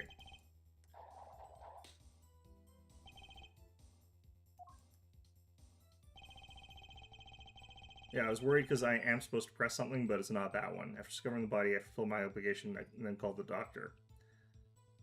And your obligation being? You were walking on a murder, and the first thing you do is shoot the clown? The disciple does what the disciple must. My mentor's request, without reason, had cause for me to surfeit of sorrow. For what I vowed to be known without him. May the soul of Magnifi the Great find greater peace above. This I muttered to myself as I pulled that lonely trigger. In any case, I believe this is nothing more than what we have already learned. Still waiting for one of these right moments. Herr Attorney, may I remind you that baseless remarks will earn penalties. Proceed with that in mind. Yes, Your Honor. What pain this is turning out to be. Doctor examined the body before the police arrived. Okay. Just clear about the time of death, 11:10 p.m. I don't think I'm stepping on a limb to say I have some doubts about this. How could the doctor be so precise with the time? We do usually only get an estimated time of death. I'm not sure I've heard of a verified time of death. Magic reveals in making the complex appear simple, but reality is the opposite. What appears complex in this case is a simple matter of subtraction. I see another person has done their arithmetic homework. Point here is the IV the victim was taking. It was quite visible in the photograph of the scene. Recall what we heard earlier about the victim, Magnifi Ramirez's schedule. Every night at 11 o'clock, Magnifi took an IV drip for 30 minutes. I can see the IV bag right there, yes. Now look a little closer. Follow the tube down from the bag to the end. It's not in him, yeah. Ah, The needle's been removed. Doubtlessly it fell out when he was shot. That would seem to be the case. When the needle comes out, the IV no longer drips. Ah, you could just measure the remaining IV liquid. Precisely. The IV liquid functions for our purposes as an hourglass of sorts. This is how the doctor determined the time of death. For the amount of remaining in the bag, it was determined that the IV had stopped 10 minutes after administration began. IV report added to the court record. And so it was, when I, Valant, entered the room. 10 minutes had passed since that horrible crime was committed. And this is proof. Well, Mr. Wright?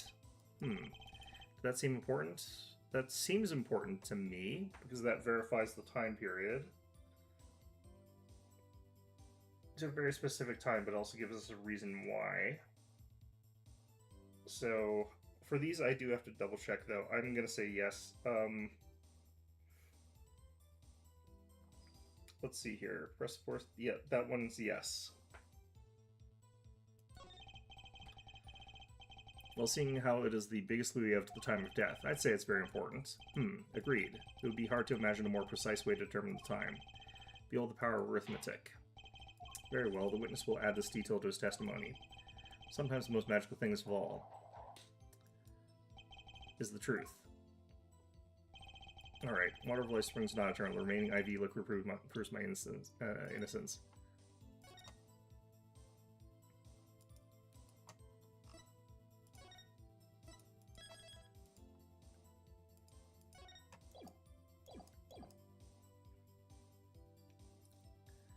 Okay, do we press him on this here? Probably. It's a new statement. That's usually something you automatically press. You notice the IV yourself by any chance? When I first entered that room, the stench of gunpowder assailed me. Next, the mark of death upon my mentor's forehead. And then, his left arm did a spy, rose, drooping and wilted. Its thorn the discarded IV needle. Knocked from the vein by the force of the shot, lucky for you. If that IV had not been there, why, you might be a suspect. Indubitably so. I might say that's thanks to my lucky color. Your lucky color? Yellow? Even today I wear it proudly upon my suspect form, for without fail it always brings me luck. Why, when Zack and Valant won their first Magician's Grand Prix, yes, the very one held by the Association of International Magicians, I was adored in this attire then too. And our trophy, a bust. Ah, what a day it was. Grown, this one's a trip down memory lane no one needs. My lucky color, yes indeed, and that IV too. I say, I think 'twas huge, especially for me, Valant. It does seem to be the case, indeed. Well, Mr. Wright, any thoughts on this testimony? Valant sure looks happy with himself. Okay, how about this lucky color testimony? Isn't it orange?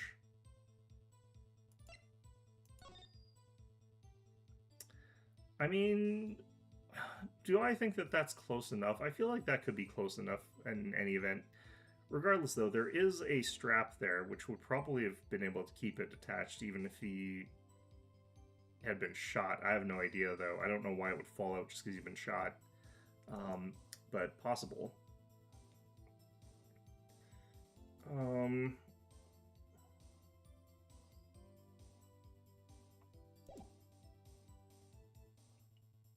Is it a contradiction, though?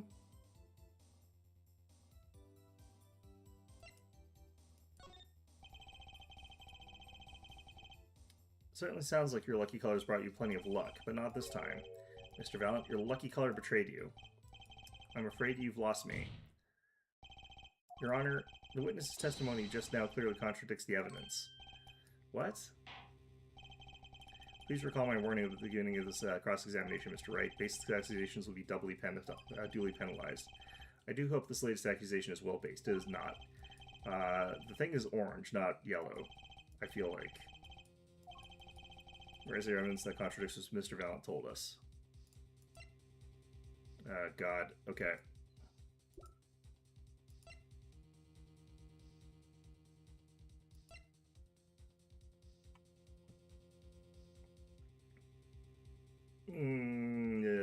Yeah. I feel risky about this. I feel like this is a stretch on my part, but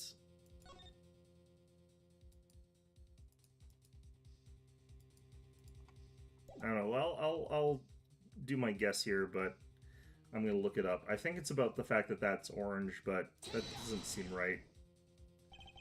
Crime scene tells all, Your Honor. Photo of the crime scene? All stock of color has me yearning for black and white, clear-cut simplicity. Tell us, Herr Wright. Just where is the contradiction in this photo? My pleasure. And I assure you, it's quite simple. But I can't promise anything in black and white. Alright, no, I need to look this up. I don't feel confident in my answer at all.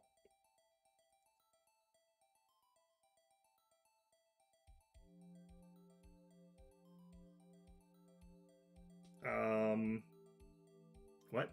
Okay, I don't get what's going on here at all. My brain's clearly shutting down. What's the photo? Okay. So apparently it's the fluid in the IV bag, but I don't know how it's contradictory. Yeah, no, I don't know how that's... Alright.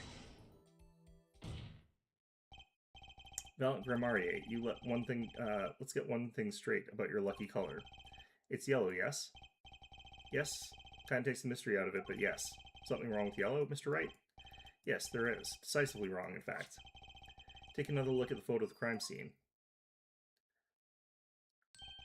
Well, what's this? Confusion, doubt. Tell us, what do your elderly eyes spy? Even my elderly eyes can see a problem here, Mr. Valiant. Look at that IV bag. Oh, were they talking about the bag? I thought they were... it was the wrong color, but I thought they were talking about... Okay, never mind. Okay, that's why. Okay. What is this? What foul magic? It would be hard to call the IV liquid yellow. I'm afraid no magic was involved in the taking of this photograph. Alakazam. Alright. Order. What does this mean? This is some kind of mistake. Yes, Prosecutor Gavin. Your witness is a mistake. The greener they are, the harder they fall. I suppose there's no substitute for experience. Valiant Grammari, as you run this several times. Your lucky color is yellow, but the ivy is clearly not. Well, this contradiction can mean only one thing. And to think, you almost had me. I see your true colors now, Ace Attorney Phoenix Wright. Something you'd like to tell us, Prosecutor Gavin? As far as this court can tell, the witness's testimony doesn't contradict the evidence. Ahahaha. Yes, a contradiction. One I should be pleased to hand right back to Mr. Wright. How do you mean? How? Because the witness has made no mistakes. I agree. At a glance, the IV liquid does appear sort of greenish-yellow. I would actually say it just solidly looks green, but okay. But I assure you, the liquid itself is quite yellow. Yellow liquid? How can you say that?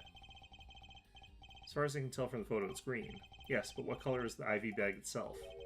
The bag? You mean the plastic bag and the hook? It looks like a, I want to say light blue? Precisely. Figured it out yet? Put a yellow liquid in a blue bag and you get green. This, incidentally, is the liquid's true color. I see. Your explanation does have a ring of truth to it.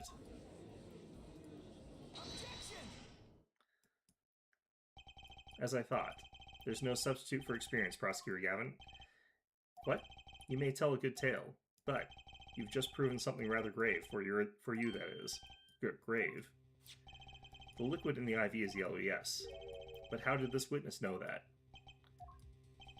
It's quite unnatural when you think about it. Did you think about it, didn't you? Hurt. Your Honor, the defense requests an explanation from the witness. At the scene of the crime, the IV liquid appears to be green. So let me ask, how did the witness know the IV liquid is actually yellow? Alcazar, oh my god.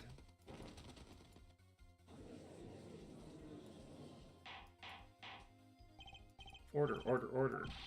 Mr. Wright, will you explain this at once? The witness clearly knew the color of the IV liquid, so I'm sure it means something, but what? I can think of only one possibility, Your Honor. The witness, Valiant Grammarier, has testified that the IV liquid is yellow because he has seen it before? From the facts before us, the answer is clear. The witness knew that the IV liquid is yellow. Why? Because he'd seen it before. But not inside the blue bag we see in the photo. He saw the liquid by itself in a clear, colorless bag. As Suppose he would have had to, but I'm still not clear as to what this all means. Ask yourself, why would he know if he didn't work at a hospital? That's where you'll find your meaning, Your Honor. I'm afraid I find nothing, so what if he knew the IV liquid's color? Leave the getting excited over absolutely nothing to our teeny bopper fans, yeah? The IV liquid is the only evidence proving the time of death. The 30-minute hourglass with 20 minutes worth of sand remaining. Your claim, Prosecutor Gavin.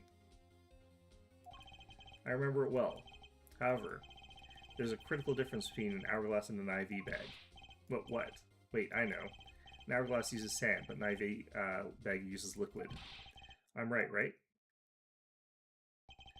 As much as it pains me to say this, Your Honor, no. Unlike the sands through an hourglass, IV liquid enters the patient's body, at which point, like magic, it disappears. However, what if the amount of IV liquid had increased? You couldn't tell, could you? After all, there's no way of knowing how much went in.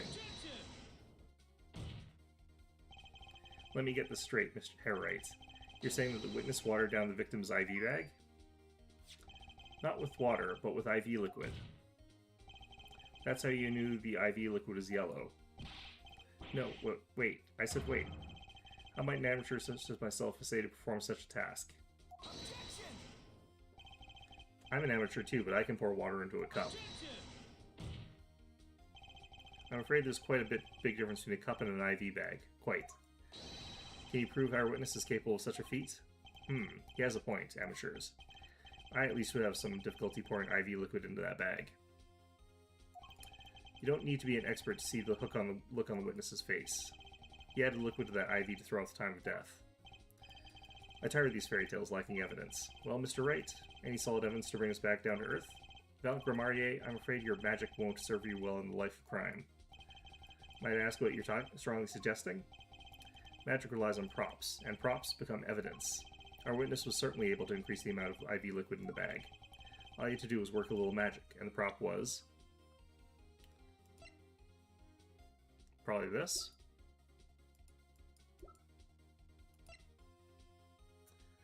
I'm gonna check, though.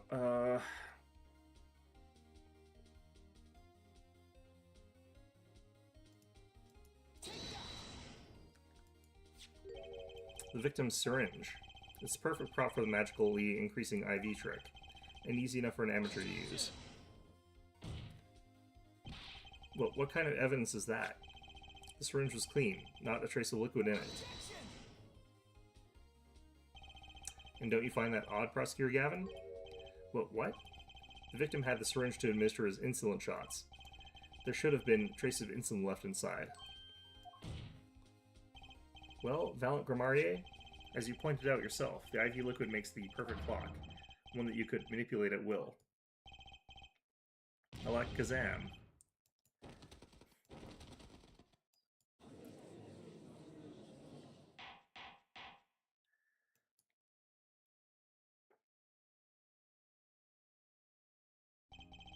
I do believe, well, with this being his first, that the burden of this trial has been a bit too much to bear for Prosecutor Gavin. I'm afraid that, while there is a doubt as to the amount of IV liquid in that bag, the time of death cannot be proven, and that brings our trial to a close for today. Well, maybe I can squeeze an extra day out of this, and do a little much-needed investigation work. I see there are no objections. Court is adjourned.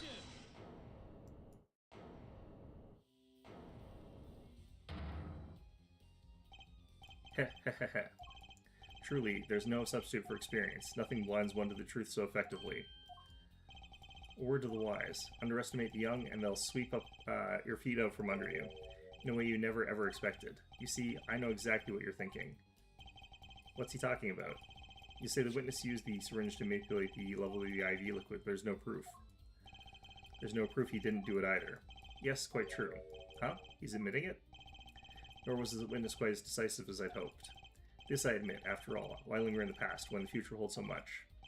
You have something in mind, Prosecutor Gavin? Proof, Herr Judge. I have another way to prove my case.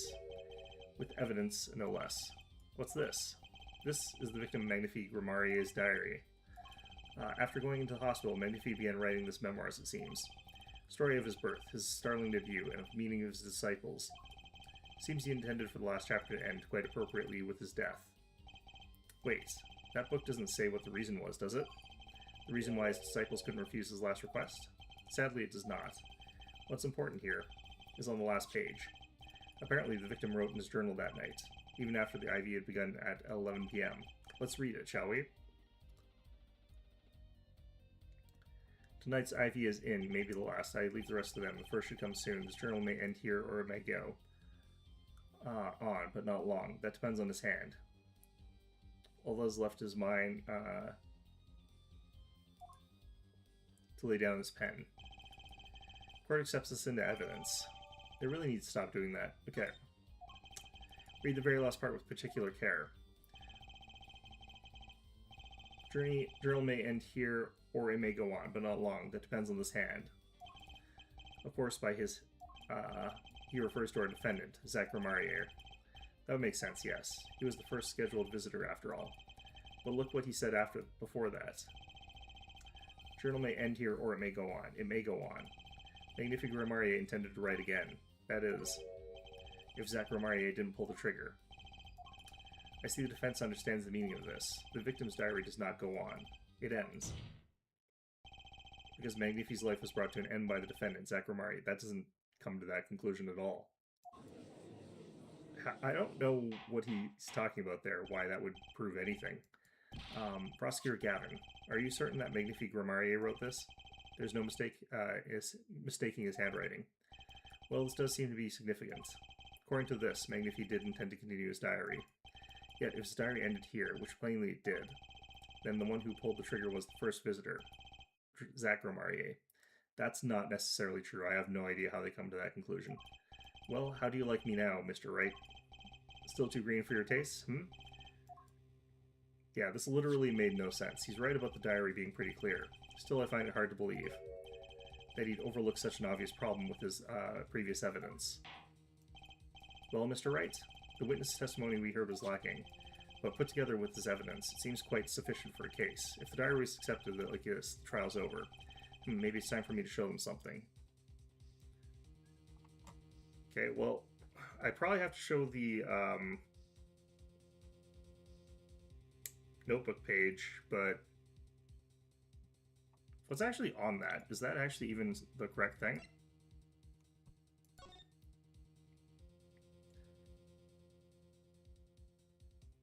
At least only less than 10 swift minutes remain. To all those who have supported me in my life's work, I give thanks. Farewell.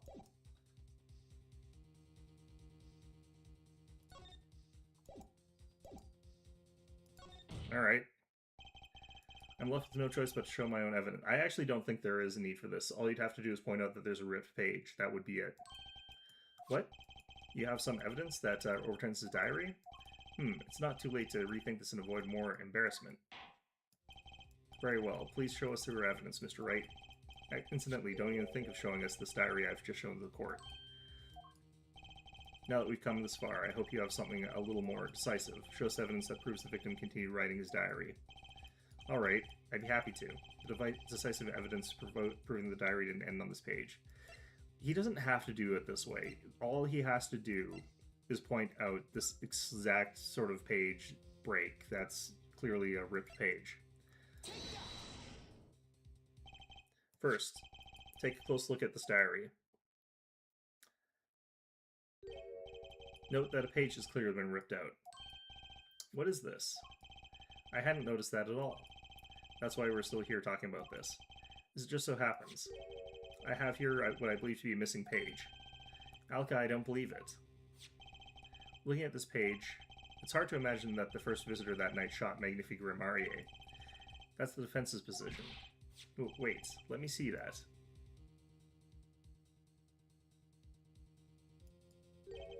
What, in Sam Hill? Why, this is the continuation of the victim's diary.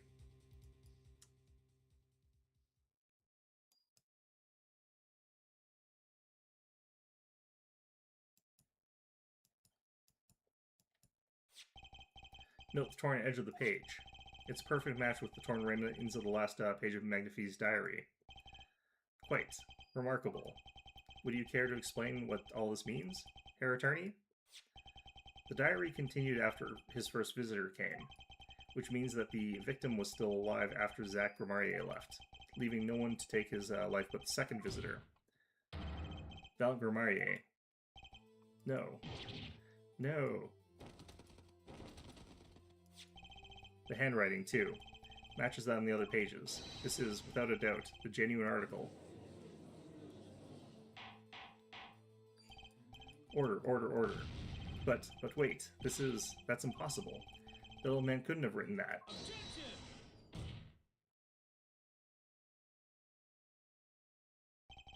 Finally, you just couldn't resist. Could you, Herr Wright? Resist what? Presenting solid evidence? Herr Judge? Yes, Prosecutor Gavin? May I request we put the current cross-examination on hold? The prosecution would like to call a new witness. But Prosecutor Gavin, the evidence overturns the current witnesses. I ask only put it on hold. Please, my new witness has a very, very important piece of testimony to give. 5 minutes, no more. I promise. Your Honor. Well, if you put it that way. Mr. Wright, what's your take on this? Well, Your Honor, judging from his enthusiasm, we'll have to hear his new testimony sooner or later anyway. So it might as well be sooner. Then, though this is highly, highly irregular, we will put the current cross-examination on hold. The witness may step down. Now, Prosecutor Gavin, please bring the surprise witness to the courtroom. I had a bad feeling just then. That ripped-out page was too obvious. He must have known.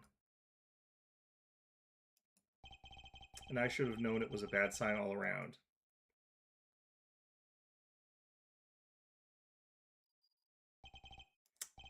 Holding trial with no audience is a first, even for me, Prosecutor Gavin. I beg the court's understanding.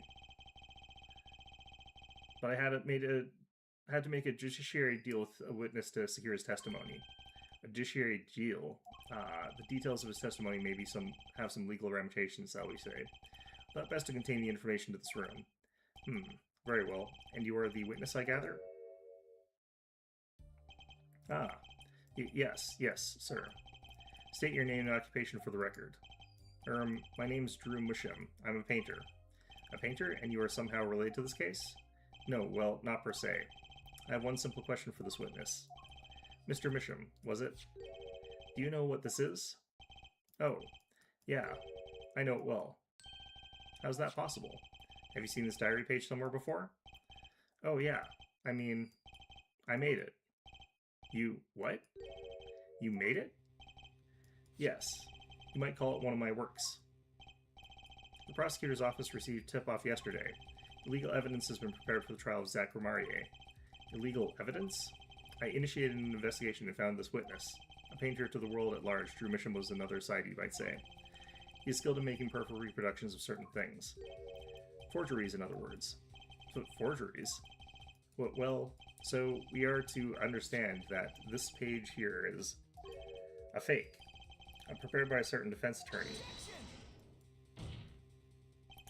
Hold it. I didn't prepare this evidence. The attorney speaks. Something about this page, I presume. But what is he saying? It makes no sense.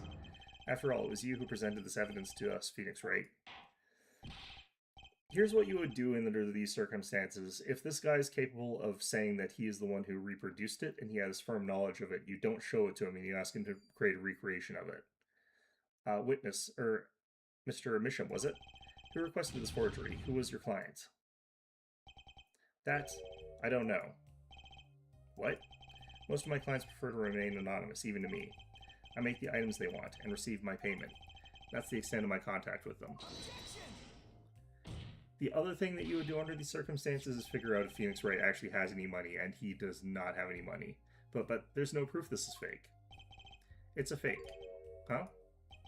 To avoid just this sort of problem, I always put a special mark on my works. I can say without a doubt, this is mine.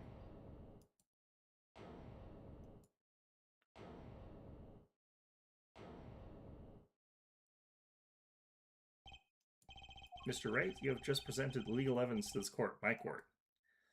You've never done shit about anybody presenting illegal evidence in your court. It was careless of me. That's all I can say. Oh, old boy. Here. What is the mark that he's talking about? Can we see it?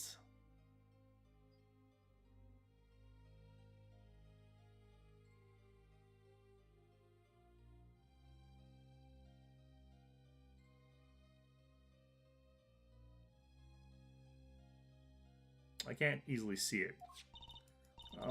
But there could be something there, I don't know.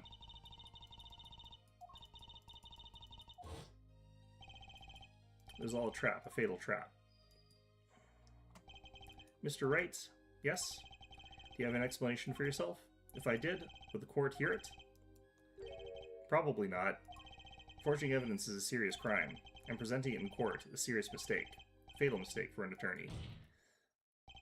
This is kind of, again, stupid, because they have had so many people show up with fake evidence in this trial, these trials. Like, they have done so much of that. And they have never done a single damn thing about it. Tell me, what kind of defendant relies on forged evidence? The answer is quite clear. A guilty one. Your Honor, wait. I understand that presenting forged evidence in court is a serious crime, but you cannot hold my client responsible for actions I undertook as an individual. I am sorry, Mr. Wright. Your Honor? Another close call, I dare say. If the prosecutor's office didn't receive that hot tip, everything would have gone the way you wanted it to, yeah? I even gave you a chance. Too bad you decided not to think before embarrassing yourself. I see no need for further discussion on this matter. Special witness dismissed. He didn't actually prove the mark. What is the mark, Mr. Attorney? Yes, could I ask your name? Phoenix Wright. Mr. Wright, I have seen and studied many people, but none like you. I'll remember you, Mr. Wright.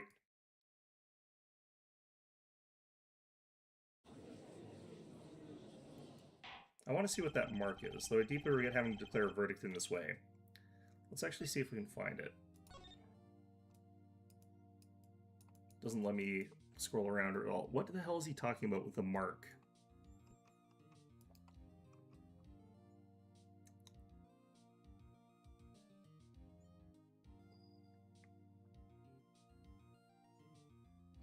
I don't actually see anything that could be, but okay, whatever.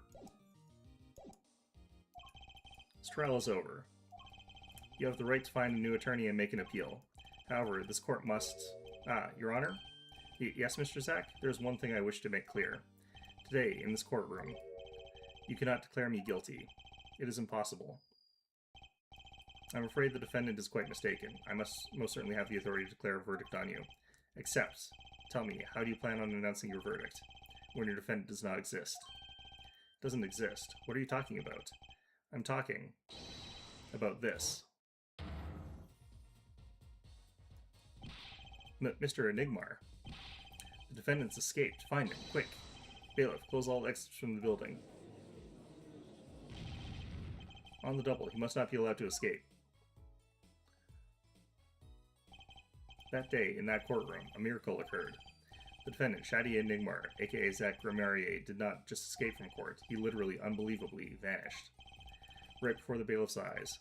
No one ever saw him again, not since that day. This is the Gramarier miracle. Ha ha ha ha ha ha ha ha.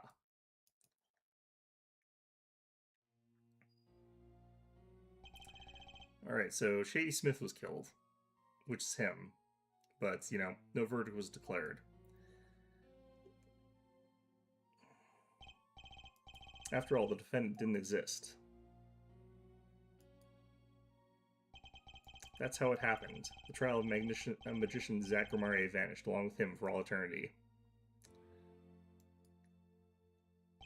The mysteries that remained behind were all solved, however. But not until 7 years later. Well, we're hitting double jeopardy on that point in time. Alright, to be continued. God, okay.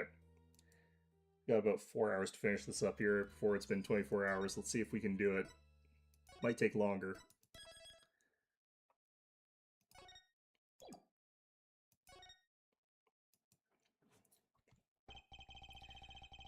That trial 7 years ago was the beginning of it all. Okay. This I know beyond a doubt. The mysteries of the past work their magic on the present. But you soon be finding all this out for yourself. Which of Magnifici Gramarier's disciples pulled the trigger? Well, we know for sure basically who did, but...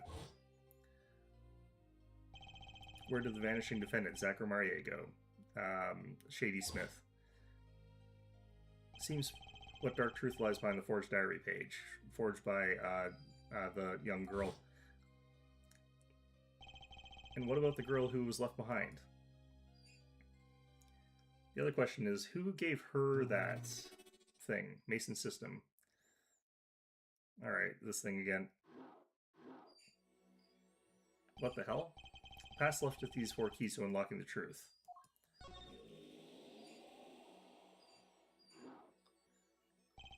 But that's not all. There are 4 keys in the present as well, and all the questions have found their answers. The final trial will begin, but first you must chase the truth through then and now. Think of it as a game. I mean, it is a game. Aye, Phoenix Wright will be your guide through this game. That terrible trial saw me present forged evidence. It ended half-finished, when the defendant vanished. What became of me after that? As your investigation proceeds, the answers will become clear.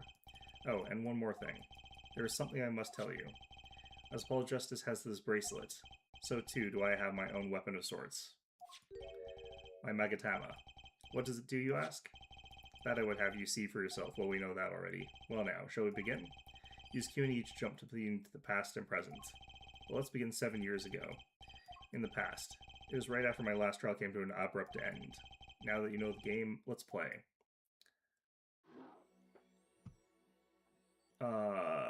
God, okay. What is going on here? The nightmare trial was over, and the new nightmare of figuring out what had happened had just begun. I wanted to wake up, to walk away. But I figured I'm the only one who could do this, probably. And besides, I had plenty of time, thanks to the Bar Association Review Board's decision. It's hard to work when your attorney's badge has been taken away. 7 years ago, detention center, visitor's room. What strange sight doth mine eyes behold? Excuse me? 2 men on either side of a single transparent pane. It seems fickle fate to switch sides, so to speak. The forger of fakes walks freely, while the innocent languishes within these plexiglass confines. There's been no proof that I forged anything, nor proof that I took the life of my dear mentor. Yet, these chains cannot hold me for long. Stage awaits. And what, may I ask, waits for you? A little piano and a cold little hole in the wall. But since you are here, what shall we discuss? Shooting a magnifique Remarier for one. Who pulled that trigger, Valant, or his partner Zack? His partner vanished before the answer could be found. If I'm going to get any closer to the truth, this is the place to start. I have to hand it to my partner. He knows how to make an exit. That's his talent. Yes, he made my attorney's badge disappear, and he never even touched it. Glory Spotlight always leaves someone weeping in the shadows, yet his very disappearance is itself a revelation. Revealing what? Zack Remarier killed Magnifi. It's as good as signed confession. No, not really. That's certainly been public opinion's take on it. I grow tired of my cage, and the time of my release is near. I must go and prepare. Planning on jumping back into the magic right away? As long as an audience waits with bated breath, there will be Valant. And also, yes, now that my partner has disappeared, Magnifi's repertoire is mine. Valant Remarier has tradition to uphold. Is that true? Seen in this light, the trial was quite good to me, verdict or no, and you can't pay for that kind of publicity. Suspicion on you hasn't lifted entirely, Valant. After all, you received one of those letters too. You were just as obligated to follow Magnifi's instructions as your partner. So I was, but only because Zack Remarier followed them. Let's not speak anymore of who shot what. Now that my partner has vanished, the question is moot. I'm more interested in learning something else, actually. What might that be? I want to know what Magnifi has up his sleeve. How could he coerce you and your partner to kill him? The trick up his sleeve? Ha ha ha ha ha ha ha. Perhaps you do not know. Know what? A great magician never reveals his secrets. I don't think it would be that easy. The audience must remain forever in the audience, bathing in the reflected light of the spotlight. My Magatama, one of my most prized possessions, which I got during a certain case. You can show me the locks of people's hearts, and if I can unlock their hearts, they'll tell me their secrets. Magatama starts it all, and the Magatama ends it. Okay.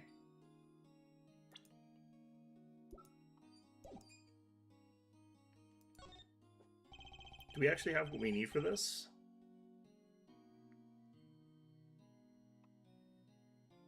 I don't think I've got this.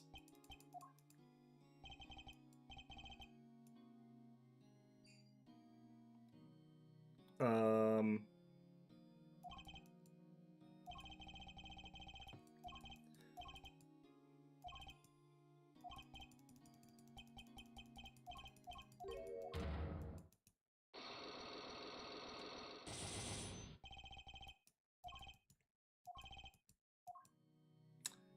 I'm going to not do this yet.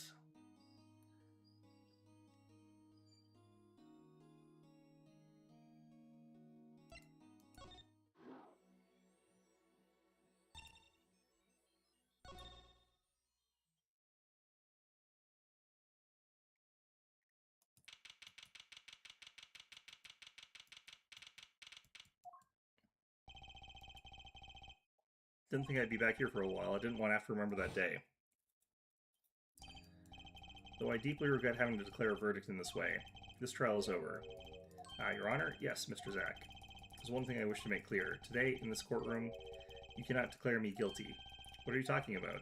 I'm talking about this. Mr. Enigmar, the defendant's escaped. Find him, quick. Bailiff, close all exits from the building. On the double, he must not be allowed to escape. When I came here on the fateful morning, I still had my badge, but now, like an amputated limb, I can still feel it itching.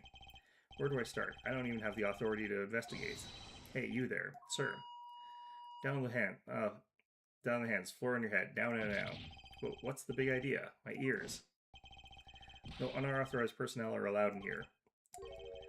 That would mean all unauthorized personnel are allowed. Zoink. I just say it like it is, sir, and it's usually wrong. Thrown out of the precinct, lost my friends, my girl, and even my wallet. We've met before, haven't we? On a case, 2 years ago. No recollection of that, sir. Huh? For me, working on a case is always in the present progressive tense, sir. There is no past, there is only now, sir. Okay, sir, you're the bailiff, right? Yes, sir, Court Bailiff Mike Beacon's at your service, sir. I've asked to meet with the bailiff at this court who let the magician escape. Let me try to make this as absolutely clear as possible for you, sir. It was me, sir. But you were a regular police officer once, right? Sometimes bad things happen to good people, sir. Something tells me it's a long story. Let's not go there. So you're in charge of security at the time of the vanishing. I'm dying over here. Oh, it's a hard knock life, sir. Thrown out of the precinct, lost my friends, my girl, and even my wallet. Okay. God. Last time we met, you were a police officer, right? In fact, you're still wearing your uniform. Sir, I wish I didn't have to tell you this, but last year, tragedy struck a rising star at the precinct. I lost my case files 4 times in 3 days. They fired me. That takes real talent, actually. They don't know what they're missing. So here I am, sir, forced to start from square one, a lowly bailiff. But your uniform. I took it with me as a souvenir the day I was fired. That can't be legal. So, you were the one who let the magician get away that day? I'm dying over here. A star rises among the court bailiffs, full of hope. Then, tragedy strikes. Is there anything you can tell me about it? About Zack Marier's disappearance. Oh, the humanity. That's enough of that. Around 2 p.m. when I heard a commotion in court, I opened the door to see what might be amiss. The door slams open, slam, and some guy's face is right there in front of me. Face. So, you saw someone suspicious coming your way? Yes, and I, being a bailiff of little standing, gave chase. I chased that still cat all the way down the hall, sir. I have a diagram of the court building here. Aha, there's courtroom number 7. That's where I was, sir. All by myself. Nary a friend to call my own. Okay, and which way did Zack Marie run after courtroom door? He went up like this, and around the corner like that. So I, with no delay, ran after him with no delay. When I turned the corner, I saw that magic man run into the defendant lobby. Swiftly I ran. Following him, I threw myself boldly into the room. I remember it like I was right there, because it was lobby number 2, sir. Ran into this room? I don't see any place to hide in here. I believe it or not, sir, I didn't believe it. Here in this room, the magician, gone, vanished like a puff of smoke. Except there wasn't even any smoke, he was just gone. That's impossible. Yes, that word. How many times have I said that word? Even the sound of it causes me indescribable pain. I'm dying. I'm dying over here. Okay, don't say it again, promise. But you have to admit it's difficult to vanish into thin air. Did you search the lobby? I searched. Why the pause? There was nothing here at all, sir. That's right, nothing was here, sir. How can you talk so loud and still be hiding something? So Zack was in this room when he vanished. Absolutely, sir. I saw him with my own eyes. That red silk hat, that flowing cape. He ran right in here, right inside this room. Silk hat, cape, that's Zack all right. But sir, look at the room. It's not a single place to hide. Sir, there was nothing I could do, but nothing, sir. What about now? Have any ideas? Sir. Ideas about what exactly, sir, if you don't mind me asking? I've had quite a bit of time since then. Has nothing occurred to you at all? Do you have any idea what trick you might have used to disappear like that?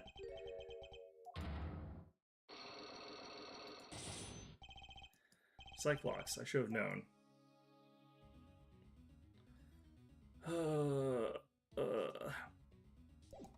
I'm gonna have to use guides to get through this. Okay, let's just go check everything here. After we've inspected everything, we'll do the Cyclops.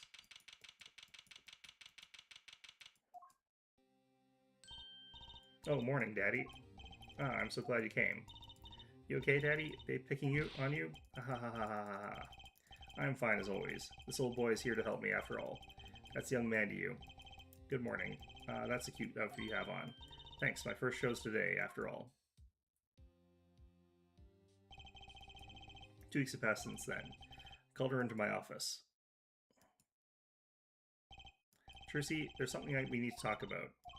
It's been 2 weeks since your father disappeared. We need to start thinking about your future. I did some calling around. This is hard to say, but you have no living relatives.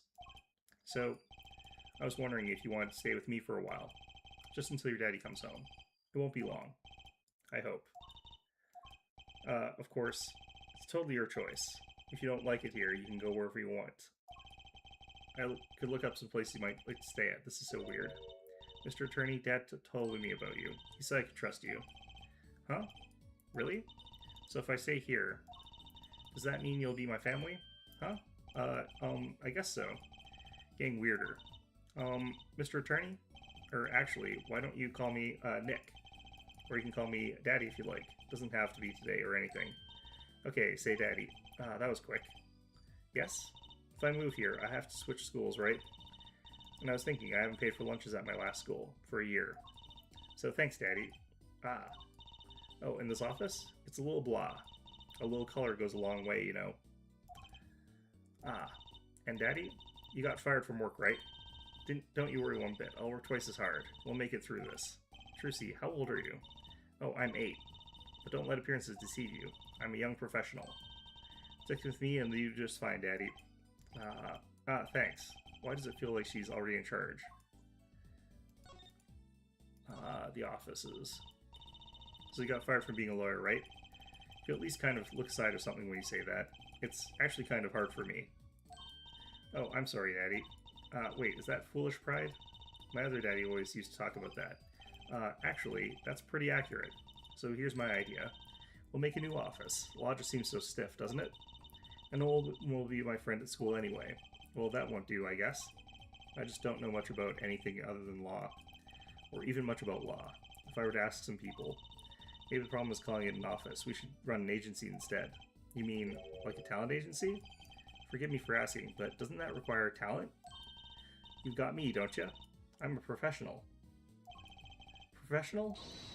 Yep. After all, I am directly descended from the famous Zack Grammaire. Directly descended, he's your father. Oh. And now I'm directly descended from the famous Phoenix Wright, too. I think an 8-year-old just massaged my ego. Could you tell me a bit more about your daddy? Or Zack Grammaire? Sure thing. Which daddy was that again? Daddy's so amazing. The biggest star of the troupe Grammaire, and they're big. The Grammaires. They're on television a lot. Haven't seen them on much recently, come to think of it. Big magic happens when you put Zack and Valiant Grammaire together, you know? Once they made a giant waterfall right there on stage. and this giant trout swam up the giant waterfall. Let me guess, there was a giant fisherman waiting for him at the top? I wish I could have seen more of Daddy's magic. Ack, should have brought it up so soon. I wonder what'll happen to me with Daddy and Mommy both gone. Mommy? Yeah, what about Mommy? I haven't heard anything about Trucy's mother. But I have my magic and a great daddy, even if he's unemployed. You know, I think things are going to be okay. I wonder if she'll talk about her mother. So, Tracy, you're a professional? Yes, it's like that thing they say. Baby frogs grow up to be frogs. They say that? I always thought it was funny, though. What was? Aren't baby frogs called tadpoles? Maybe they thought it would be easier to understand what that way for kids. How stupid. Right, so in conclusion, you're a professional magician, Trucy. That's right. Well, want to see a trick. You're going to do a magic trick? Sure. Actually, I would like to see your trick. Future of the agency depends on it, after all. That's the spirit. Ready? Here goes. Ta-da! Hey folks, it's Mr. Hat. I gotta say, it's good to be seen. Yerg. How does she still have that, like, what, how's the size working here? Whoa, that was startling. The amazing Mr. Hat, isn't he great? Your friendly neighborhood Mr. Hat at your service. He certainly makes an impression. Doesn't he? Ha ha ha, I'm so glad you like him, Daddy. Though my routines do get a bit heady at times. Ha, get it? Heady? My friendly neighborhood Mr. Hat nearly gave me a heart attack. Tracy's favorite trick, startlingly realistic. I mean, I like him.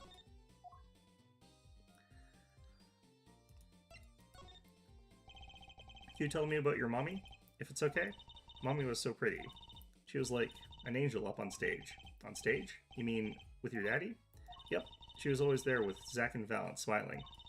But then she went away. Went away? It was a grand illusion, but she made a mistake. She vanished, and I guess she didn't know how to get back. Maybe so. I cried then a lot. That's when Daddy gave me this. Here.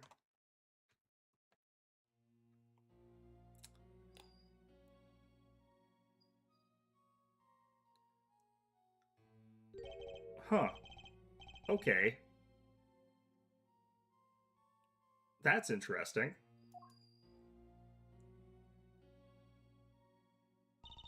How did you not recognize that? Okay. Her name's Talassa Gramarie. Poor girl, I didn't know her mommy had gone missing. Now her daddy's vanished too, right before her eyes. Hey, Daddy, you won't...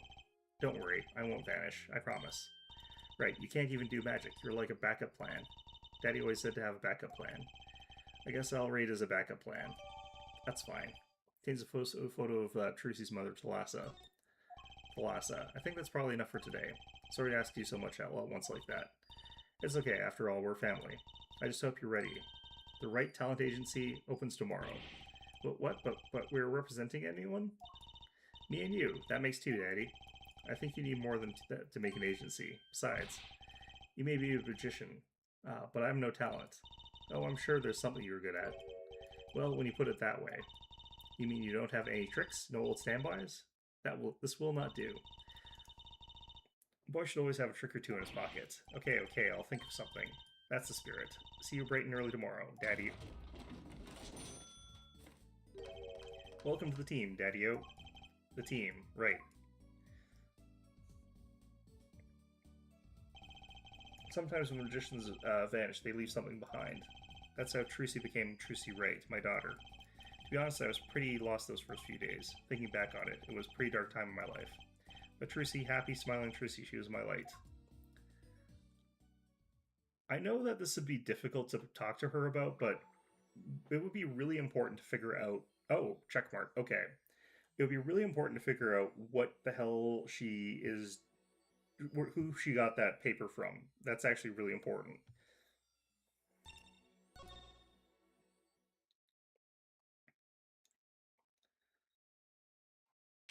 Here's what I'm thinking is going to happen. There's going to be 8 Psylocks. And I have to go back and forth to figure them all out.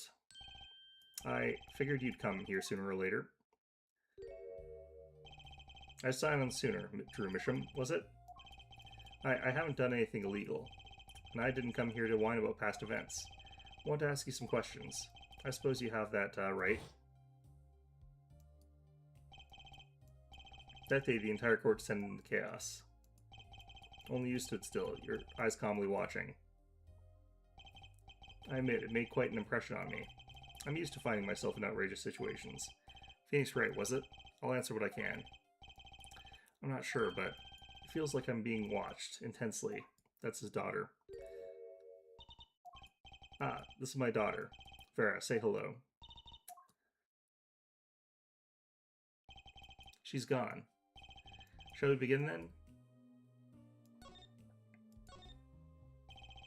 Judging from this place, you're a painter? Not sadly a profitable one. I've never sold a painting.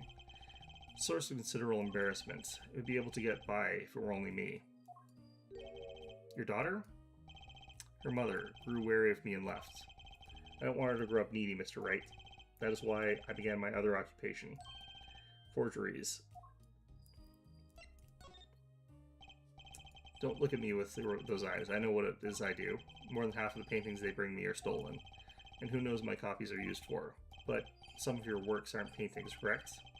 You may not believe me when I tell you this, but that was my first work outside of painting. What? To think that would be used as evidence in a murder trial. I never even imagined the possibility. Then why did you take the job? I was well paid. Very well paid. I think he feels worse about it than I do. Past is hard to escape. Honestly, the sooner I can put this behind me, the better. With apologies to you, of course. Sorry, but it's not going to be quite so easy. I was trying to forget what he made. Looks like I'll have to remind him.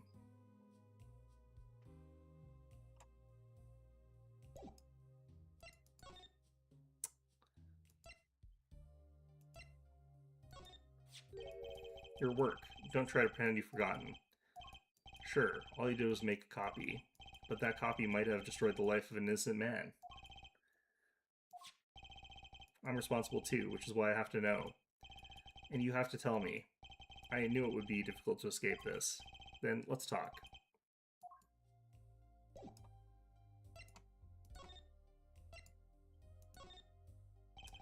Well then, ready to tell me about this work you did? It was unlike anything I had attempted before. I guess it would be a little different from painting. That's not what I mean. In all my previous work, it would suffice to create a copy. This wasn't a copy? The client gave me two things that day. The first was a sample page, a reference. Second, a printed document I can only surmise was written by my client. So use the real writing as reference to reproduce what the client wrote? Yes, as I said, it was my first job of the nature. So, who was your client? As I said in court, I do not know. Really? Even for such a suspicious request? If it was me, I'd want to know as much as I could about the requester. I never met them, not personally. A psych lock, of course. Seems like you're still hiding something. Something about this work. Oink. Okay, well, let's see if I can do some examine here. This is a new place. What's this painting there? Ah, that's one of mine. It's an illustration for a book. It's not on sale yet, of course, but I thought it might be a good business. As a father, I'd like to be able to put food on my daughter's table. Not a feeling I know anything about, at least not yet.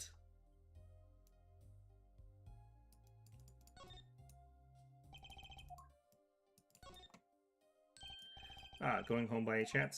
No, I was just checking out that door. Oh, good thing I'm far too stubborn to take hints like that.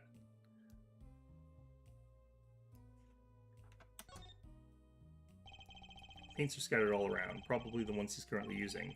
There's something very artistic about a messy room. Not that this is anything compared to my office. I guess that would make my office a masterpiece. Okay, nothing actually interesting here at all. Okay.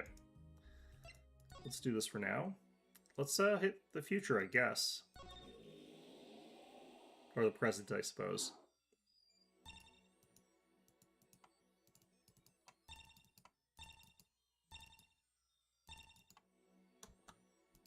Can I not actually go to these? Okay, I guess I have to unlock something in the past first. Which of these am I supposed to be able to actually finish? Because I kind of want to do that before I waste a whole bunch of time trying to figure them out, so...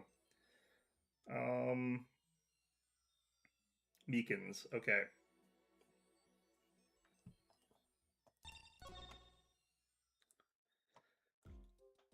Oh.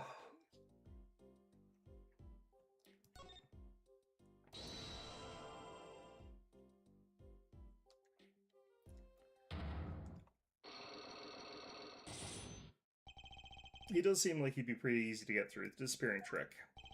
Okay, Mr. Meekins, what do you know? Spit it out. Hey, who, what's with the atmosphere in here all of a sudden? You know something, I'm going to find out what. Zachary vanished from this room. How do you do it? How, sir? Well, I can't say it. Why are your nerves here aren't hiding something? Well, sir, you see, at the time I was here, and listen, it was impossible. How could such a little girl possibly do anyway?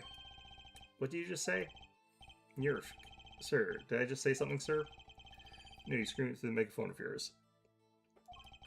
There was someone else in the room, wasn't there? Sir, I'm going to have to invoke my right to remain in a state of not talking. It's okay, Meekins. You don't have to tell me who Zach's accomplice was. I know who was there in this room that day.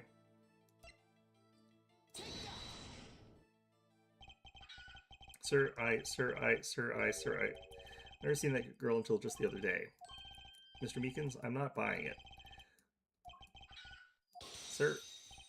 Sir, that day. She was here, in the room, sir. But he wasn't. You mean, you chased her into this room, not him? Sir, in my days as a police officer, literally days, I learned a thing or two. Okay, just one thing, but it was how not to mistake a girl for a 7-foot tall magician. 7 feet? Zach isn't that tall, is he? You have a point. I find it hard to imagine that anyone would mistake that little girl for Zach Romarier. But you saw something, and therein lies the trick. I think you know what it was, Mr. Meekins. Tell me, does this trick look familiar?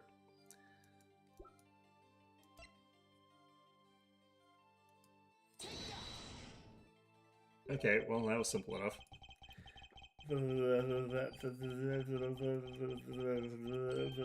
What's that? That girl's favorite trick. The amazing Mr. Hat. She uses it in her show down at the Wonder Bar. Have you been to the Wonder Bar? So, it wasn't a waking dream, was it, sir? Come again? That night on stage, I saw a vision, except it wasn't a vision. It was a hat. An amazing Mr. Hat. He really exists. Were you really drunk when you go down to the Wonder Club or something? Okay, well.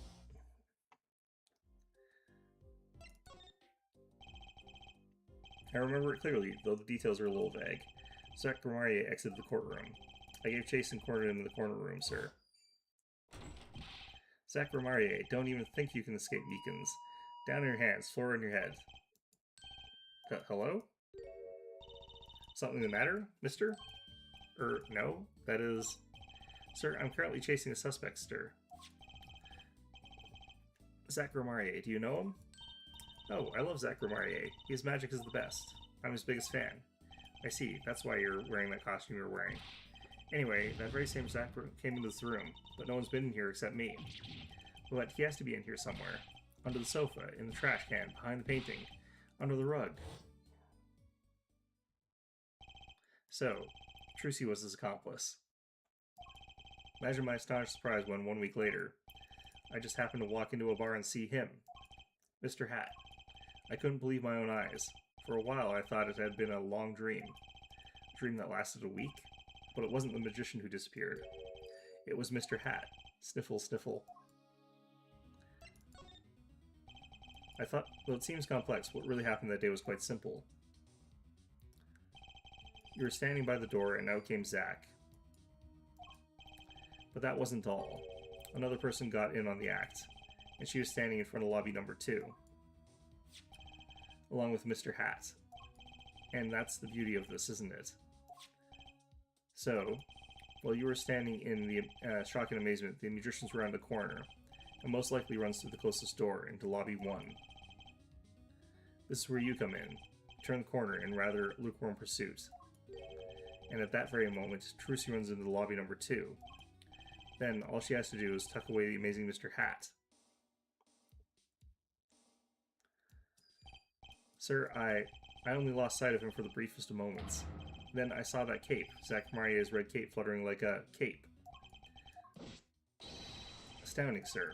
All my days of posing inquiries and making inquiries and chasing inquiries wasted. It's as if I could see them melting away like an ice cream cone left by the side of the road to die. or scattered remains of messily eaten chocolate parfait.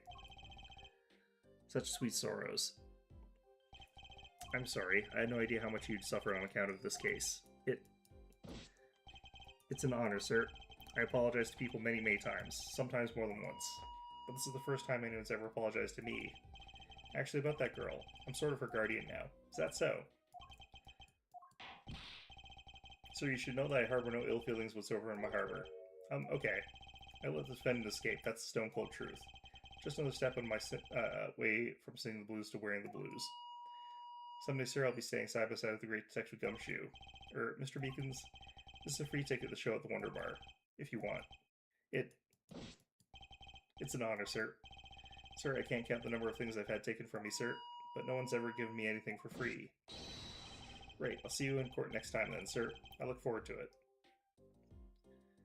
That we will not. All eyes were on Zachariah that day in court until his mysterious disappearance. Now part of the mystery has been revealed, but the magician remained out of sight. It was 7 years before I met him again.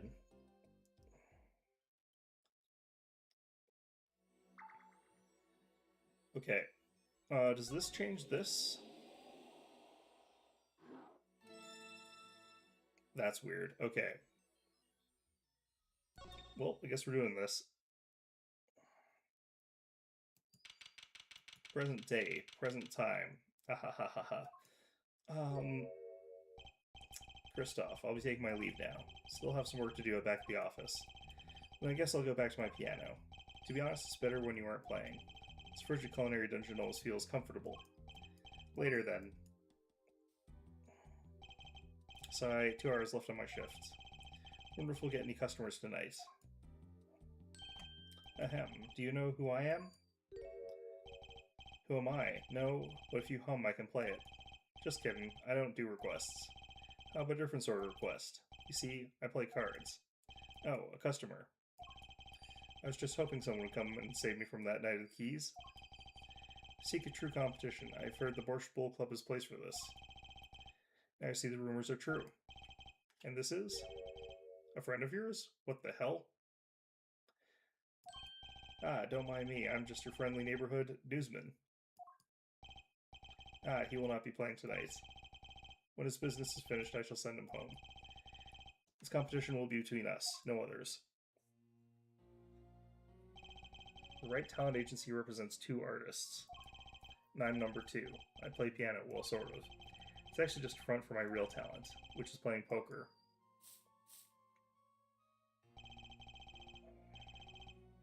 Don't ask me how I got started, I don't remember. But I'm good, real good. It didn't take long for the rumors to get around. Go to the Borscht Bowl Club if you want a real game. That guy's never lost. People don't come here to me to tickle the ivory. They come to watch me play cards.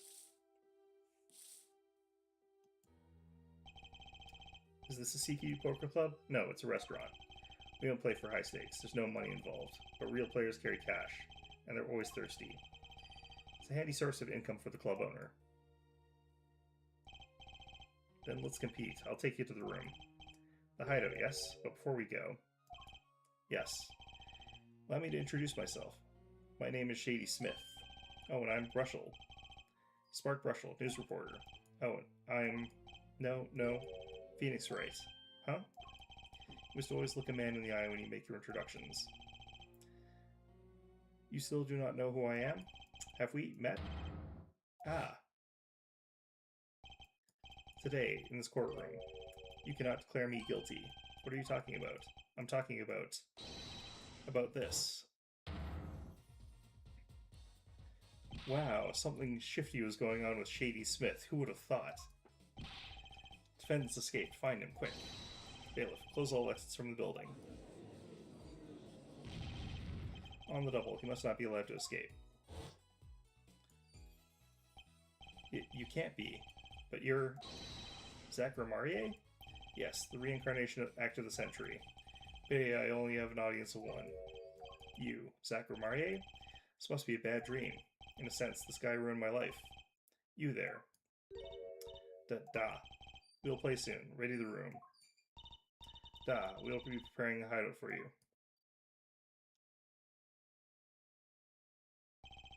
Are you really him? The Zach Romarie? No, now I'm Shady Smith. Remember this. How many years has it been now? 6? In exactly 3 days from now, it will be 7. Caused you much inconvenience, I fear. Yeah, you could say that. Is she well?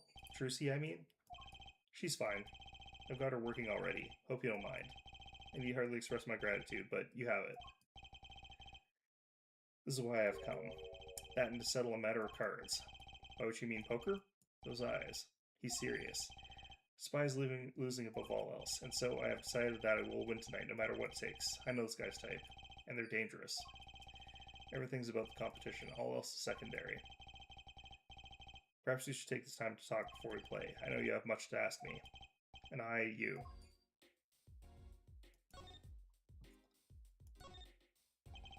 We competed that day 7 years ago. Ah, yes, you must have been surprised.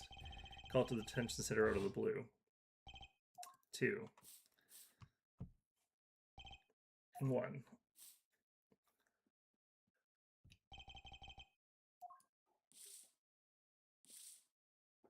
Huh.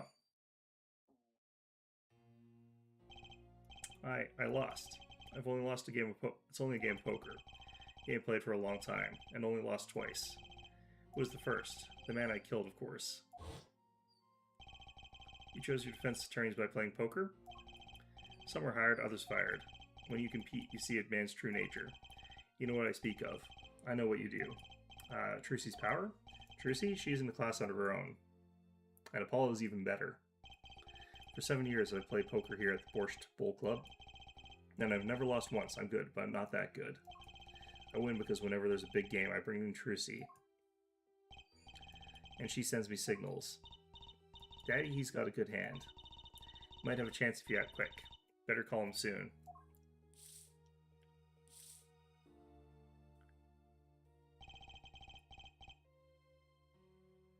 Can you tell me what her power is? Judging a person's thoughts by reading their reactions is a staple of performance magic. Those of Trucy's line possess far greater skill. Her line? Recall, you were the second man to whom I've lost. Magnifique Grammarier. That was the first time I learned of this power, as you call it. Wait, so you're saying her power is genetic? It's just in the Grammarier blood or something? Blood. I'm sorry, but it is not something I'm told lightly to outsiders. It's not something you need to know this time. Some kind of Grammarier secret, then? Fine. She's 15 this year? She's still trying her best to follow in your footsteps, you know? I see. When I planned my disappearing act, it was the thought of her alone that gave me pause. Wait, you were planning on vanishing from the get-go? Yes, and for that I must apologize. However, I could not be found guilty that day. Because of this. This? A transferal of rights. See the signature? A transferal. That's Magnifique Grammarier's signature, isn't it? I hereby give all rights to the secret staging and performance of my magic to the recipient named below. And the recipient's name is you, Zach Grammarier. Yes, it is I. Wait, this page looks torn. You recall the diary, yes? First, take a close look at the diary. Note that the page has clearly been ripped out. As it just so happens, I have here what I believe to be a missing page. Wait, let me see that. How could I forget? The scrap of paper lost in my attorney's badge. This is the real page that was torn from the book. Magnifi gave it to me that night. You could have told me this earlier, like 7 years earlier. Once again, I must apologize. It was all I could do to prepare for my escape from the courtroom. The greatest of Magnifi Grammarier's illusions are true art. As such, they are well protected by this document. Only Sparrow may perform his illusions on stage. Sounds like a pretty important thing to have if you're his disciple. As the rightful heir to his art, I too wanted a rightful heir. Rightful. I'm sure you know who I chose as my successor. Your daughter. That is why I have Rishtal to come here tonight. Brushel? Sir. Ah, here you go. What's this? A letter passing the rights I have inherited to Trucy. I would have you sign here as a witness. But, I'm not a lawyer anymore. And you need a public notary, besides. Ah, I may not look it, but I'm a certified notary. You are? By day I wear a notary's glasses and hunt for news. Also by day, I wear reporter's glasses and notarize. May I take off the glasses? I can't see very well. Your signature, please. This is the first reason I've come here tonight. Transfer of rights added to the court record. Ah, I finally figured it out. Now I know why you've come out of hiding only now. It's been 7 years, you said. Precisely.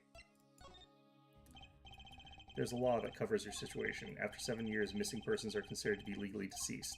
So if someone was to vanish from the face of the earth 7 years ago, they would lose all rights as a living person after 7 years from that day. Not to mention all of their possessions. Exactly, which is why I'm here. I risk showing my face in public for the sake of this document. Before my 7 years are up, you might say. I'm securing my daughter's inheritance. But do you really need this document? Wouldn't Trucy inherit your estate automatically? Not in this case, I'm afraid. This case? Yes, I received the performance rights from Magnifi Grammarier. However, this was done in secret without witnesses. Before Magnifi died, 2 potential successors to his repertoire were named. Myself, Zach Grammarier, and Valent Grammarier. Not Trucy, I see, so you do need this document. I've known Burchell since before I vanished. He is a man I trust. Now only 3 know of my rebirth. I took the liberty of looking into Trucy's background, and found you had no other close kin. It is as you say. Okay, I was kind of hoping he'd say something about the mother at this point. I know everyone else, but Trucy's mother is a mystery.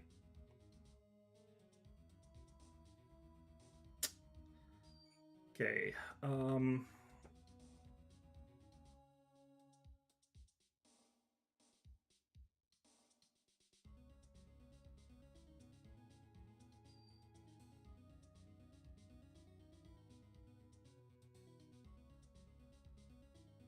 do I have the ability to get through this?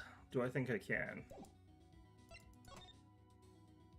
All I've really got is, like, this one thing. This has the mother. This person in the photo is Trucy's mother? How did you come by this? Trucy showed it to me. She said her mother was gone. Then it is so. Huh? She is gone. What more is there to say? Lots? Ah, I know. Whoa, you're still here? According to my in-depth research, Trucy's mother, Magnifi Grammarier's only daughter, end quote. What? Magnifi's daughter? Is that true, Zach? Brushel, you say too much. Erg. Hey, what? Why am I the bad guy? Why? Zach decked him. In any case, Mr. Wright, this discussion is over. Thalassa Grimoire, she's the most mysterious of the whole lot. I need to gather me some more evidence, clearly. Well, the prelude may have been longer than the main attraction. Should we begin our game? My final competition? Final, you say? As you said, I have come out of hiding today to make this document legally binding. Once that is done, I shall slip once more underground. Without seeing your daughter? It would be best if I did not. 7 years ago, we played. 7 years ago, I lost. I already lost to Magnifi. I do not care to lose another. And I have heard that you never lose. It's just a rumor. Yes, for it is impossible to never lose unless one has an ace up one's sleeve. As a magician, it causes me no end of irritation to think a mere lawyer might be out there, pulling the wool over so many eyes. Hey, I just signed your document for you. Maybe you could try to lighten up? Well, that was that. This is this. For my final competition, I will destroy your perfect record, Phoenix Wright. This will be my final performance. You are warned. This guy's beyond serious. So much for a fun evening of cards. Brushel, you may leave. Ah, but it's your last game. I mean, what a scoop. I punch, but still it is not enough. I just remembered a prior engagement. Toodles, gentlemen. Oh, and nice meeting you, Piano Man. Then let us begin. Dealer. Da, you will be witness to our competition. Da, it is honor for me. Why haven't I seen her around here before? Ah, that reminds me. I saw a familiar face as I entered this restaurant. He did not seem to notice me, however. Gavin. I believe is his name. You know him? After a fashion. Listen, Phoenix Wright. One can learn much from a true competition. Remember this. Well, that's why Gavin killed him. Wait, I don't have... Oh, shit. Okay, well, for my power, I was close to understanding it, but I needed more. I knew where to get it. Trucy's mother. I need to meet that reporter again. That was clear. And one other thing. From the moment my final competition with Zach began that night, a name was running through my head. The name of a man now in prison. Named Zach Romarie knew, but how and why?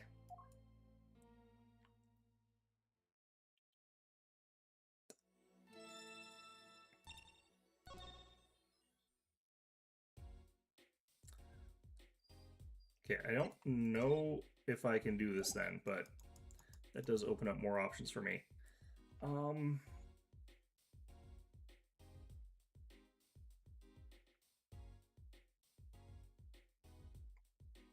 don't know if I can do the. I don't feel like I can do the thing yet. Let's just open up new things while I can.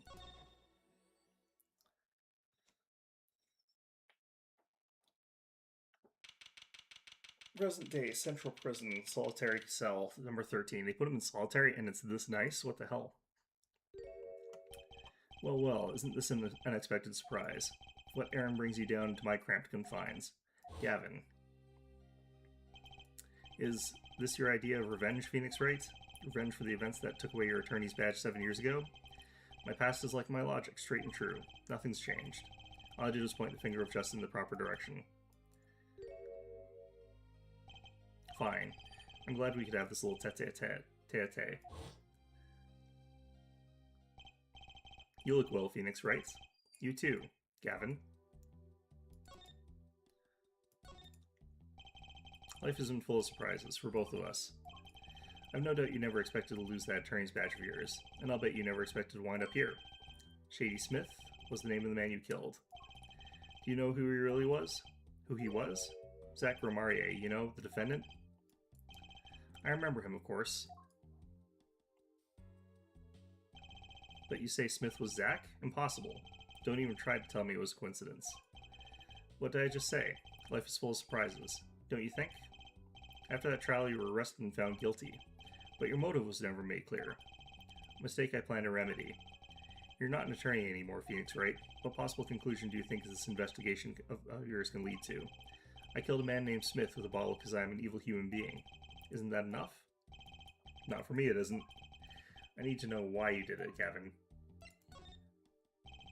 You recall a case 7 years ago. Ah, yes, the trial where Zach Romarie pulled his famous vanishing act. My brother won his fair share of praise and adoration for that trial, as I recall. Gene's prosecutor reveals crooked attorney, was it? That was when I met you, wasn't it?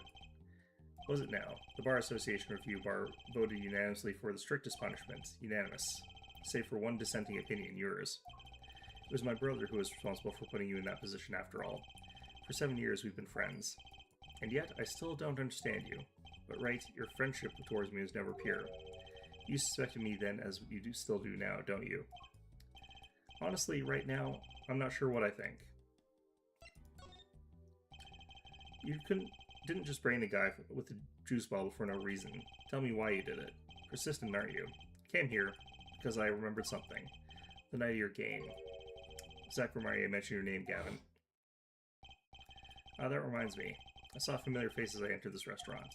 You did not seem to notice me. However, Gavin, I believe was his name. After that, he was killed, and I asked you to help me, because I remembered your kindness back when everyone had turned on me. I seem to be in a bit of trouble. Something like that. Dead. Someone hit him hard. Me? Please. The cops should be here any minute. I'm in your hands. Should have come to that. I have to know. Why did you kill Shady Smith? No, Zach Romarie.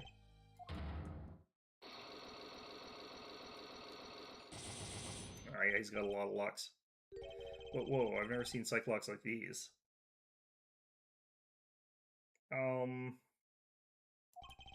Dark, cold, full of despair. Can I even unlock these things? Something wrong, right? No, it's nothing. You shouldn't push yourself so hard. Life's to be taken easy, you know? He's doing his nails. They keep having this, alright, whatever. I want to see this, because this keeps coming up. Oh, shit, that's important. Okay, this is important, because this keeps showing up whenever anyone says they're doing their nails. You're thinking, what self-respecting man would use nail polish? Not really. I know appearances are a big thing with you. You know what I say? One cannot live a beautiful life without beautiful nails. First rate in all things, except nothing less. It certainly does look like first-rate nail polish. I like that sparkly bottle. It's crystal. If you're so drawn to it, please, have one. It's on me. That's where the poison is. Okay. Alright, so this is important. That's not what I was looking for, but, you know, that envelope's been bothering me since I came in here. It's not nice to peek at other people's mail. You get mail here in jail? That I do, though they read it first, apparently. Still, I am allowed the pleasure of correspondence. Packages and the like are a different matter, however.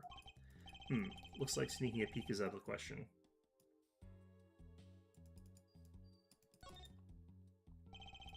Nice roses. You taking care of this one here? Ah, yes, she's surprisingly delicate, you know.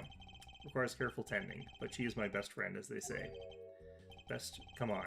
Now I'm starting to feel bad for you. Oh, of course. She's known to bite if handled roughly. Your rose bites? It's got thorns. I was speaking of the photo next to the rose. My retriever, Von Glow. Cute, but feisty. Every dog has its thorn. Strange, you know? Here I am in solitary, and yet the books keep piling up. Looks like you've got more than books up there. Ah, yes, my collection. I have a few friends on the prison staff. They show me a little kindness. Just a little?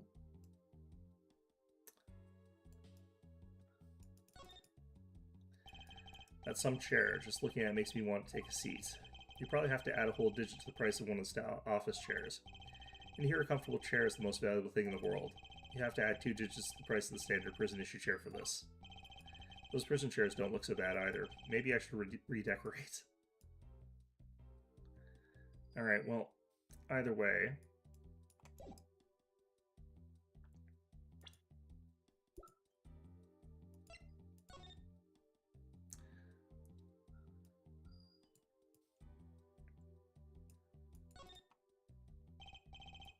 Ariadne.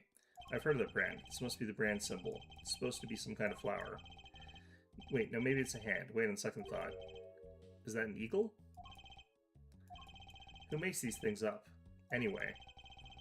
I think they try for a clear symbol at least.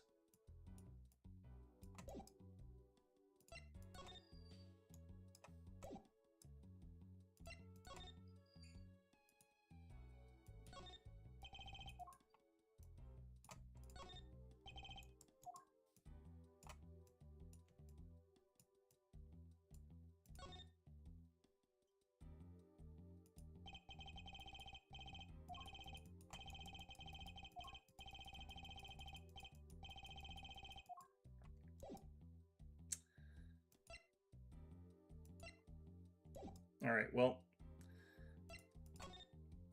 we'll stick with what we got for right now. I'm guessing this one's last.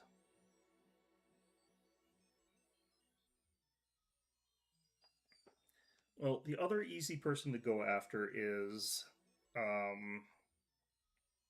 the drawer.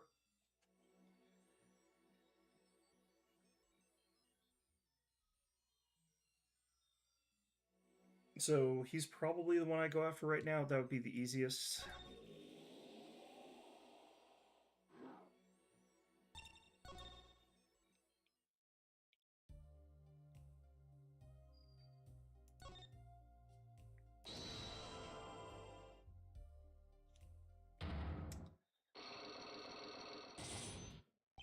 Okay, you're hiding something. Let's hear it then. What are you hiding from me, Mr. Mishima? I'm sorry, I really don't know. I never met the client.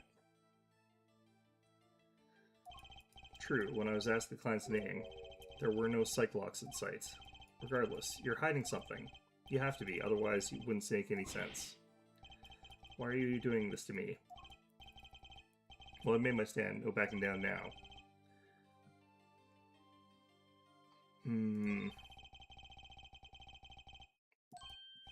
But what is it then? You told me what you know about the client. And I couldn't see any psych locks. Psych locks. Is that some sort of asylum security or a new hairstyle, perhaps? But then they did show up, didn't they? Who is your client? As I said in court, I do not know. Really? Even for such a suspicious request? If it was me, I'd want to know as much as I could about the requester. I never met them. Not personally. Not personally. Those words triggered the psych lock. Again with the psych locks. Now I must really know what they are. So you didn't meet with the client, but someone else did. Maybe the real forger behind this evidence? Perhaps I'm hung up on this lock business. But I'm afraid you've lost me. Yeah, well, I didn't want to come here to talk about Cyclops. As long as I come here to the right conclusion, it doesn't matter how I got here. And your conclusion is? The real forger behind this wasn't you, Mr. Misham. Poppycock. I don't know what you're talking about. That's my work, I tell you. Made here in my studio. Who else could it have been but me?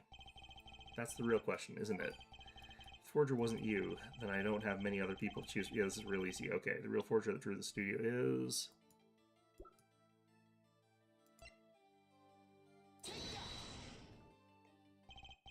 The real forger is your daughter, Vera Misham, isn't it? Ridiculous. My daughter's only 12 years old, Mr. Wright. I've always been more than one for landscapes, not surrealism. Nice comeback, but you're shaking in your boots. I've got you now. The only two people with access to the studio are you and your daughter. Cyclops tell me you're not the forger, which makes your daughter the only other possibility. I feel very much on the verge of going psycho-lock myself.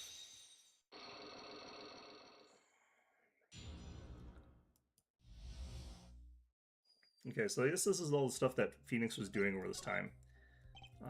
I don't know how you knew, but you're right. The one who made this page was my daughter, Vera, not I. She was only 12, a genius, you might call her. Precocious little girl outshining her father. There's been a lot of that going around recently. I let her play in the studio, and she watched me. She taught herself in that way. Drafting tools and analytical devices I bought when they became necessary. They're my little girl's playthings now. Ah, do I detect a bit of fatherly pride? So Vera was the one who made this page. Would she know who the client was then? Actually, the client came once, here to the studio. What? Why didn't you say so sooner? But their face was covered, and they did not want to talk to me. So, they talked to your daughter? I will speak only with the artist, the client told me. Then that little girl is the key to our mystery client's trade entity. Okay, what do I do now? Ask her to draw them. Maybe I should talk to her father a bit more, or is it time to turn my attention to Vera?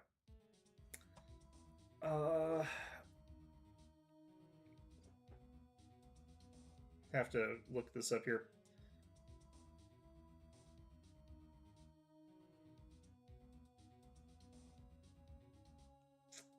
Save it for later. Okay.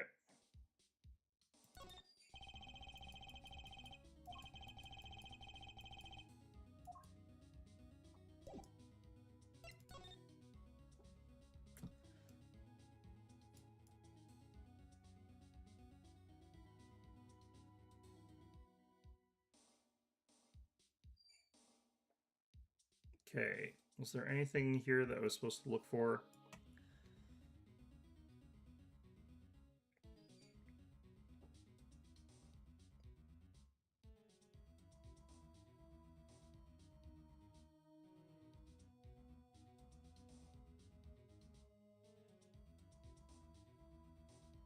Okay, no, I guess I do get to talk to her now. I don't see anything else.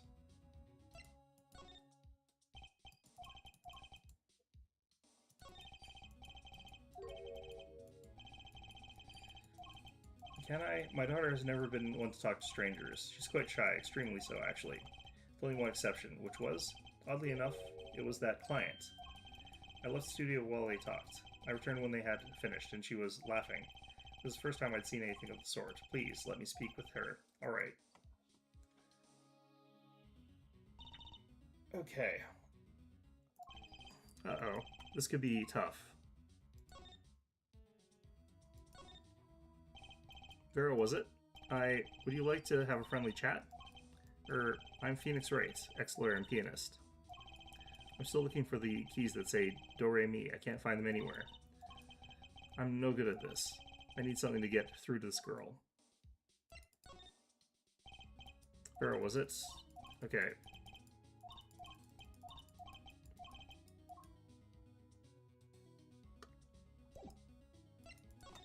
So I'm looking for something to make her more friendly.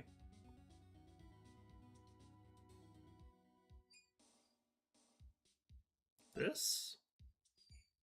But this is from the future, isn't it?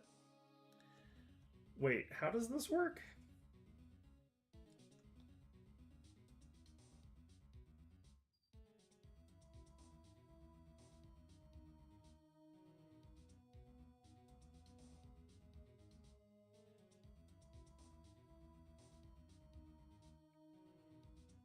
What?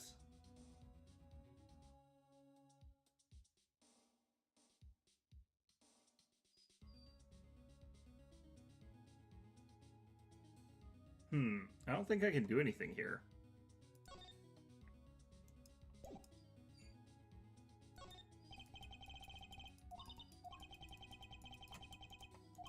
I think she uses this, but that's in the future, so that wouldn't count. I guess.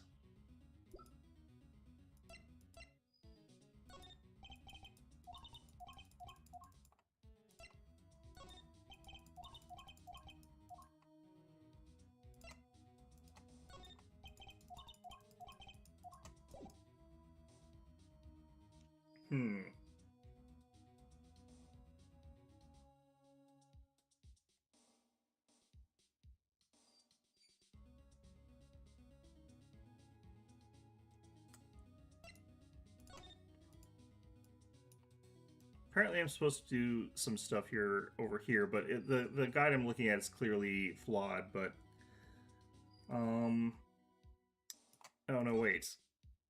Oh, shit.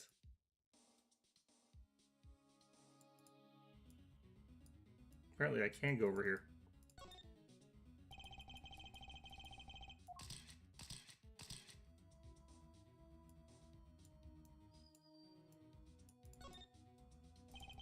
That's a pretty bottle. Ah, don't touch that, please. I'll get in trouble. Belongs to Vera, you see. She always puts it on somewhere where I can see it. She looks at it often. There's light pink fluid inside. Nail polish, I'm guessing.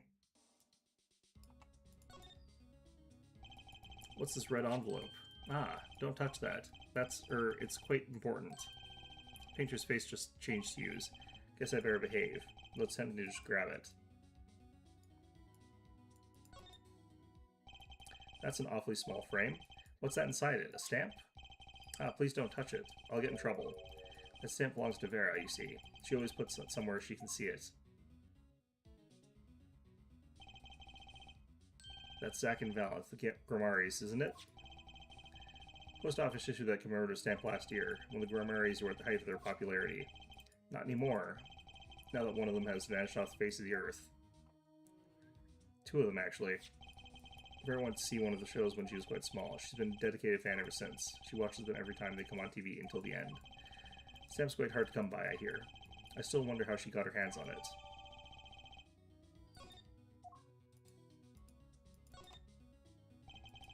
This is you and Vera? Yes, we took that one quite recently. I know I'm a painter, why not paint a portrait instead? I've never been that good at people, unfortunately. Ah, right. Shouldn't you practice?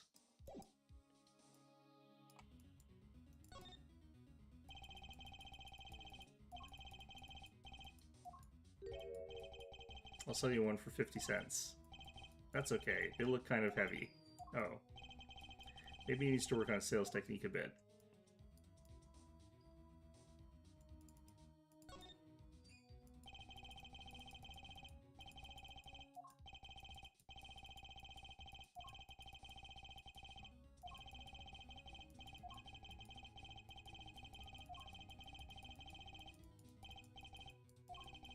Well, it's a lie. Poor guy.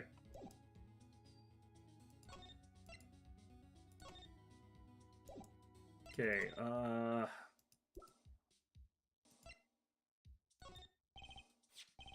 then there's this.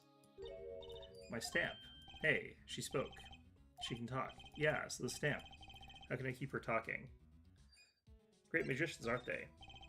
Is True Grimoire amazing? Ah, yes? Oh, I especially like those two, Zack and Valent. I mean, they're, just so magical. Aren't they? Aren't they? Yeah, whenever I go to one of their shows, I'm like, whoa, magic, you know? Me too, me too. I love them. They're so cool. It's like magic, yeah.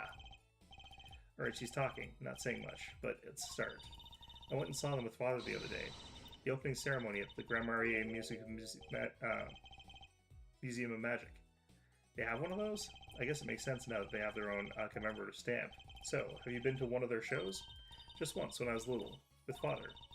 Grimoire's on the stage. It was like a dream. Disappearing, reappearing, cutting apart, putting back together. They do it all.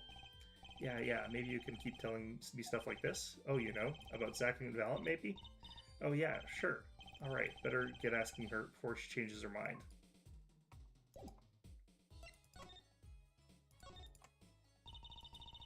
I don't go outside much. I like to paint in here. Why don't you like the outside? There's bad people out there. Well, true, but there are lots of good people, too. Actually, I should tell you that she was almost kidnapped once. Kidnapped? Since then she's been, well, you can see for yourself. She refused to leave the house. I see. Wait, but that doesn't make sense. She said she went to the Grimarier Museum. With you, in fact.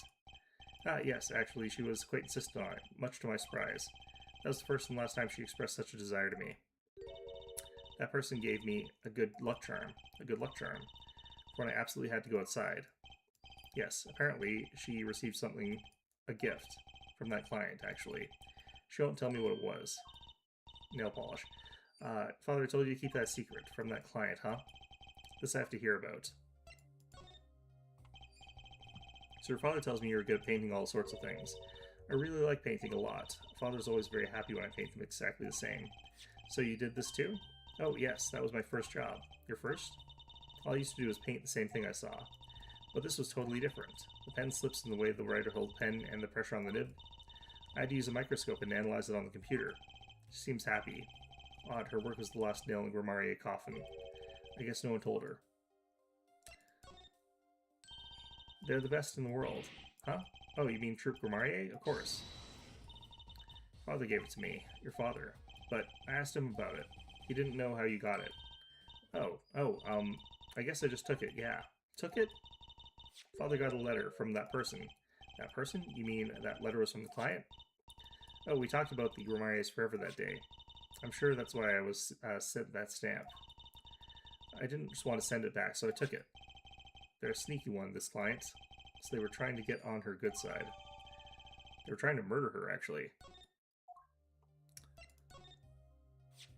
Okay. So you met the person, then asked you to do this job? You talked with them? What's this about? A good luck charm you received? I can't talk about it.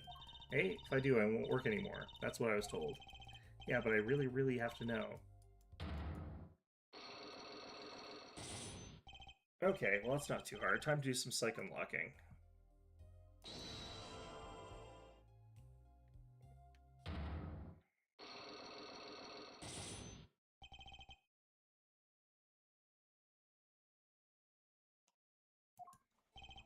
Seem to trust this client quite a lot, in fact. Because they gave you the stamp? No, that's not why. They listened to me, to my problem. The problem? That keeps her inside all the time. Don't go outside if you don't want to. That's what they told me. But when I absolutely have to go out, all I have to do was use a good luck charm. Good luck charm? That your client gave you? I think I know what your client might have given you, actually. Is this your good luck charm? Does this count? It's a different one. This was what they gave you, wasn't it? Ah, the same bottle's over there on your desk. Your good luck charm, right? I heard once. Cosmetics were once thought to ward off evil. This is a magic bottle. It has the power. Ah, of course it does. I was refraining from commenting any more on that one. I think I know who gave you this bottle, actually. Well, we got it from Kristoff, so... unless Kristoff is getting it from someone else, but it probably... This is from the future as well, though. Who the hell... Oh, that's... okay. Okay, interesting.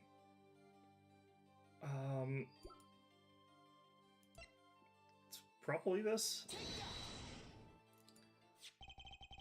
This man is a friend of mine. Know him? His name is Kristoff Gavin. He's a lawyer, actually. I promised. I promised not to tell.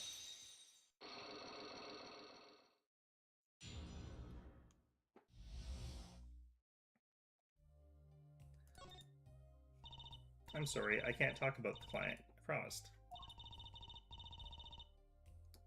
If I break my promise, the spell won't work. I don't need a name anymore. I got my answer. You're pretty confident in this charm, then. I think they might be the devil. Huh? Or maybe an angel? What do you mean? I saw it, or I think I saw it. When they gave me this, I saw the devil's face. Are you saying the client's face looked like the devil's? No, the client was gentle with a gentle smile. So where do you see this devil then? It was so quick, I don't remember it well. But that's when I knew. That person wasn't like the other people. That's why I believe in my good luck charm.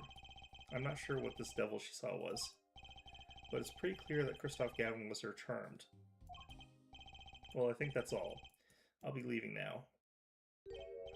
I'm sorry for what happened. If you want to apologize, try my client Zach Marie. Did I do something bad? What makes you think that? Your eyes, they're sad. Very sad. I'll put on my smile next time I come, I promise. I hope to see you smile then too, Vera. Oh, okay, take care. Thinking back on my first encounter with the young forger, I witnessed something of vital importance that day. Of course, by the time I realized it, it was already too late.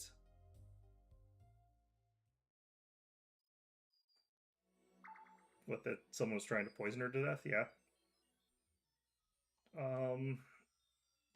Is there something new on this side?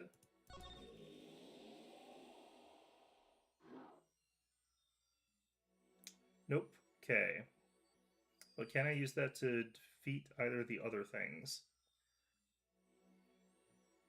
Can I do the detention center or the Borscht Bowl Club?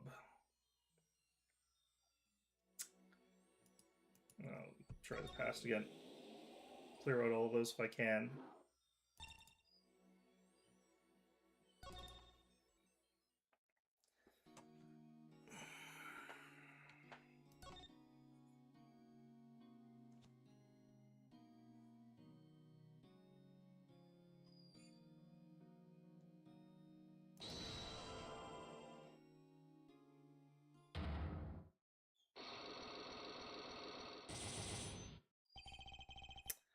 This one's 4. It's going to be tough. Okay, I'm flying by the seat of my pants on this one. There must be a path leading from the evidence to the truth. And that's what I'm going to find. To ask someone to take a life, even one not long for this world, that's asking someone to commit murder. Yes, our mentor was fond of dramatic moves and dramatic finales. And he got his wish. His life was taken. That what weakness could be so powerful is because there were someone into committing murder. My guess it was a matter of life or death. Care to explain? Your troop live in a world of showmanship. The flashier the better. And flashy so often means danger, doesn't it? Let's make this as painless as possible. If you have proof of this danger, then show it.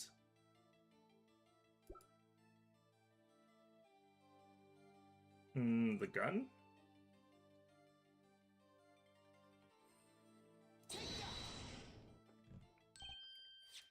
Why, that's one of ours. Specifically designed for your show, I gather. Single bullet, one shot. What are you suggesting? We are magicians, Mr. Wright, not murderers. I'm not crying murder, Mr. Valent. I'm crying something far more tragic. An accident. Zack and Valent's quick draw shoot him. How long has it been since those shots were last heard? Last shooting canceled because someone might get hurt? Of course, what other reason could there be? Well, it could have been cancelled because someone had already been hurt. Fascinating, my Faustian forging friend. But tell me, what can you prove with a single pistol? Well, tell me what would happen if there had been an accident. What if one of your bullets took a life on stage? The performance of magic is not concerned with what-ifs. It is concerned with precision. Precisely whom do you claim we shot?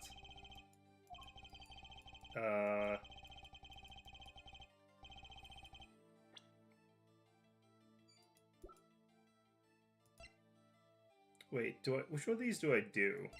Because there's a couple options here. Let me just look this up here.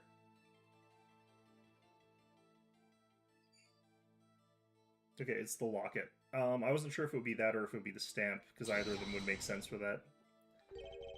But that's Zachariah's wife and Tracy's mother. Thalassa, I believe, was her name. Ah. Algazag. But how can you say this? How can you say she was struck by one of our bullets? Still in denial mode, eh? Thalassa was of the greatest risk of being shot, and this clearly shows just how much danger she was in.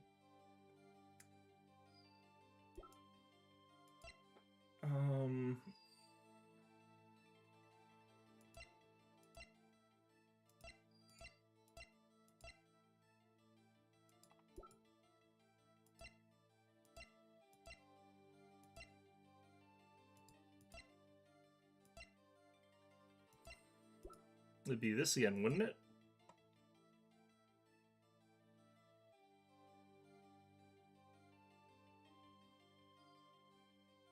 Wait, it's the commemorative stamp? That makes no sense to me why it's this all of a sudden.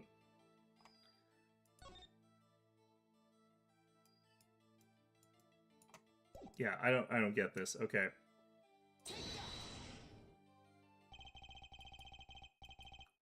True Gramarie's performances were very, very popular. So popular that even made a commemorative stamp at the height of your fame. We were not merely the latest craze. We were at an age, a golden age. It's all here on the stamp. There's Thalassa, yes?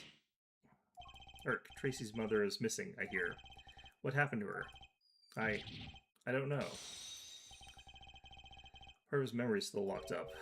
There's one thing you're failing to address. What's that? As you say, our troop was a world unto itself. If our leader, Magnifi, was so inclined, we could hide anything we wish with ease. But, Mr. Wright, then we have hit a crime, making him an accomplice. Not a great foundation for blackmail. Valent's got a point. If one of the troop members died in an accident, and Magnifi covered it up, his innocence would come into question. Found the right address, right? So close. There has to be something. How about Thalassa's death could affect Zack and Valent's relationship with Magnifi? I see in your eyes, you still have something to say. How can you possibly prove more than you already have? I'll prove why Thalassa's accident was tied to your hands so completely. Was this with a person, I think?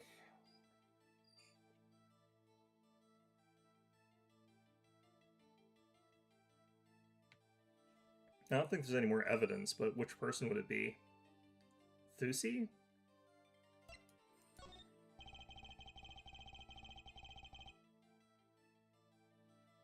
It's going to take a little knowledge of the players to crack this one. The accidental death of Zack's wife tied both your hands, and this information proves why Magnifi held so much power over you.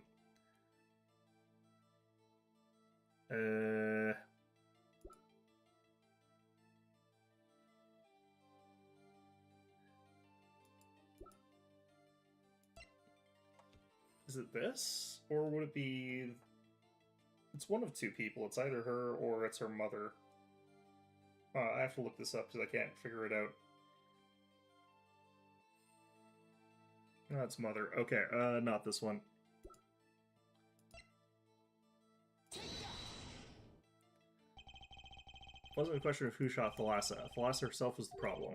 What? What do you mean? She was Zack Gramarie's wife, Trucy's mother. Magnifi Gramarie's only daughter.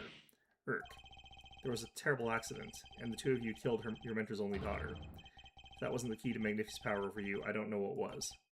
It was an accident.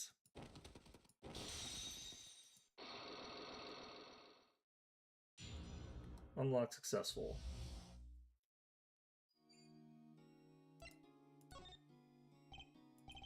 There's no proof, none at all. But Thalassa went missing, and your mentor blackmailed both of his disciples. It doesn't take a genius to put one and one together. Ours was a complex family. You mean Troop Gramarie? The master Magnifi Gramarie, his only daughter, and his two disciples. Does sound like a recipe for disaster, doesn't it? Do not be tempted into faulty flights of fancy yet. There was an accident. But that is all it was. An accident. Zack and Valent's tour de force. The guns blaze, the bullets fly, straight towards that beautiful body on stage, and then crash Zig and Pow into everything but her. Now that is magic. It happened one day when we were practicing, same trick with a new twist. And tragedy. But as for whose bullet stole Thalassa's life, we shall never know the answer. Thalassa disappeared from our lives, and Zack was bereft of his wife. Trucy lost her mother, and Magnifi his daughter. And that led to blackmail, I take it. It is all part and parcel of the darkness that comes with the curtain falls. Why did Magnifi Gramarie try to cover up the accident? It was his own daughter who died. All I can say is it was a critical time for the true Gramarie, passing the torch from Magnifi to Zack and Valent. We all sacrificed so that it might be success. Thalassa's death was the greatest sacrifice of all. She's alive, but even when her life was extinguished, her presence was not. What do you mean? In time, we, myself and Zack, found we could no longer oppose Magnifi's wishes. Magnifi forced us to perform his art for his benefit. I see. I guess I can understand. I mean, he did lose his only daughter. But do you not find cowardice in his actions, huh? Decide to hide the truth your own daughter's death is one thing. But then to hang that death as a guillotine above your heads? Things were dark behind the scenes in Troop Grammarier, that's for sure. Does Trucy know? She was not told, naturally. Who would want to know that her father might have taken her mother's life? True. I had not thought of that accident for a very long time. I'm sorry to dredge up old memories, but this has helped a lot. About to find Magnifi's Slayer, I should think. True. Ah. After that accident, there was one who came sniffing quite persistently. A reporter? He called himself a newsman at the time. Often I spied him lurking about the dressing room, doing his research. Do you happen to remember his name? Was his name... Sorry, I have forgotten. But in the course of his interviewing, he became quite close to my partner, Zach. I liked him not. I see. His name, I do not recall, but his scent, the cloying aroma of mint. Yes, whenever he smiled, which was far too often. I see, thanks for your help. It is no good to interfere with the past, Mr. Wright. It will not uncover answers, only wounds. I'm sorry. I'd begun to notice a dark curtain hanging over Troop Grammarier, and I began to realize that what I had to do, I had to protect Trucy from the darkness. The reporter he mentioned, the newsman, I never learned who that was at the time. Though I've got a pretty good idea who it is now. That smile and the sickly sweet smell of mint. The last lost thin thread connecting Zach Grammarier to this world. Sooner or later, I'd have to track him down. And eventually, apparently you do. Make him a notary for some reason. Alright, now what's going on?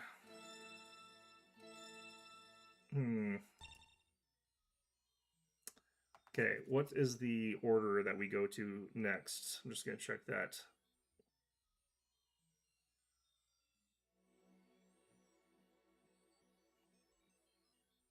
I have no idea, actually. This doesn't tell me properly. Wait. Drew Studio.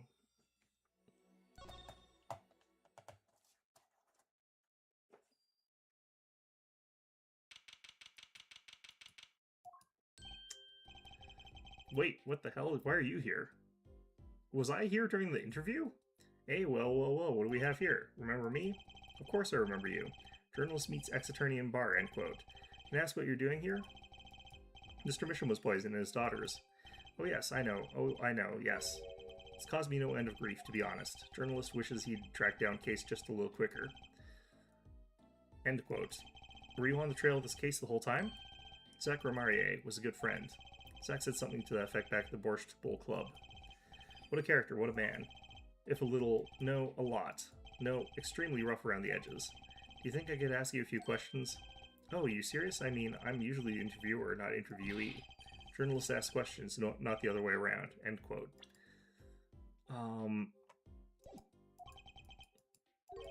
Fine, shoot, don't care. People have been asking me all sorts of things lately.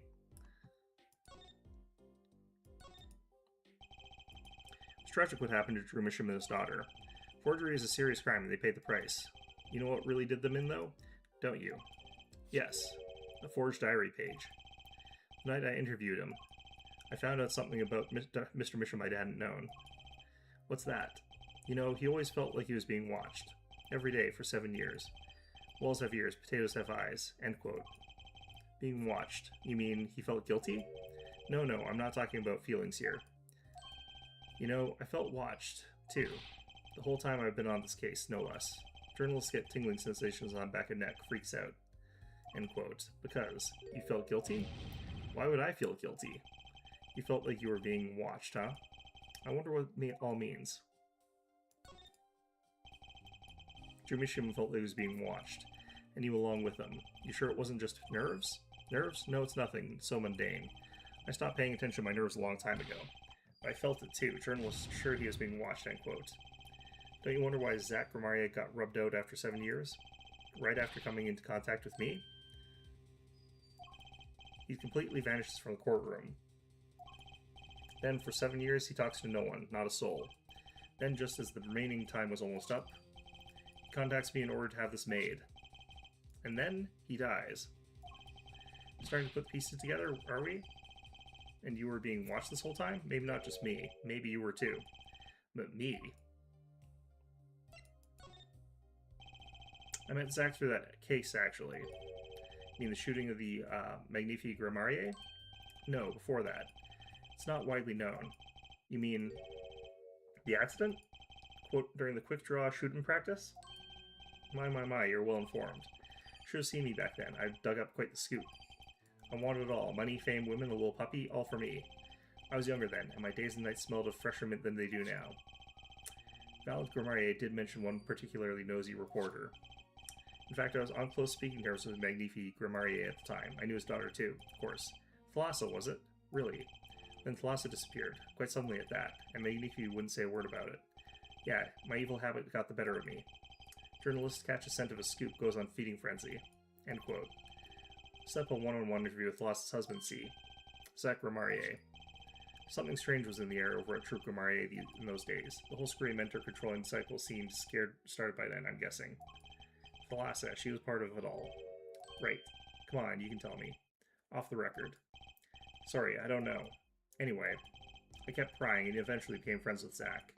Sure, he punched me once or twice, or 5 times. But over time, he came to see me as a confidant.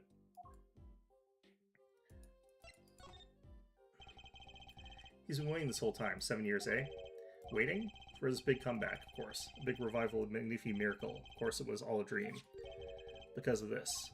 The performance rights. In the absence of any official documents, he was golden. Who's to say the old man didn't give his rights to both Zach and Valent?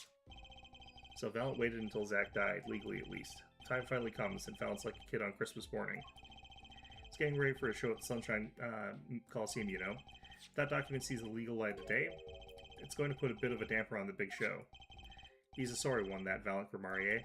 Lost out his partner at work and in love, too. Love? It's the same old story, really. 2 disciples and their mentor's only daughter. One has 3 sides and all of them pointy. A love triangle. That is pretty classic. When you're a performing troupe, that's your world. It's like family. One with an entire high school's worth of drama, intrigue, and backstabbing. And in the middle of all this, Thalassa was Trucy. And then she dies. I need to find out more about the Thalassa. This guy does not hide shit. Open like a book. Okay. Am I done here?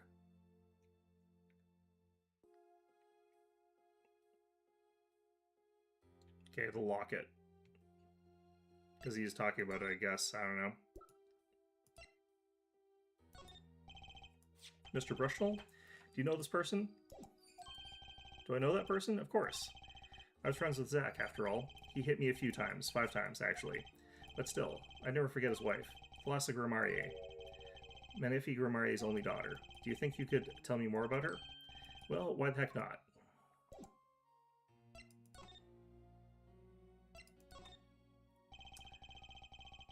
So Thalassa married Zach and had Trucy, you see. It was her second marriage, actually. You mean she was divorced? I hadn't heard this one before. Not quite. Her late husband was a performer, too. Apparently he died during some gig. Tragic, really. They had only been married 1 year. I didn't know. But she was a beauty. I still carry a portrait photo of her around, you know. That's definitely the singer. She's got Apollo's bracelets. I've known Trucy since she was a little thing, too. She got the better deal, really. She's got you for family, after all. What do you mean? Just reminiscing, you know. Thalassa has another child besides Trucy, end quote. What? It's Apollo. Okay, but Trucy said she was an only child. Yes, this one she had with her previous husband. Her previous husband? Her first husband who died during a performance? Yep, they had themselves a kid. Another orphan now. That's another one who slipped through the cracks. No idea where they are now. Thalassa had another child? Do you think I could borrow that photo? Sure. I can be generous on occasion, you know. I won't need this lot. Yeah, I do. Better return to Trucy before I forget. Okay, fair enough. Painful events all get tangled together and get bigger and bigger. Don't you think? I was too busy wondering about bigger to listen to what you were saying. Sometimes you just gotta accept that you won't be able to entangle it all, I think. Maybe so. See, I don't mind this guy. He's actually pretty honest. He's, like, wrong about things, but he's not actually a dishonest guy. I have to do what I can, and I have to tell what find to those who come next. Next, you say. I'm not the one who will close the curtain on this little play. Apparently, that's not my role anymore. Magnifi. I was just wondering what Magnifi would think of all of this. What do you mean? Have you seen it in Trucy? She's got his power. You mean how I can't lie to Trucy? It was the same with Magnifi, and with his daughter, Thalassa. It's a strange thing. You think it's the same Gramarye gene? Magnifi told me once, back when Zack married Thalassa. He said Zack had good eyes, but not good like Gramarye's eyes, not that good. I wonder if Zack ever played a game of poker with his wife. Who knows what the Gramarye secret was? Maybe nobody, now that Zack's gone. Zack Gramarye. The plot had finally begun to reveal itself. It sprouted from a warp in the Gramarye fabric and grew, swallowing everything, wrapping itself around the Gramarye's power.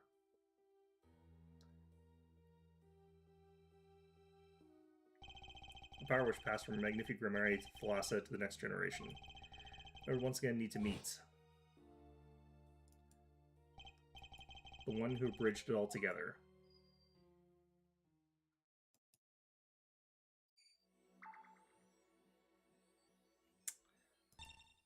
I guess we'll try this right now. Just blindly go into it. Present day, Sunshine, Coliseum. Well, this is a blast from the distant past. Long time no see, Mr. Valent.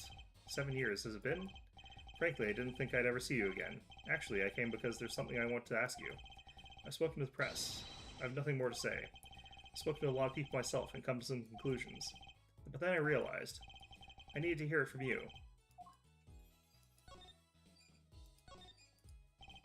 I walked a difficult road these past 7 years. Because you couldn't perform Magnifi's repertoire? Do not be deceived. Valent's skill is the real deal. I do not require my mentor's hand-me-downs. No, it was my partner who slowed me on my way. Zack Gramarye. His rather well-performed disappearing act 7 years ago was the end. Or so I thought. Zack Gramarye murdered our mentor and fled to escape punishment for his crime. You said something to that effect 7 years ago, didn't you? I remember as if it were only yesterday. Yet, that was not the way of it in the end. For all he vanished, the suspicion about my own person never did. His partner Zack vanished to protect him. That's what those thieving magpies of the press said. I had no idea. Yep, that very same press comes to me now, feigning interest. They cover the greatest magic show in history as if it were a vaudevillian distraction. It kind of is. And here I must stand, smiling at them all. What am I, if not a player in some fiendish farce? Might I suggest this because you never made it clear what happened? Magnifi's death is still a mystery to this day. Which is why I came here to get my answer from you.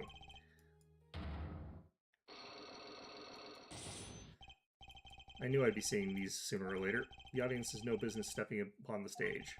They must be content to sit and stare at the spotlight. Sounded an awful lot like something I heard 7 years ago. Oh, it's just straight into this, huh? Well, we've got 2. Decent chance this is easy. Magnifi's death. Ask what you will, you'll get nothing from me. I'm much a part of this affair as you are now. I have to know what happened. For 7 long years, I have endured. Now, finally, the curtain lifts on my new golden age. All the miracles of truth within my grasp. Sorry to do this, Valent, but right now I need answers. I think I'll start by dropping a bomb. That should shake things up. Valent, I wouldn't be so sure about those miracles. Not as long as I have this.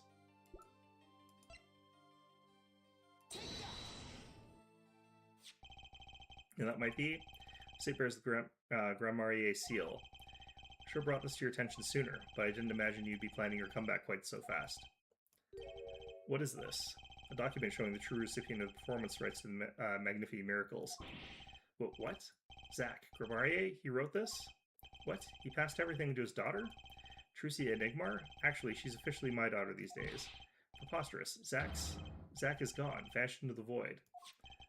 This is the genuine article. Zack was alive when he wrote this.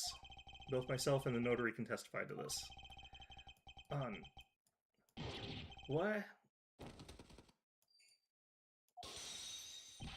Why does fate toy with me so? Why must my life be lived in thrall to the dead? You're not the only one with that problem. But he shot Magnifi. Yes, it was Zack. It was. And then he left. And my career as a magician fell into darkness. Do you think there might be some way out of it? Say if you could prove Zack Gramarye shot Magnifi? Was that why you testified? Yes, my way out. It should have been my way out. Well, it might not be too late, Mr. Valent. All you need is a way to prove your case. Who really killed Magnific Gramarye?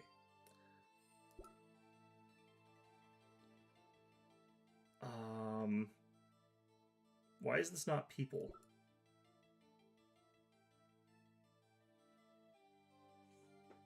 Alright, well, I don't actually know because this isn't people, and I need people for this.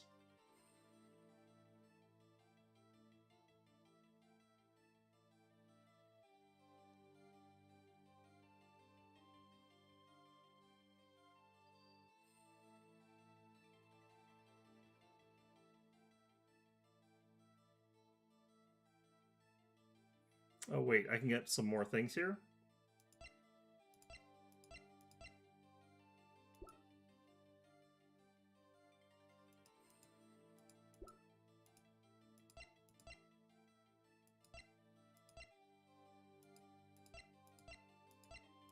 Oh shit, I don't have some stuff. Okay.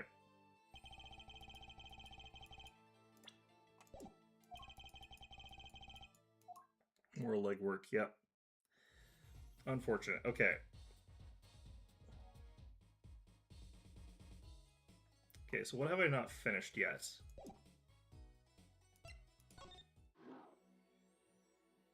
Okay, so it's gotta be this, because this is gonna be the last thing.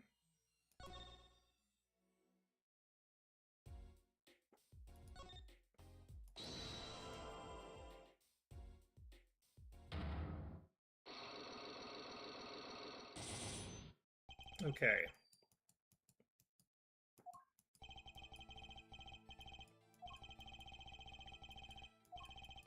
First time I saw her do it, it blew my mind. After you were done having your mind blown, you took her to play cards with you? Or gotta use the resources at hand, I always say. Yet I myself have no such power. But Trucy does. Why's that? Maybe Trucy got her power from her mother? Thalassa Grammarier? I will not speak of that. Thalassa is officially missing, correct? And I think I know why you don't want to talk about her.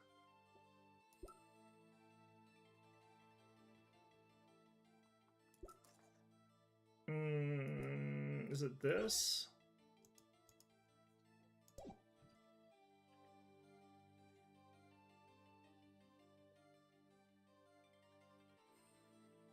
Probably this?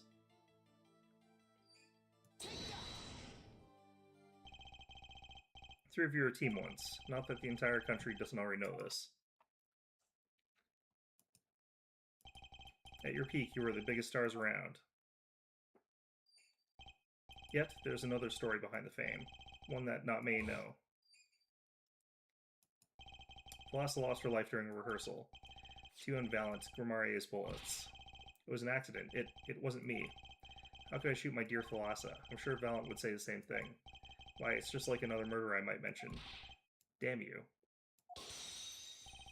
His surprise, I loved Thalassa's eyes. To think they could read my mind was frightening. Yet there was a warmth in them that felt like an embrace. She is dead, and Magnifi Grimoire has drowned her. It's the only one with her power left now. Is Trucy? Mr. Zack? I do not know. I don't need any power to see through that one, buddy. So there's someone else. Someone other than Trucy. Someone who inherited Thalassa's power. Ha, ha, ha. How would I know? My chances are slim. It would take a miracle to learn the truth, or maybe one has already occurred. There is someone else with power, and I know who.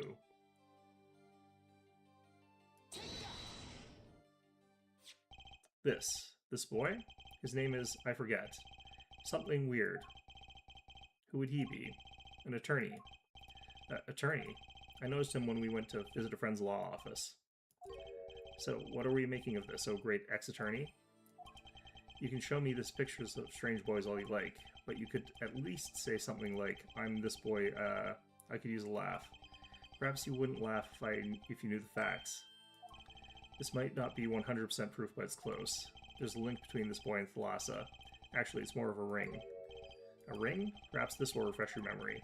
Just so happen to have evidence showing this missing link. That'd be this. Actually, I know something. Your marriage to Thalassa was her second. How do you know this? Her first husband. He died a year after they were wed, yes? He was a performer. They met when he joined us Grimaries as a guest in our show. After Thalassa wed him, she left the troupe for a while. And you say she had a child then? I have a photograph of her here. I couldn't help notice that she was wearing when I first saw this. These bracelets stand out. They are Grimmaria family heirloom. Ah, this boy wears a bracelet just like the ones in the picture. What? So, that's why. Why, what, Mr. Zack? I took this photograph of Thalassa before she left us. When she returned, she wore only one bracelet. I bet I know where that other one went. She gave it to this boy. Her son. Oh, okay.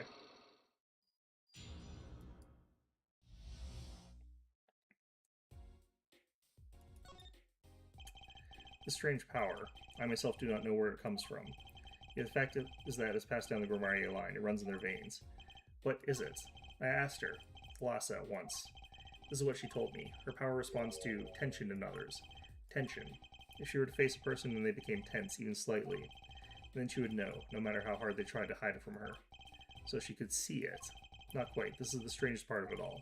She wouldn't realize that she was subconsciously detecting this tension, without the use of a particular object, or in her case, objects. Objects.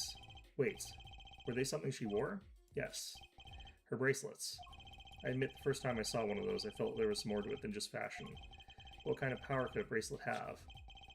I made a decision. I will tell you all I know. Consider it a gift. Well, I hardly need you to tell me at this point, but those two, are brother and sister, yes. And the brother, too, has this power of theirs. So Trucy has an older brother. I wonder what will come of that. Mr. Wright, tonight, after our game is done, I will return to a life of hiding. I would not see her live her life without knowing. I understand. I'll tell the two of them when the time is right. I am in your debt, once again. No kidding. What I want to know is how all this got to be so messed up. These bracelets are made of special alloy. It is said to expand and shrink very slightly in response to body warmth. So they're temperature sensitive or something. Yes, this is how they can shrink to the exact size of their wearer's wrists. What? And this has something to do with the power? What have I told you? Gromarier power reacts to tension in others. When Gromarier senses tension, they too become tense. Its tension translates to minute contractions of the muscles. So minute they cannot sense it in their own. Their muscles? Oh, so that's what the bracelets are for. With a bracelet on, one can sense their contractions, because the bracelet is always a perfect fit. So when the person they're watching gets tense, the bracelet feels tighter on their wrist. Precisely. That alone doesn't really count as mind reading. I believe I understand how the process works from here. It's a simple question of eyesight. Eyesight? I guess that sounds simple enough. Have you ever heard of kinetic vision? Something about the ability to see moving objects with full clarity, right? I've heard of it before. They say athletes can see a moving ball like it was stopped as if they focus. Oh, but that's not confined to sports alone. It all relies on the ability to focus. When we focus, we can see many things. Faintest twitch of the face, and the meaning that lies behind it. Therein lies one of the secrets of magic. One must know the mind of a crowd before one may distract it. So, basically what you're saying is, Gromariers can see really well? For them, seeing is more than believing. It is knowing. Their power relies on eyesight combined with exceptional focus. Things are starting to come into focus for me too. Of course, it is difficult to maintain this level of focus for any length of time. But what if someone could tell you when to focus? Or something.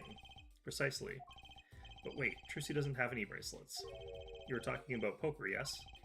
Timing of when to focus is so elementary, she probably does it without thinking. I doubt Trucy herself has realized this. That is all I know of things, Gromarier. Thank you, Mr. Zack. If this boy's bracelet is the real thing, then he will use it before long, thereby awakening his power. I'll keep that in mind. Well, shall we play a game? I've said so much. Let me say one more thing. I will tell you of that night. That night? That night my mentor, Magnifi Gromarier, passed away from this world to the next. There were 2 pistols, and 2 letters sent. This was Magnifi's test. A test? In his last years, Magnifi Gromarier worked us to the bone, no to the pain. But that night, I could not shoot him, so I shot the clown's forehead instead. This, it seems, was the correct answer. Take this. I give my art to you, Zack. What? It is thanks for playing along with my show. You shot well tonight, Zack. Though I would not have minded dying by your hand. How could I shoot you? You're my mentor. Bah, I thought you might say that. If I went home without shooting anything, what would you have done? Then, of course, I would have given Valant his chance. And if I had shot you in the forehead instead, that would be over. If you or Valant were to shoot me in the head, then I to the darkness would go, my art with me. A fitting end, don't you think? Yet this ending too gives me no cause for regret. I thank you, Zack, and I'm sorry. I've done much that was wrong in my day.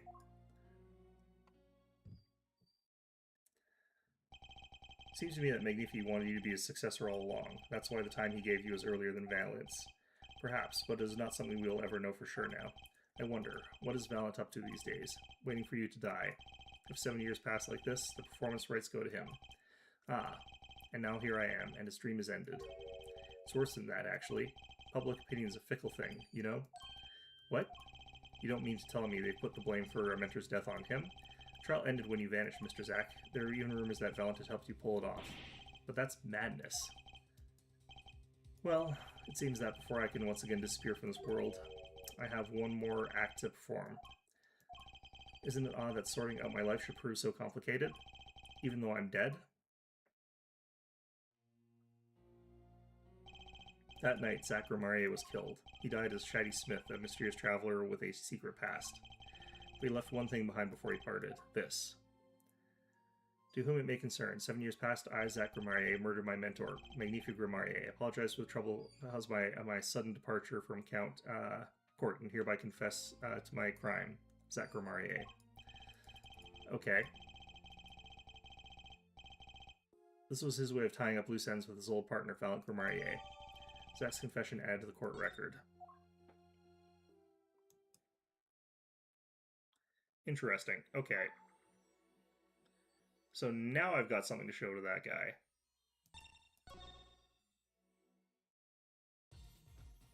Man,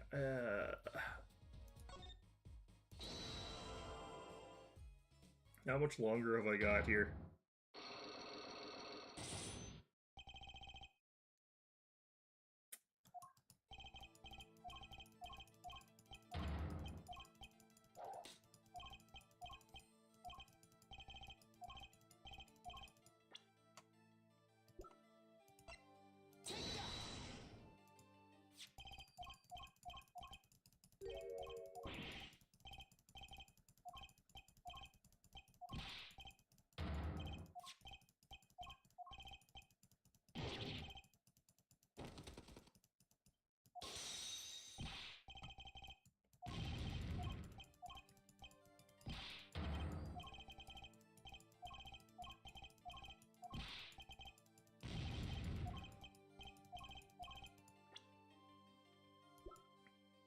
Well, the thing is, we actually know it was not, it was actually, okay, whatever. Alright, so it's gotta be this thing that I have now. I believe I have the answer to your prayers right here. Zack Romarie wrote one more thing before he passed on. This is a confession, in which he admits to the killing of Magnifi Romarie. See, all according to your plan. I am a magician by trade. Deception is my life's work. I fool the audience. I give them a fleeting dream. Yet, it seems the tables have turned. Now I'm the audience, believing the deceptions have wrought upon myself. Zack wrote this right in front of me. After I explained your situation to him. Alaka. Kazoog.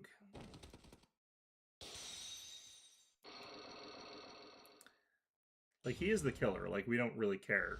It's double jeopardy. We can't actually go after him again. You do know what this is? Confession is nothing but lies? Yes, it's my opinion that Zack Romarie killed no one. Then you must be thinking the truth is a simple matter of elimination. Two received instructions to kill, but if one is innocent, then the one who remains is guilty. That would be the logical conclusion, yes. So he vanished to protect me, his partner. Ha ha ha ha ha ha ha ha ha. A stirring tale, 'tis true. Did you shoot Magnifi Romarie in the forehead? If I had and I told you, what would you do? Run to the police, perchance? Do as you will. There is nothing left for me now. It is true, after all. I have little talent. I needed my mentor Magnifi's repertoire. It was as if a little demon grabbed a hold of me. I knew it. So Valent Romarie did kill great Magnifi. Heh. Heh heh heh heh. Ha ha ha ha ha ha ha ha ha. So sorry, Mr. Wright. It was not I who shot my mentor. Well, what? But if it wasn't you, then who was it? There wasn't any other disciple, was there? Another disciple, such as? I don't know. Nakin Talent Romarie, maybe? Your wild fantasies couldn't be further from the truth. Only Zack and Valent received those threatening letters. But there was another. One more person could have fired that pistol that night. Don't suppose you figured it out by now. If it wasn't Zack or Valent who shot Magnifi, then it had to be the only other person at the scene, which means... But wait. You don't mean... Yes. The great Magnifi Romarie himself. So Magnific Grimari committed suicide? Find it hard to believe. To be honest, I hadn't even imagined it as a possibility. When I arrived at that night, the old man was still alive. He appeared to be asleep. I could not shoot him. When I turned and made to leave the room, the old man called out to me. So you spoke with Magnific Grimari? Yes, and this is why he knew what we had done. Magnific transferred the rights to his repertoire to my partner, Zach Grimari, not me. I see. Then I guess I owe you an apology. I always thought you were the one who did it. You owe me no apology. Huh? My crime was, in a way, more serious than that of murder. He didn't do what he was ordered to do. He didn't shoot him, and he didn't shoot the clown. He didn't do either. Is Valant Grimari confessing something to me? What could be more serious than murder? I did think that he was the murderer, though. You see, I knew that 2 letters had been sent. There are no secrets between partners. It was easy to find out. That was when I understood Magnifi's plan. He wanted to die by one of our hands. Little did I expect it had anything to do with the rights to his repertoire. That was when I heard it. The little demon whispering inside my heart. The demon. Let me confess, I had intended to shoot Magnifi. And I planned on framing my partner for the crime. What? That night, I prepared something before going to Magnifi's hospital room. Which was? IV fluid, of course. I'd seen it in an earlier visit. If Zack did not shoot, I would do the deed. Then I would use the IV liquid to place the murderer in his hands. That was my plan. But you didn't shoot him. I could not. The demon in my heart fled when the moment came. But then Magnifi called me back. I'm sorry, Valant. I'm giving my magic to Zack, not you. You still lack the draw he has. Please, help him, if you can. I left the room, and then I stopped. The shock of what I had just been told consumed me. That is when I heard that fateful gunshot. Magnific Grimari killing himself. Then the demon awoke anew within me. Zack killed him. He was the one. Frame him, and the magic will be yours. I altered the scene of the suicide. I took the pistol from his hand, wiped off the prints. Then I used the syringe to add the IV liquid I brought. Yeah, okay. So in the end, things happened pretty much as planned. Magnifi died, and you framed Zack for his murder. As planned, indeed. Of course, the outcome was somewhat different than I anticipated. Well, what do you think? Do you believe my story? Can it be believed truly? That was 7 years ago. I don't know what to believe. But, yes, I'm glad I heard it from you, Mr. Valant. Thank you. It was I who should be thanking you, Mr. Wright. Only when I had lost everything could I make my decision. You're going to turn yourself in? My partner may have vanished, but not so my guilt. As my guilt stays, all else begins to leave me. My friends, my performance rights, my magic. I've had enough of vanishing acts. I understand. I thought my life was ruled by a dead man. But I find I was wrong. For Zack Grimari was alive. Well, not anymore. And now it occurs to me. What if he was not the only one who survived? What do you mean? You see, now that I think about it, I realize that we never saw proof of her demise. We never saw her body. Her? The mind races and the mouth flaps on. My apologies. Forget this matter. I only hope that the day will come when I can again meet my partner, Zack Grimari. Then I shall apologize for my terrible mistake. I'm glad we had this chance to talk. Thank you. Okay, that's that. He's no longer with us. The truth revealed in that trial was only a sliver, and the impenetrable darkness that remained has taken another life. I knew what I'd have to do to push back the darkness for good, and it would involve paying that man a visit.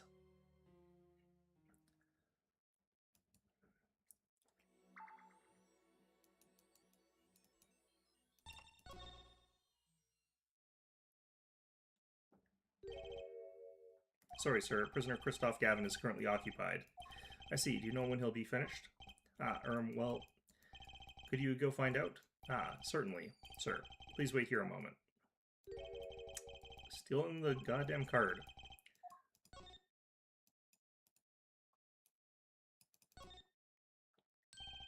There it is. The yellow envelope. And sender is Drew Misham. I was right.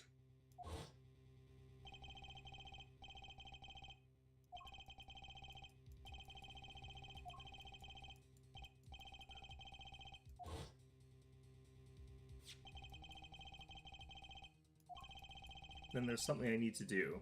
You also need to check the stamp. Last thing I need to do, in fact. Yep, there's the stamp. Here goes. Let's see if this atroquinine spray finds anything.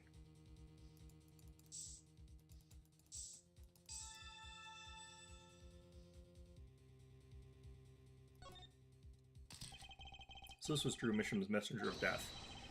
Was this stamp alright? No mistaking it. And this last letter was sent to Christoph Gavin. The interview request came, like you said it would, and we're looking in the case. I swear on my life I won't tell them about you, so please release the spell you put on my daughter. I'll write a letter, write later with a report. Drew Misham. Letter posted by Drew Misham just before dying. Poison trace found in stamp. Finally. Decisive evidence. What's this? A burglar in jail? Gavin, I didn't know you're moonlighted as in larceny, Phoenix. Gavin, there's something I have to ask you. Can I steal your stuff? The answer is no. My apologies, but there's not much I care to discuss. Vera Misham hasn't received her verdict yet. You follow me, Gavin. There are no known survivors of atroquinine poisoning, but it never hurts to hope. Okay, I'll be leaving now then. Right? Wait. Yeah, Gavin? Would you mind leaving that letter? It's private. Oh, sorry. Forgot I had it. Many thanks.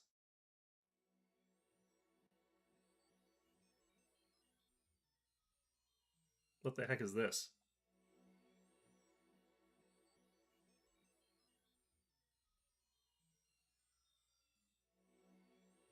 Does he have a camera in his,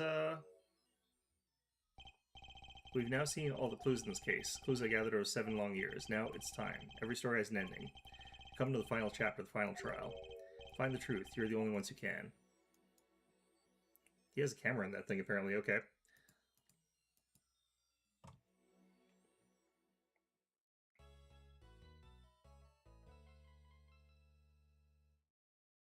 Okay. Oh, God. Okay.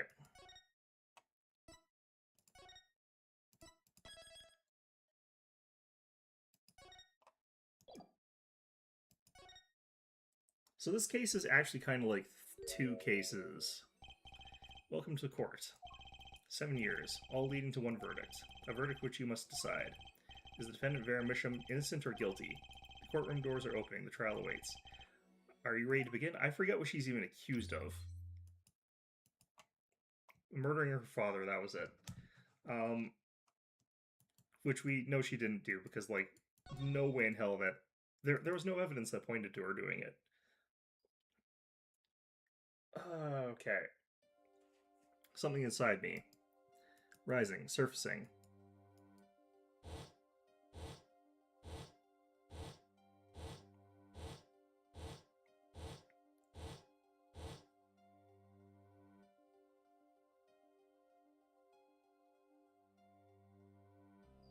Something important.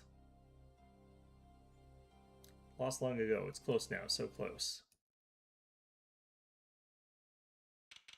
October 9, 10 a.m. District Court, room number 3. Court is now in session for the trial of Vera Misham. Defense is ready, Your Honor. Prosecution is ready to rock. Prosecutor Gavin housed the defendant, Vera Misham's condition. Acute atroquinine poisoning. According to her physician, she could die at any time. Thus, her absence from the courtroom today. What? They can't put her on trial without her being here. It is unusual. They should wait for her to get better and do then. It's so bureaucratic of them. That's being a little harsh. They can't delay the trial any longer, or they risk having no one left to try. A trial without a verdict can only cause grief. The records of this case and experience tell us this. Apologies to the defendant, but the show must go on. Right, if Vera dies, the trial will be cancelled. I'm not going to let that happen. Mr. Wright told me everything that's been going on behind the curtain all these years. I'm going to get Vera her innocent verdict while there's still time. Very well, your opening statement, Prosecutor Gavin. The prosecution's case is unchanged by recent events. Why did Vera Misham succumb to poisoning? Because she couldn't live with the guilt of what she'd done. But Vera was poisoned with atroquinine, the exact same poison that took her father's life. What better confession could you ask for? Being the killer, she would have had access to the poison. Significant, since it's rather hard to come by. That is true. In other words, I see no need for further discussion. We should have our verdict yesterday. Well, Mr. Justice, if you have no objections, I see no reason to postpone a verdict. What you need to worry about isn't the verdict, but the trial itself. The defense holds that Vera Bisham is the victim, not the killer. If that's so, then you have to prove something. She was in court giving her testimony before us.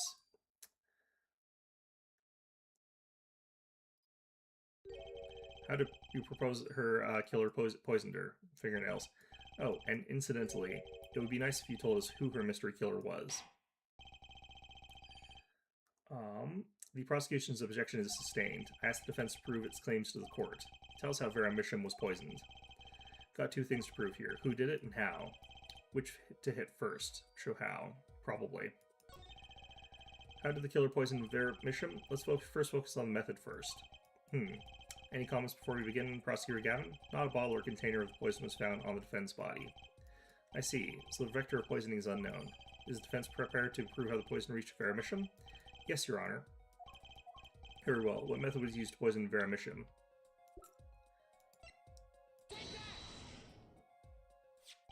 What's this? My, what a beautiful bottle. I'd like to give whoever designed that a hand. Is that nail polish? It's colorless. Ah, something the matter? No, nothing. Nothing at all. So the killer put poison in this bottle and made her drink it? Prosecutor Gavin has told us this is nail polish. Nail polish. It's like paint for nails? Know any woman with red nails? Oh, my wife has red nails. I see. So she's been painting them all this time. Let's recall yesterday's trial. Remember when Vera was testifying to the court? Court is now back in session. Vera seemed pretty tense. She's practically chewing on her fingernails clean off. Whenever Vera became nervous, she had a habit of biting her nails. Ah, Prosecutor Gavin? When the prosecution had Vera examined, did they check her nails? Bailiff, have them check the defendant's nails at once. Mr. Justice, yes? Do you know who did this? Do you know who put poison in that nail polish? Yes. But that bottle belongs to Vera Bisham? Why do you ask? Know someone else who might have a bottle like this? No, just checking. Mr. Justice, you are about to accuse someone of poisoning that bottle of nail polish. Please dispense with the chatter. You realize the weight of this accusation. Here, let me show you. Understood, Your Honor. No problem. I know what I'm doing this time. Then let us ask, who poisoned Vera Bisham with her nail polish? It's just, like, on there already. Okay. It's like... Okay.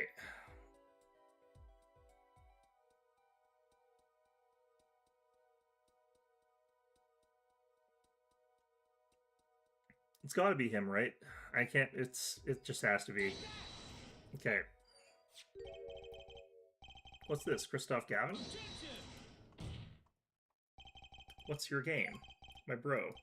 There's no way he could do a thing like that. You should know that better than anyone else. Indeed. He is behind bars. I know.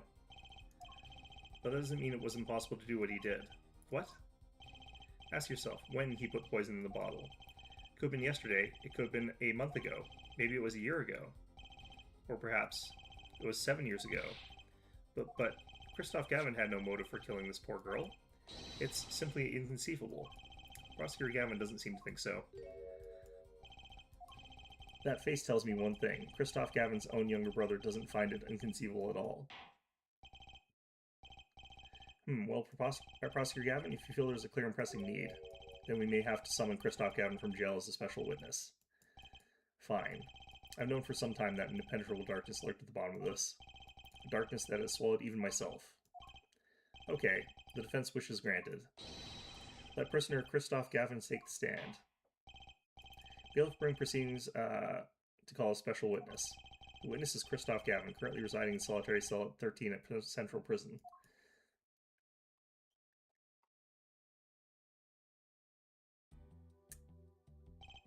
Ah, Your Honor. How nice to see you again. It's been quite a while, hasn't it? To what do I owe the pleasure of your company? It's not every day I am summoned from my solitary cell. In fact, it's never. I think you already know, Mr. Christoph Gavin. Ah, Mr. Justice, I hear you've been doing quite well for yourself. Ack, why do I feel like somehow he's still my boss? Stiff upper lip, Apollo, you can do it. Does this bottle look familiar? Ariadne nail polish? Why, yes, I use it myself. As did the late defendant, I hear. She's not dead yet. And?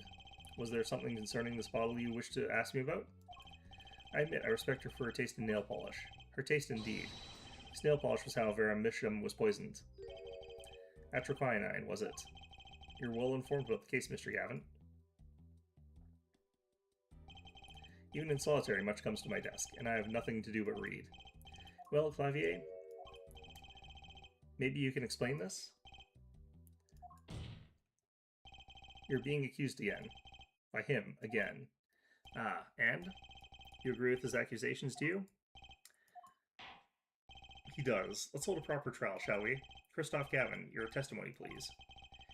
I'd be delighted. The charges against you are quite severe, Mr. Gavin. You are suspected of the poisoning of the defendant, Vera Misham. Please testify on this matter to the court. To a certain degree, isn't he, like, already up for death row because he committed murder in this universe where that seems to be a death penalty? I don't know. Poisoning Vera. Owning the same nail polish does not a murderer make. I've been in solitary confinement for half a year. How could I poison her?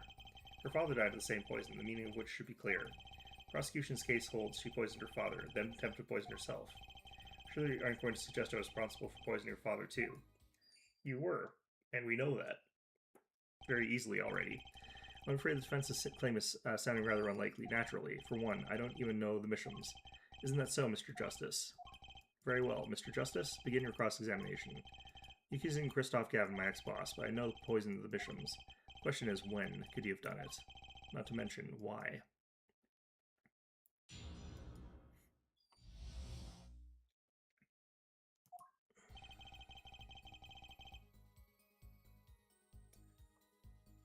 Okay, that's true. I don't really see any reason to even think that that's not true. I'm in solitary confinement for half a year. How could I poison her? Well, we do know how that goes, but her father died of the same poison, the meaning of which should be clear.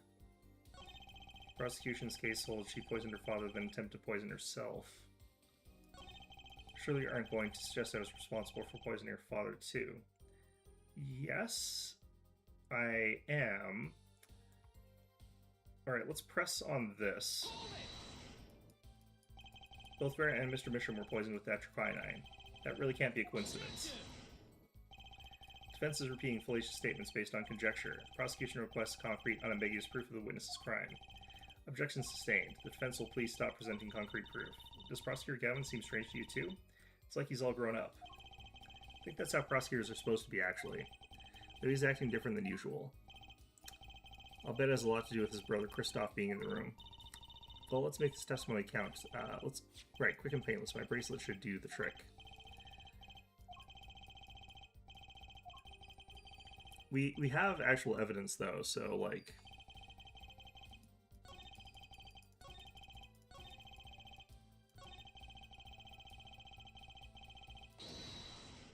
I'm guessing it's this. It's probably the sort of person who, like, fiddles with your glasses back and forth.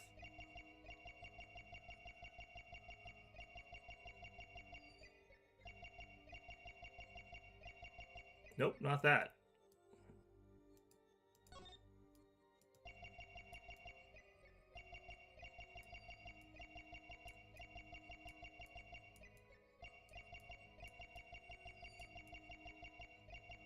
Where's your other hand?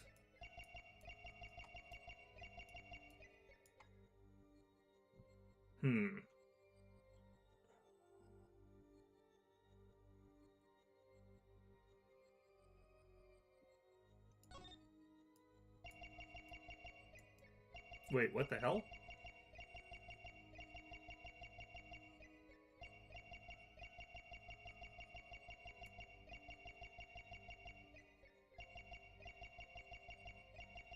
That is not what I thought was going to happen. I thought that that scar was just going to sort of like twitch or something like that. That was very different. Okay, so that's the devil that what's-her-name was seeing.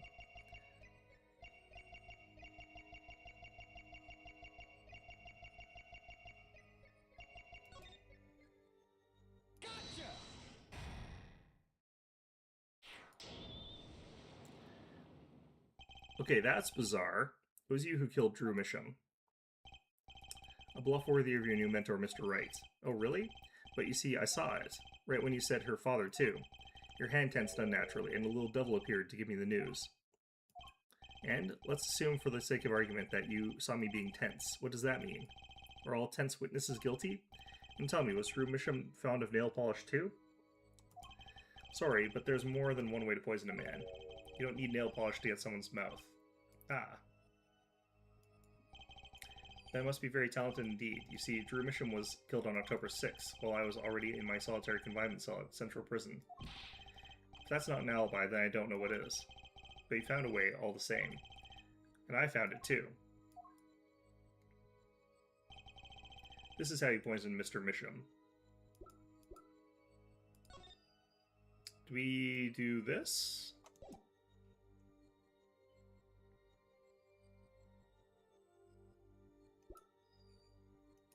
Do we do the letter, or do we do... I have to check. Okay, hold on a second.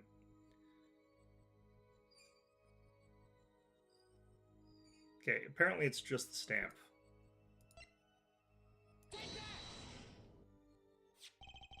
I'm sure this commemorative stamp requires no introduction.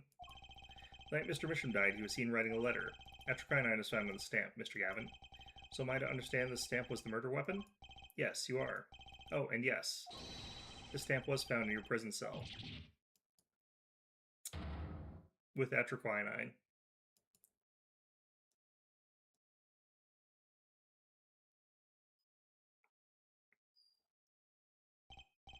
That is all, Your Honor. Order, order, order. Put poison on the back of that stamp? After Drew Misham was killed, someone paid a visit to his witness cell. Phoenix Wright. Daddy? That's when he found the stamp. You made Drew Misham write you a letter. That's how you killed him. What? My. You've upset my poor brother to the point of uselessness. Allow me to clarify this matter, Justice. All you need to do is recall witness Spark Brushell's testimony. Well, that's the thing. See, after he put his letter in the envelope, Mr. Misham sat there searching his desk drawer for something. His desk drawer? Yes, a stamp, a so-called postage stamp. End of quote. He was looking for a stamp. Ergo, he had no intention of using this stamp. What are you getting at? What I'm arriving at is this commemorative stamp is in a frame. It was a mere coincidence they used it that night. That would seem to be the case. Or perhaps you mean to suggest that I can somehow manipulate coincidence? He does have a point. How would this witness know if the victim was going to use that stamp? Without that, he couldn't have planned the murder. What?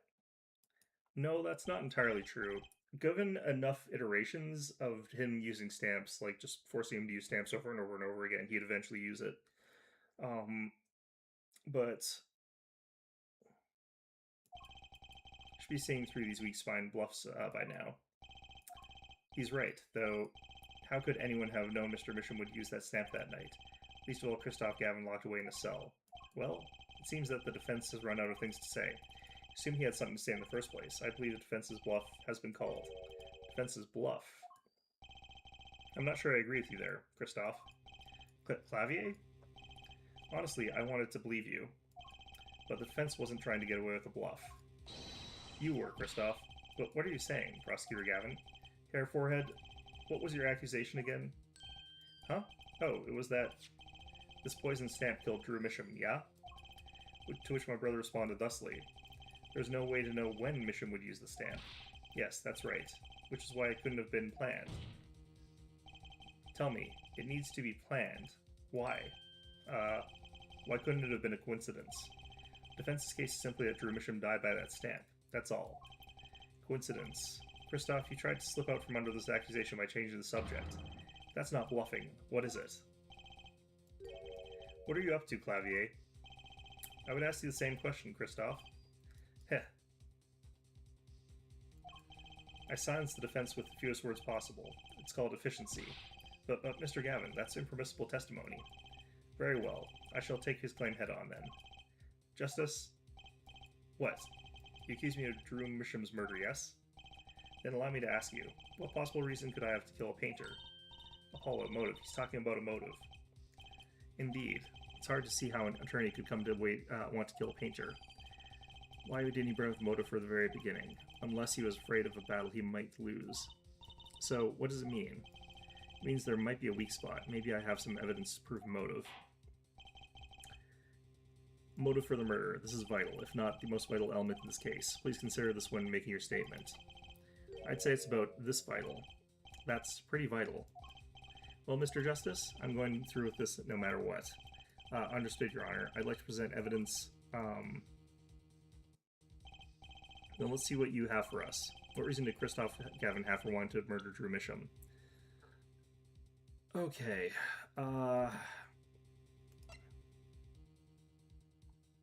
It's probably this, but I don't know.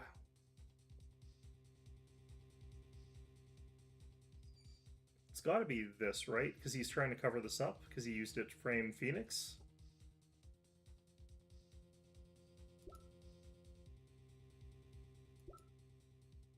It's got to be this, I think. Christoph Gavin's motive becomes clear when we consider why the stamp came to Drew Misham's studio in the first place. And why was that? Forgery, Your Honor. Go back 7 years. Drew Misham accepted his first job creating forged evidence. I've seen that before. A page from a diary, wasn't it? Magnifique Grimari's diary. Ah, when Attorney Phoenix lost his badge, yes. This was evidence he presented, to his loss. This evidence is a fake, yes. But did Mr. Wright request the forgery be made? That was never proven. Defense attorney on that case was Phoenix Wright. Who, other than him, drunk with prospect of victory, could have done it? And why would they? Just out of curiosity, do you remember this letter? Dear Misham, I deposited 100,000, blah blah blah. This is the first page. This is second. Those were presented in court yesterday. This letter was sent to Drew Misham by the client who requested that forgery. The enclosed stamp was none other than the poison to commemorative stamp. Drew Misham drew his last breath just the other day. However, the motive for his murder was already 7 years old. 7 years old? The client who requested this forgery was very cautious. He tried to erase anything and anyone with connections to the forgery, to keep them from talking. But he made a mistake. The stamp was a picture of my favorite magicians, so I kept it. Father took me with him when I was very young. It was a great magic show. I loved it so much. The killer's time bomb was delayed. The poison stamp was sealed with a glass frame, where it sat for 7 whole years. The timing on that's a little too good, though. Herr Forehead, do you understand what you're telling us? The one who schemed up the forged diary page was the one who poisoned the stamp, and it was Phoenix Wright who presented the forged evidence 7 years ago. Adding the two statements together, the one who schemed to kill Drew Misham was none other than Phoenix Wright. Sorry, but that's not how this is going to go down. Oh, then how will it go down? I checked through the records in that case when I found this. 7 years ago, just before the trial began. Oh, old boy. Here. What's this? I don't know. I just got it over there in the hall. They told me to give it to the old boy in the blue suit with the spiky hair. And one more thing. I'm sorry to have sprung this on you so suddenly. I received files from your previous attorney only yesterday. I understand. I'm asking the impossible of you. Yes, well, you haven't really told me what happened yet. All we did was play cards, and that was enough. Phoenix Wright was put on the case the day before the trial started. He didn't have time to request a forgery. The day before? Now there's a question. Just who was Shadi Enigmar's previous defense attorney? No, this can't all be. But it is all true. There was another man, a defense attorney with a badge on his collar. It was you, Christoph Gavin. Why does he still have his badge? I would have thought they'd have taken it away when he got arrested. Order, order, order. What is the meaning of this? Witness, I mean defendant, or former lawyer. Let me begin by denying this. It's easy enough to look up Mr. Gavin. It's impossible to prove if you can't. Attorneys are registered with the court the day before the trial begins. In other words, no record remains in the court. How exactly do you intend to prove Phoenix Wright's claim? That would be difficult. I'm afraid this line of inquiry won't yield objection. Her forehead. Are you sure you don't have evidence? What's wrong with Prosecutor Gavin? He looks clammy. Evidence. Evidence that shows this man, Christoph Gavin, requested that forgery 7 years ago. Just prove it. Clear up these doubts now, or I swear I'm off this case. You must have thought of some evidence, Apollo. Prosecutor Gavin looks like he's in physical pain. The darkness. I have to pull that darkness out of him, and proof is the only way I can. What proves Christoph Gavin's link to Drew Misham? Well, Mr. Justice, claim Christoph Gavin requested a forgery of Drew Misham 7 years ago. Prove it. Can be proven. Simply ridiculous. Why even discuss it? This evidence does not. Are you telling the truth, Apollo Justice? I am. Then, I say we give him the benefit of the doubt. Very well. But if you're wrong about this, be prepared for a penalty. Your Honor, you do the defense of an injustice. Mr. Justice is clearly passionate about his claim. Should the penalty not match this passion? I don't know why these guys never have to face this consequence. I haven't given a penalty like that in a long time. Well, Mr. Justice? Fine, Your Honor. All I have to prove is any kind of link. Something that ties Christoph Gavin to Drew Misham. And I have something that clearly does the job. Very well, Mr. Justice. Present your evidence. Show us the link between the witness and Drew Misham. Okay, it's probably bloody this.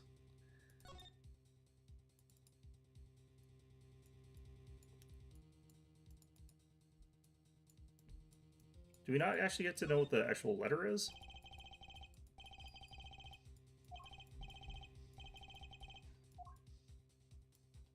I thought we actually knew what the contents were. Damn it.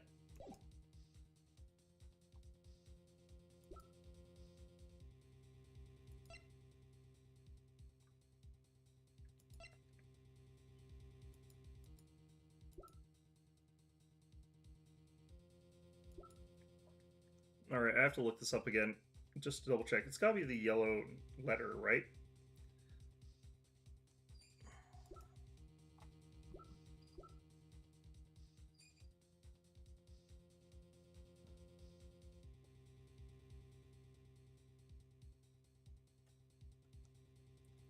I wish I could actually see what the actual damn thing was again, though.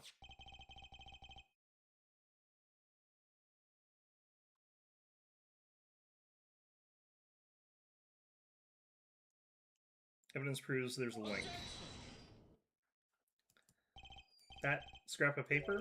I'm afraid I can't let you submit that. Is there some problem?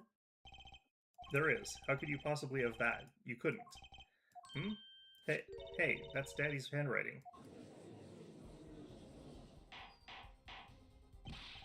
Mr. Wright's handwriting? What is the meaning of this? I see now. Yes, of course. What do you mean, of course? I just remembered I had a visitor yesterday. Phoenix Wright came to my cell. Except I wasn't there. Phoenix Wright? When I returned, I saw he had something of mine in his possession. Of course, I had no intention of letting him get away with reading my private mail. Mail? You mean this letter was in your cell? No. However, it appears Mr. Wright has yet to be cured of his bad forging habit. Well, if it's a forgery, it's not a very good one. The handwriting's terrible. This is Mr. Wright's reproduction of what was written in a real letter. Reproduction? When Mr. Wright visited Christoph Gavin's cell, he brought along with him a small video camera. What? He recorded his entire conversation with you, Mr. Gavin, and the contents of your personal mail. Regardless, this mockery of a piece of evidence will never be accepted by the court. Evidence based on a video of a man with no authority whatsoever claims he took. A man who happens to be an ex-attorney suspected of forgery. Prosecutor Gavin? Prosecutor Gavin? And embarrassing as this were me to say, I'm afraid my brother is incapable of making rational judgments at the moment. Your Honor, your decision, please. The defense claim is denied. What? Only actual evidence is permitted in a court of law. Please remove the defense's evidence from the record. Better luck next time, Justice.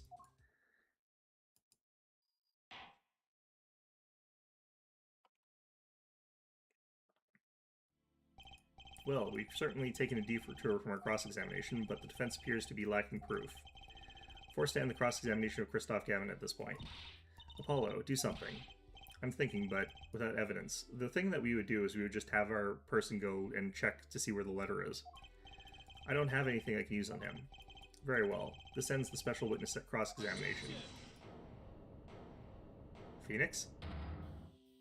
Nope, Gavin. Show's over yet. The crowd screams for more. Only now do I understand why. Prosecutor Gavin?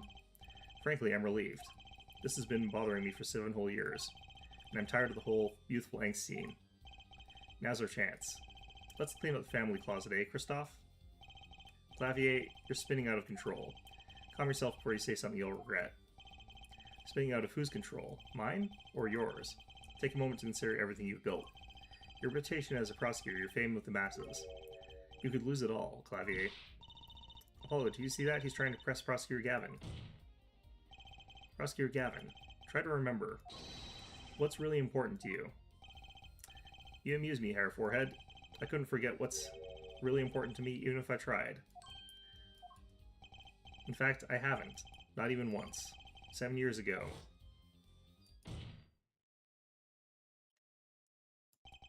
Finally. You just couldn't resist, could you? Hair Right. Resist what? Presenting solid evidence? Might I request we put the current cross-examination on hold? The prosecution would like to call a new witness. State your name and occupation for the record. I'm familiar with the trial. I've watched the video several times. Didn't you find anything unnatural about it? Unnatural? Well, you did seem unusually well prepared. I mean, Mr. Wright had only just presented his evidence. And the next moment you call in Drew Misham. It was almost as if... Almost as if what? They'd swapped places or something? Doesn't really matter to me either way. Funny, it didn't even occur to me to wonder. But now that I do, I see there's only one possible explanation. Almost as if from the very beginning, you knew Mr. Wright was going to present that evidence. Ah, correct. I knew if I applied the usual pressure, Phoenix Wright would eventually come up with that forged diary page, although it actually was hidden up there. Don't do this, Clavier. I knew because you told me, Christoph. What? What? Yeah, no, that's obviously how that happened. Like, it was someone from the prosecutor's office, or someone who tipped off the prosecutor's office, who was in the prosecutor's office, who tipped him off, but, you know, it's night before the trial. Clavier, Christoph, odd seeing you at the prosecutor's office the day before the trial. Ah, I wouldn't be appearing at the trial, actually. Huh? Why not? I won't be facing off with you on your first trial, apparently. But in exchange, I brought information. Information? The attorney who will be there in my place tomorrow is not to be trusted. Don't even give him the benefit of your respect. Listen. I want you to call in a special witness. Then... I wondered about it at the time. How did Christoph know so much? Prosecutor Gavin. Christoph. You were supposed to face each other in that trial. Fair fight, brother to brother. I deserved that much. You let me borrow the victim's belongings. You showed me all your research on the case. The victim's belongings. Which would have included Magnifi's diary. Wouldn't it? Mr. Gavin? My, Clavier. You disappoint me. You find trees yet miss the forest. You're the one missing the forest, Mr. Gavin. You can't sweep this under the rug. Not anymore. Tell me what was going on behind that trial. Why not? I've achieved what I came here to do. I see no harm in a little reminiscing. Apollo, I think we're finally going to shine a light on the black belly of this thing, Tracy. Trucy, we've done everything we could. I hope it's enough. 7 years ago, the day before the trial, I visited the detention center at the request of my client, Zach Grammarier. 2 cards. 1 card.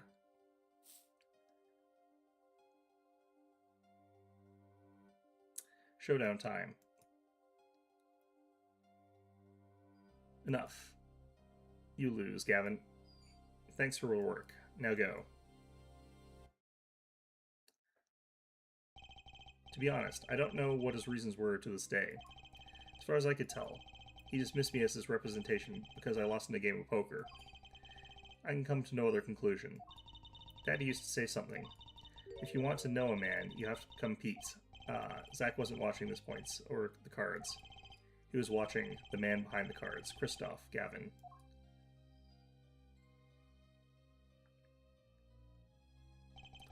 I couldn't believe it. Phoenix Wright? A second-rate attorney who relies on luck and bluffs? He dismissed me and went with that pitiful excuse for a man? He deserved to die for that error alone. Hold it. So the one who requested that forgery was... Oh, I'm not admitting to anything. My point is, those two men shamed me, and I could not forgive that. Phoenix Wright and Zach Marie both deserve what they got. So you asked Mr. Misham to forge that evidence, so you could win? But then, when you were dismissed as Zach Marie's attorney, you used your forged evidence as a trap. You fed me information about the forgery you made. Then you gave yourself dirty evidence to him. Gave your dirty evidence to him. You're free to imagine what you will. My point is that all I had to imagine came to pass. Everything went perfectly. Ha. Ha ha ha. Incredible. If I wasn't laughing, I'd weep. Prosecutor Gavin? Perfectly? You're mad, Christoph. Stop fooling yourself. What are you talking about, Clavier? Tell me, how did that trial end? Cancelled, when the defendant vanished. Ah, I get it. So, Christoph, you've been living in a fear for 7 years. What? You were afraid your forgery would be revealed, and your reputation trashed. You couldn't leave things to chance. So you watched everyone involved in the case for 7 years. You know, I always felt he was being watched. That's what he said every day for 7 years. But I felt it too. Journalists sure he was being watched. End quote. Don't you wonder why Zach Romari got rubbed out 7 years? Out after 7 years, right after coming into contact with me? But wait just a minute. Zach Romari was seen by this reporter? How is that possible? Was he alive after being gone 7 years? Finally, I knew this moment was coming. I just didn't think we'd get here so fast. Zach Romari had gone missing for 7 years, Trucy's father. What's wrong, Apollo? Go get him, right. Leave it to me. Allow me to refresh the court's memory. 6 months ago, Christoph Gavin was charged with murdering a mysterious traveler. I remember him quite well. Shady Smith, was it? Poisoned in a Chinese restaurant. Tragic. The details don't really matter right now. What matters is that traveler was Zach Gromarier. Trucy. What is it, Apollo? Huh? Keep going. We'll talk about later. Did she already know? Someone please explain this. Mr. Justice, can you please explain this? It all started 7 years ago. Great magician Magnifique Grimarie's death started it. Magnifique Grimarie's death and the student Zach Grimarie, the suspect, whoever defended Zach in court, discussed to be famous beyond belief. Thinking that, Christoph Gavin did the unthinkable. He forged evidence. Drew Misham? Actually, it was his daughter, Vera, who really did the work. You took precautions when you had that forgery made, didn't you, Mr. Gavin? Precautions? To keep people from talking, of course. These two know too much. Leave them alive and they'll be nothing but trouble. That's when you planned your poisoning of the forgers. Atroquinine. Applied to a commemorative stamp. But luck was on Mr. Misham's side. The bomb didn't go off. His daughter. She saved him by taking the stamp, I see. But that wasn't the only bomb he set up. The Ariodoni nail polish, of course. You noticed something when you requested that forgery. When Vera Misham was nervous, she has a bad habit. She had a tendency to bite her nails. Ah, that nail polish was her good luck charm. She was almost kidnapped once. Since then, she's been, well, you can see for yourself. She refuses to leave the house. That person gave me a good luck charm for when I absolutely had to go outside. It protects me. Yes, apparently she received something, a gift. She won't tell me what it was. You're from that client, the one who wanted that note made. It was his insurance. Insurance? As long as she lived quietly at home, there was no danger to her. But what if she had to go outside? If she ran into any trouble, she'd become nervous. And the nail polish would do the rest. His time bomb sat there for 7 years, and then they went off almost simultaneously.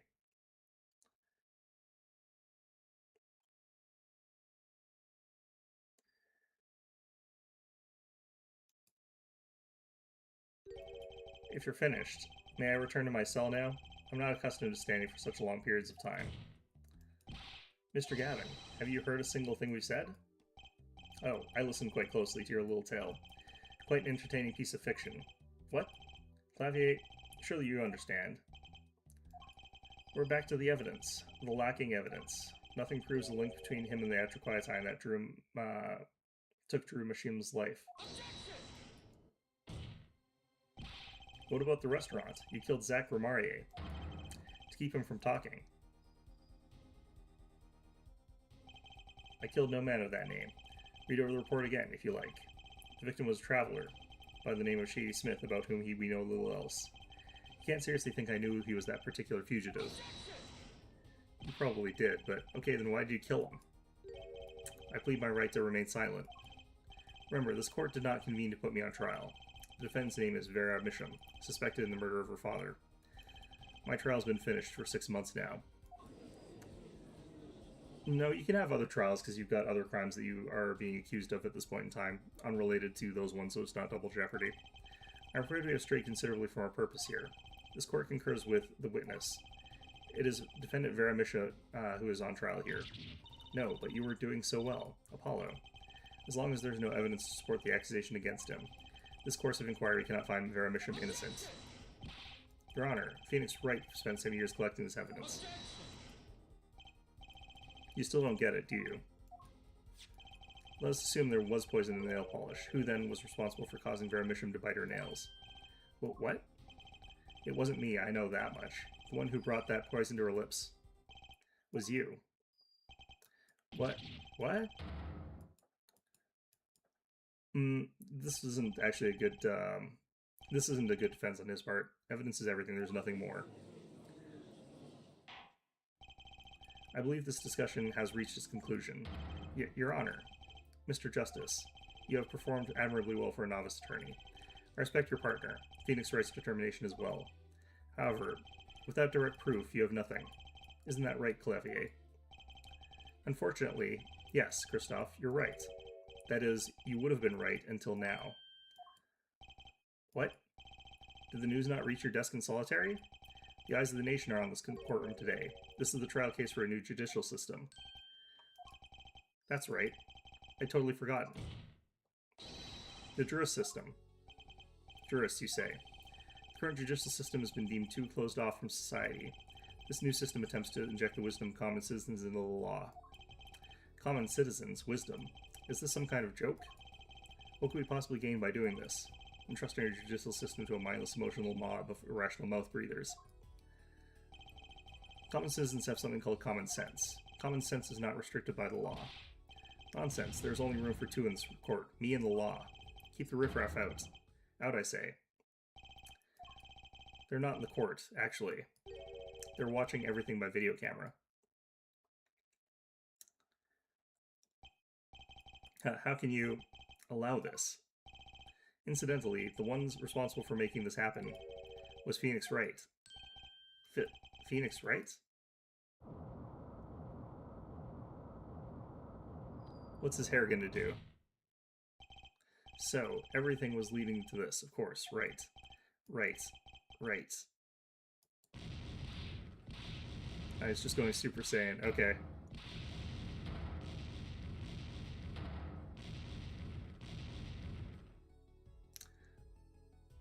Okay, no, there we go. That's pretty good.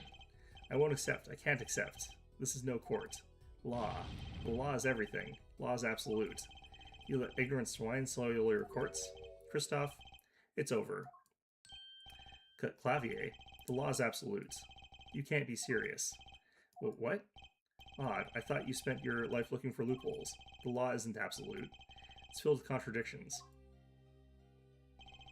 The law is the end product of many years of history, the fruit of human knowledge, like a gem polished to a gleam through trials and errors. It is this fruit we receive and pass on in face of our time. It is always changing, growing. Nurturing it is our task as human beings. Except for you, Christophe. You weren't changing. You stopped. You're not needed anymore.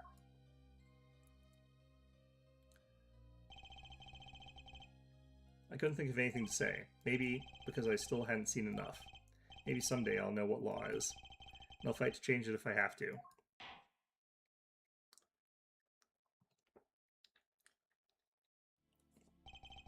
I see no need to further prolong this trial. This begins the trial of Vera Misham, accused of murdering her father, and the painter Drew Misham. However, several other incidents were reviewed, and we seem to have reached a conclusion. Before this court declares a verdict, I await your decision. Jurists of the court. For the death of Drew Misham, do you find the defendant, Vera Misham, innocent or guilty? I turn to you now to consider this matter. I still don't have any idea how anyone could think that she in particular... Oh, do we have to vote?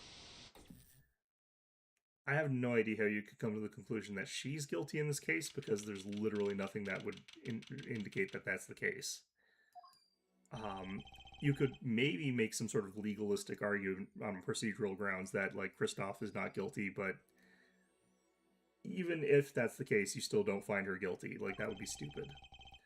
Only the verdict remains to be decided. Defendant Vera Misham is currently in intensive care. If a decision cannot be reached today, it may never be reached. The factors involved are simple. Did the defendant poison her father that night? If so, she is guilty. Or was another reason for Mr. Misham's death? Did another person poison him? If so, she is innocent. A panel has been provided for each of you to input your decisions. See, this is the actual correct question. It doesn't have any sort of, like, who's actually the killer? Pick the person who's the killer. It's a, is the person who's on trial guilty or not? That is all. Please. Wait. Yes, jurist number 6. There's something in the jurist handbook here. Persons involved in the case may not be jurists. That is correct. I've looked into all of your dossiers. None of you were involved with the development of the case. With the development of the case. I see. Does that answer your concern? It's time for your verdicts. Make your decision in the case against Vera Misham. After 7 years, truth is ready to be heard. Judge wisely, judge well. I will not. Okay, not guilty.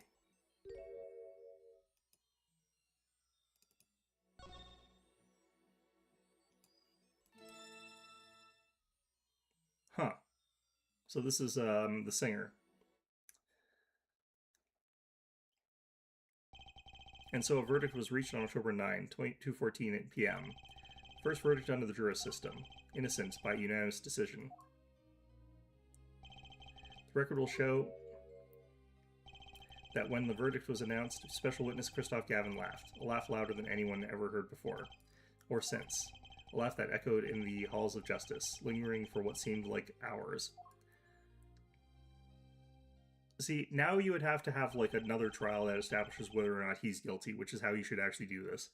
The morning after the trial, in an intensive care ward, a true miracle occurred. Vera Misham opened her eyes. What? October 10:12 a.m., Hickfield Clinic. Speaking of 10:12 a.m., it is almost that time. Do I still have time? I think I do. Okay. God. Vera, I'm so glad. Don't cry, Apollo. I'm happy too. I'm proud. You did well, Apollo. When I thought about what if Vera... Hey now, don't you start crying too.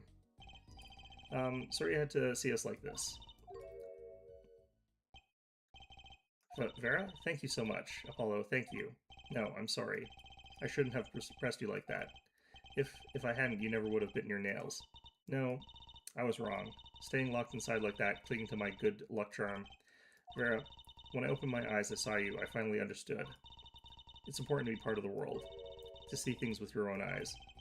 Looks like that poison had some effects after all. It killed off whatever was holding Vera back from life. I knew you'd pull through, Vera. I mean, that's what Apollo was fighting for this whole time. Your future. I won't forget it. Here, let me thank you. No, really, it's okay. A picture would be cool. Yeah, that's cool. Ooh, look, it's me. I love it. Thanks. It's my hair. Is that me? She really captured your essence, Apollo. Well, I think so, at least. That reminds me. Do you know where the other lawyer is? The other lawyer? Oh, you mean Daddy? Except he's not a lawyer anymore. It's my fault, isn't it? I'm sorry. Oh, no, that's not what I meant. No, it's okay. I'm through looking away from the things I've done. I hope I could look him in the eyes again someday and apologize. I'm sure he'd be happy to hear that. He brought all those things for me when he came to visit earlier. You mean that stack of videos? I thought this was his. Okay, well, Mr. Wright finished watching them all? You know, I knew my real daddy was alive. Huh? I was there 7 years ago, remember? I was the one who helped him Spanish from the courtroom. You did what? How? I'm not telling. He promised me that day he went away. You may not meet again for some time, Trucy, but know this, I will be watching, and one day I shall return. You're the next Grand Marnier, after all. Oh, Trucy, in the end, he couldn't keep that promise, could he? It's okay, Phoenix is my daddy now, even if he can't really play the piano. That he can't. Oh, and I've got you too, even if your voice is kind of loud sometimes. Glad I made your list. Hey, come think of it. Where's Daddy, the one who can't play? Do you know Apollo? I think he said he had to meet someone. I wonder. Maybe it's a new mommy. Sigh. Well, we probably have pieced together what the old one is. Do you want your old one back? Teehee. Trucy? Yes, Farah? I was wondering. Could you show him to me once more? Sir Hat, was it? Oh, he's not been knighted. Yet. Here goes. Do us an impersonation, Mr. Hat. Objection. Ahem. Not loud enough, and I like Mr. Magic Underwear better, anyway. That's Magic Panties, Apollo. Alright. So, your memory's returned, Mr. Wright. Was this all a part of your plan, too? I don't know what you're talking about. When I lost my memory, I was reborn as Lemuroy. But you knew my true identity, did you not? That was why you chose me as one of your jurists. You're thinking into it too much. Besides, there was no guarantee that regaining your memories would make you happy. Of course it is a happy thing. For so long I thought I was alone, but now I know I have children, 2 dear children. I'm so proud of them. This, too, I think, is thanks to you. Are you going to tell them? They do not know? Nope. They don't know their mother. They don't even know their siblings. I will go to them when the time is right. Until then, No, you need to go now, otherwise you're going to get murdered in, like, Act 3 of the next game, and it'll be a big part of that whole thing, and it'll be terrible. Just tell them now to avoid us having to deal with that. They're very important to me, too. A little annoying at times, but still. I have to keep an eye on her, at least. Because I'm the only one who knows how she really feels on the inside.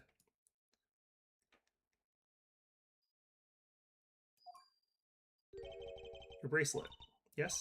I've seen a lot of mysterious things these past 7 years. But your bracelets were the strangest of all. No, the Megatown is definitely weirder than that. I remember meeting him half a year ago now in Christoph Gavin's office. And then I met you. 2 fates destined to intertwine, and I was there when they crossed. I'll never forget that. Such a small thing, that bullet, yet it tore who I was away.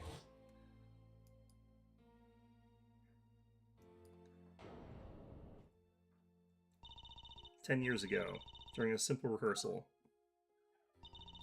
It was a miracle no one died. But I didn't survive that accident. That's why I left the troupe, my family. Now, my memory has returned. I am myself once more. For the first time. I am glad to be alive, Mr. Wright. Speaking of miracles, Vera Misham regained consciousness this morning. I can only hope she's as glad as you are. It is a strange thing, fate. Sometimes a life is taken, sometimes a life is spared. You know what I've been thinking? People don't die that easily, really, as long as they've got something worth living for. And that's pretty much the end of my story, for now anyway. I still got a long way to go in this power mine. Well, it needs some work. But there's hope now. We'd lost it, but somehow we found it again. That's why people are smiling again. Hope. Yeah, I think I'll keep at this lawyer thing for a while. Oops, training time. Gotta go. Cords of steel. Here comes justice. Speaking of, my vocal cords are killing me. Alright, so there's probably going to be a thing at the end of this, so we're going to still let's run. Oh, that's interspliced. Okay. Glad you're staying with the agency, Apollo. It's like I found my long-lost big little brother. Oh, and don't you worry about Troop Grand Marnier. Trucy's on the case. Now that I have this, thanks to Daddy. Trucy Grimarier? Frankly, I got my doubts, but Hack Grimarier? Now that'll pack him in.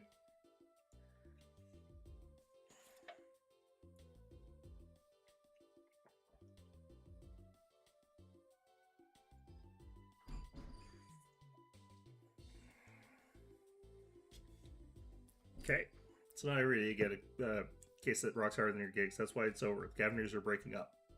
News caused run on tissues at supermarkets nationwide.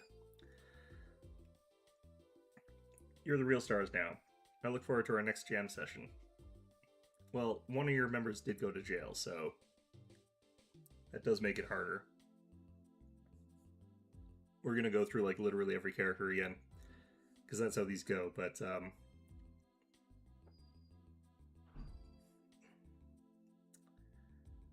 well, it's finally over. You know, thinking about it, I've been a piano player long as I was a lawyer. Now that everything's sorted and I've got time on my hands, maybe I'll take some lessons. Or maybe I'll take the bar exam again.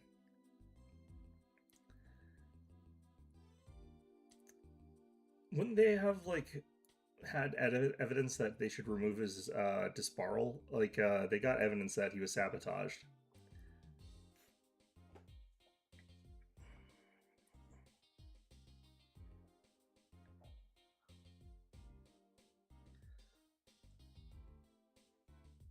Did you ever get a chance to talk to Phoenix? So I was standing around eating Snackoos the other day when I got this crazy idea.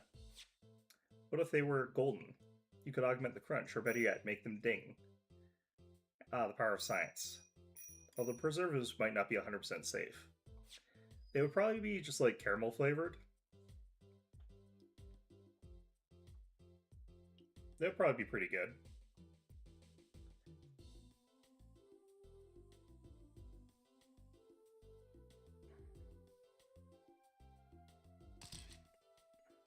In an unlikely event you're wanting Russian feast, come to Borscht Bowl Club. The only thing colder than restaurant is borscht. But if greater challenge is being required, then come to the hideout. You know who to ask for.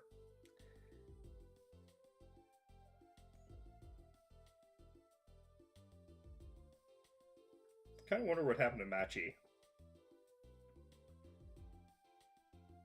It's like, you know, extradited and then murdered. Released on technicality, just in Japanese jail forever. Like, which thing? Are you still cleaning that up? So, Kitaki Pastries is getting back its Eastern roots. Spread the culture and all. Yo, boss, culture time. This is how we rate root, capiche? But we're still about giving back to the people. Yo, boss, PR time.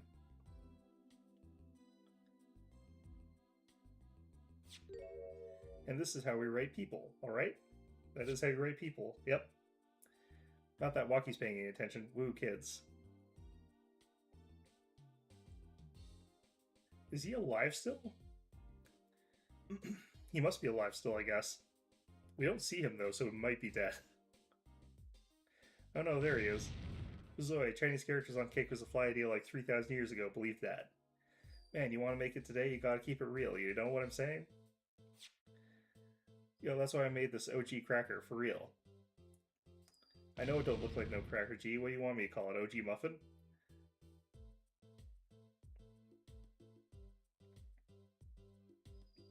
I don't know. It kind of looks like a mini melon pan with different flavors. I don't know. Noodle man, okay. Kai, I don't know where all this talk about food is coming from. You ask me, there's only one food, and that's noodles. Noodles forever. Got a new one, too. See, this time I just put a big chunk of salt in the bowl. Why pretend? Eldoon's Noodles is about the salt. Salt forever. You're gonna kill someone. You're gonna kill several someones.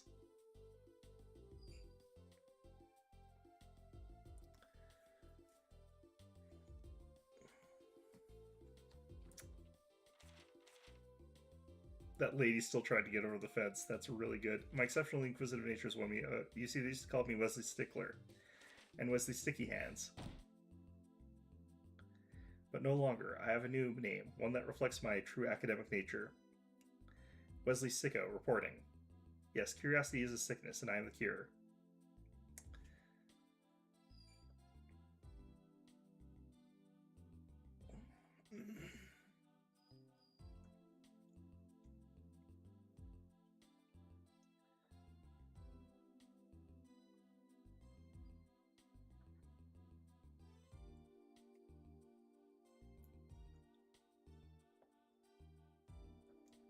There's actually not that many people who work on these games. Lemurai. Why is she going by that still? Okay, light has returned to my life, and with it, joy. I may have lost years, but I have gained a treasure. 2 treasures, in fact. I will think of them when I write my next song. I guess she's stuck with her stage presence. Okay. Interesting. I guess that was sort of like her income and her, vocation and everything like that at that point in time, so. Brishel here, back on the beat with another interview. Hey, how do I feel about how things turned out? No scoop yet, but journalists' confidence in mint condition. End quote.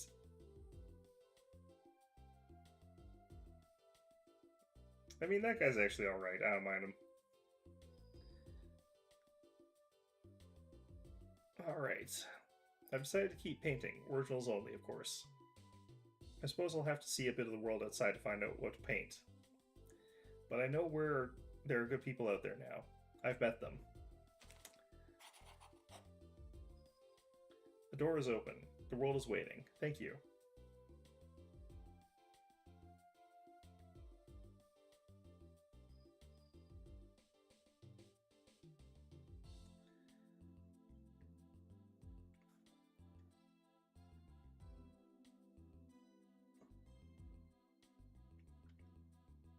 I wonder how we get more of those bracelets.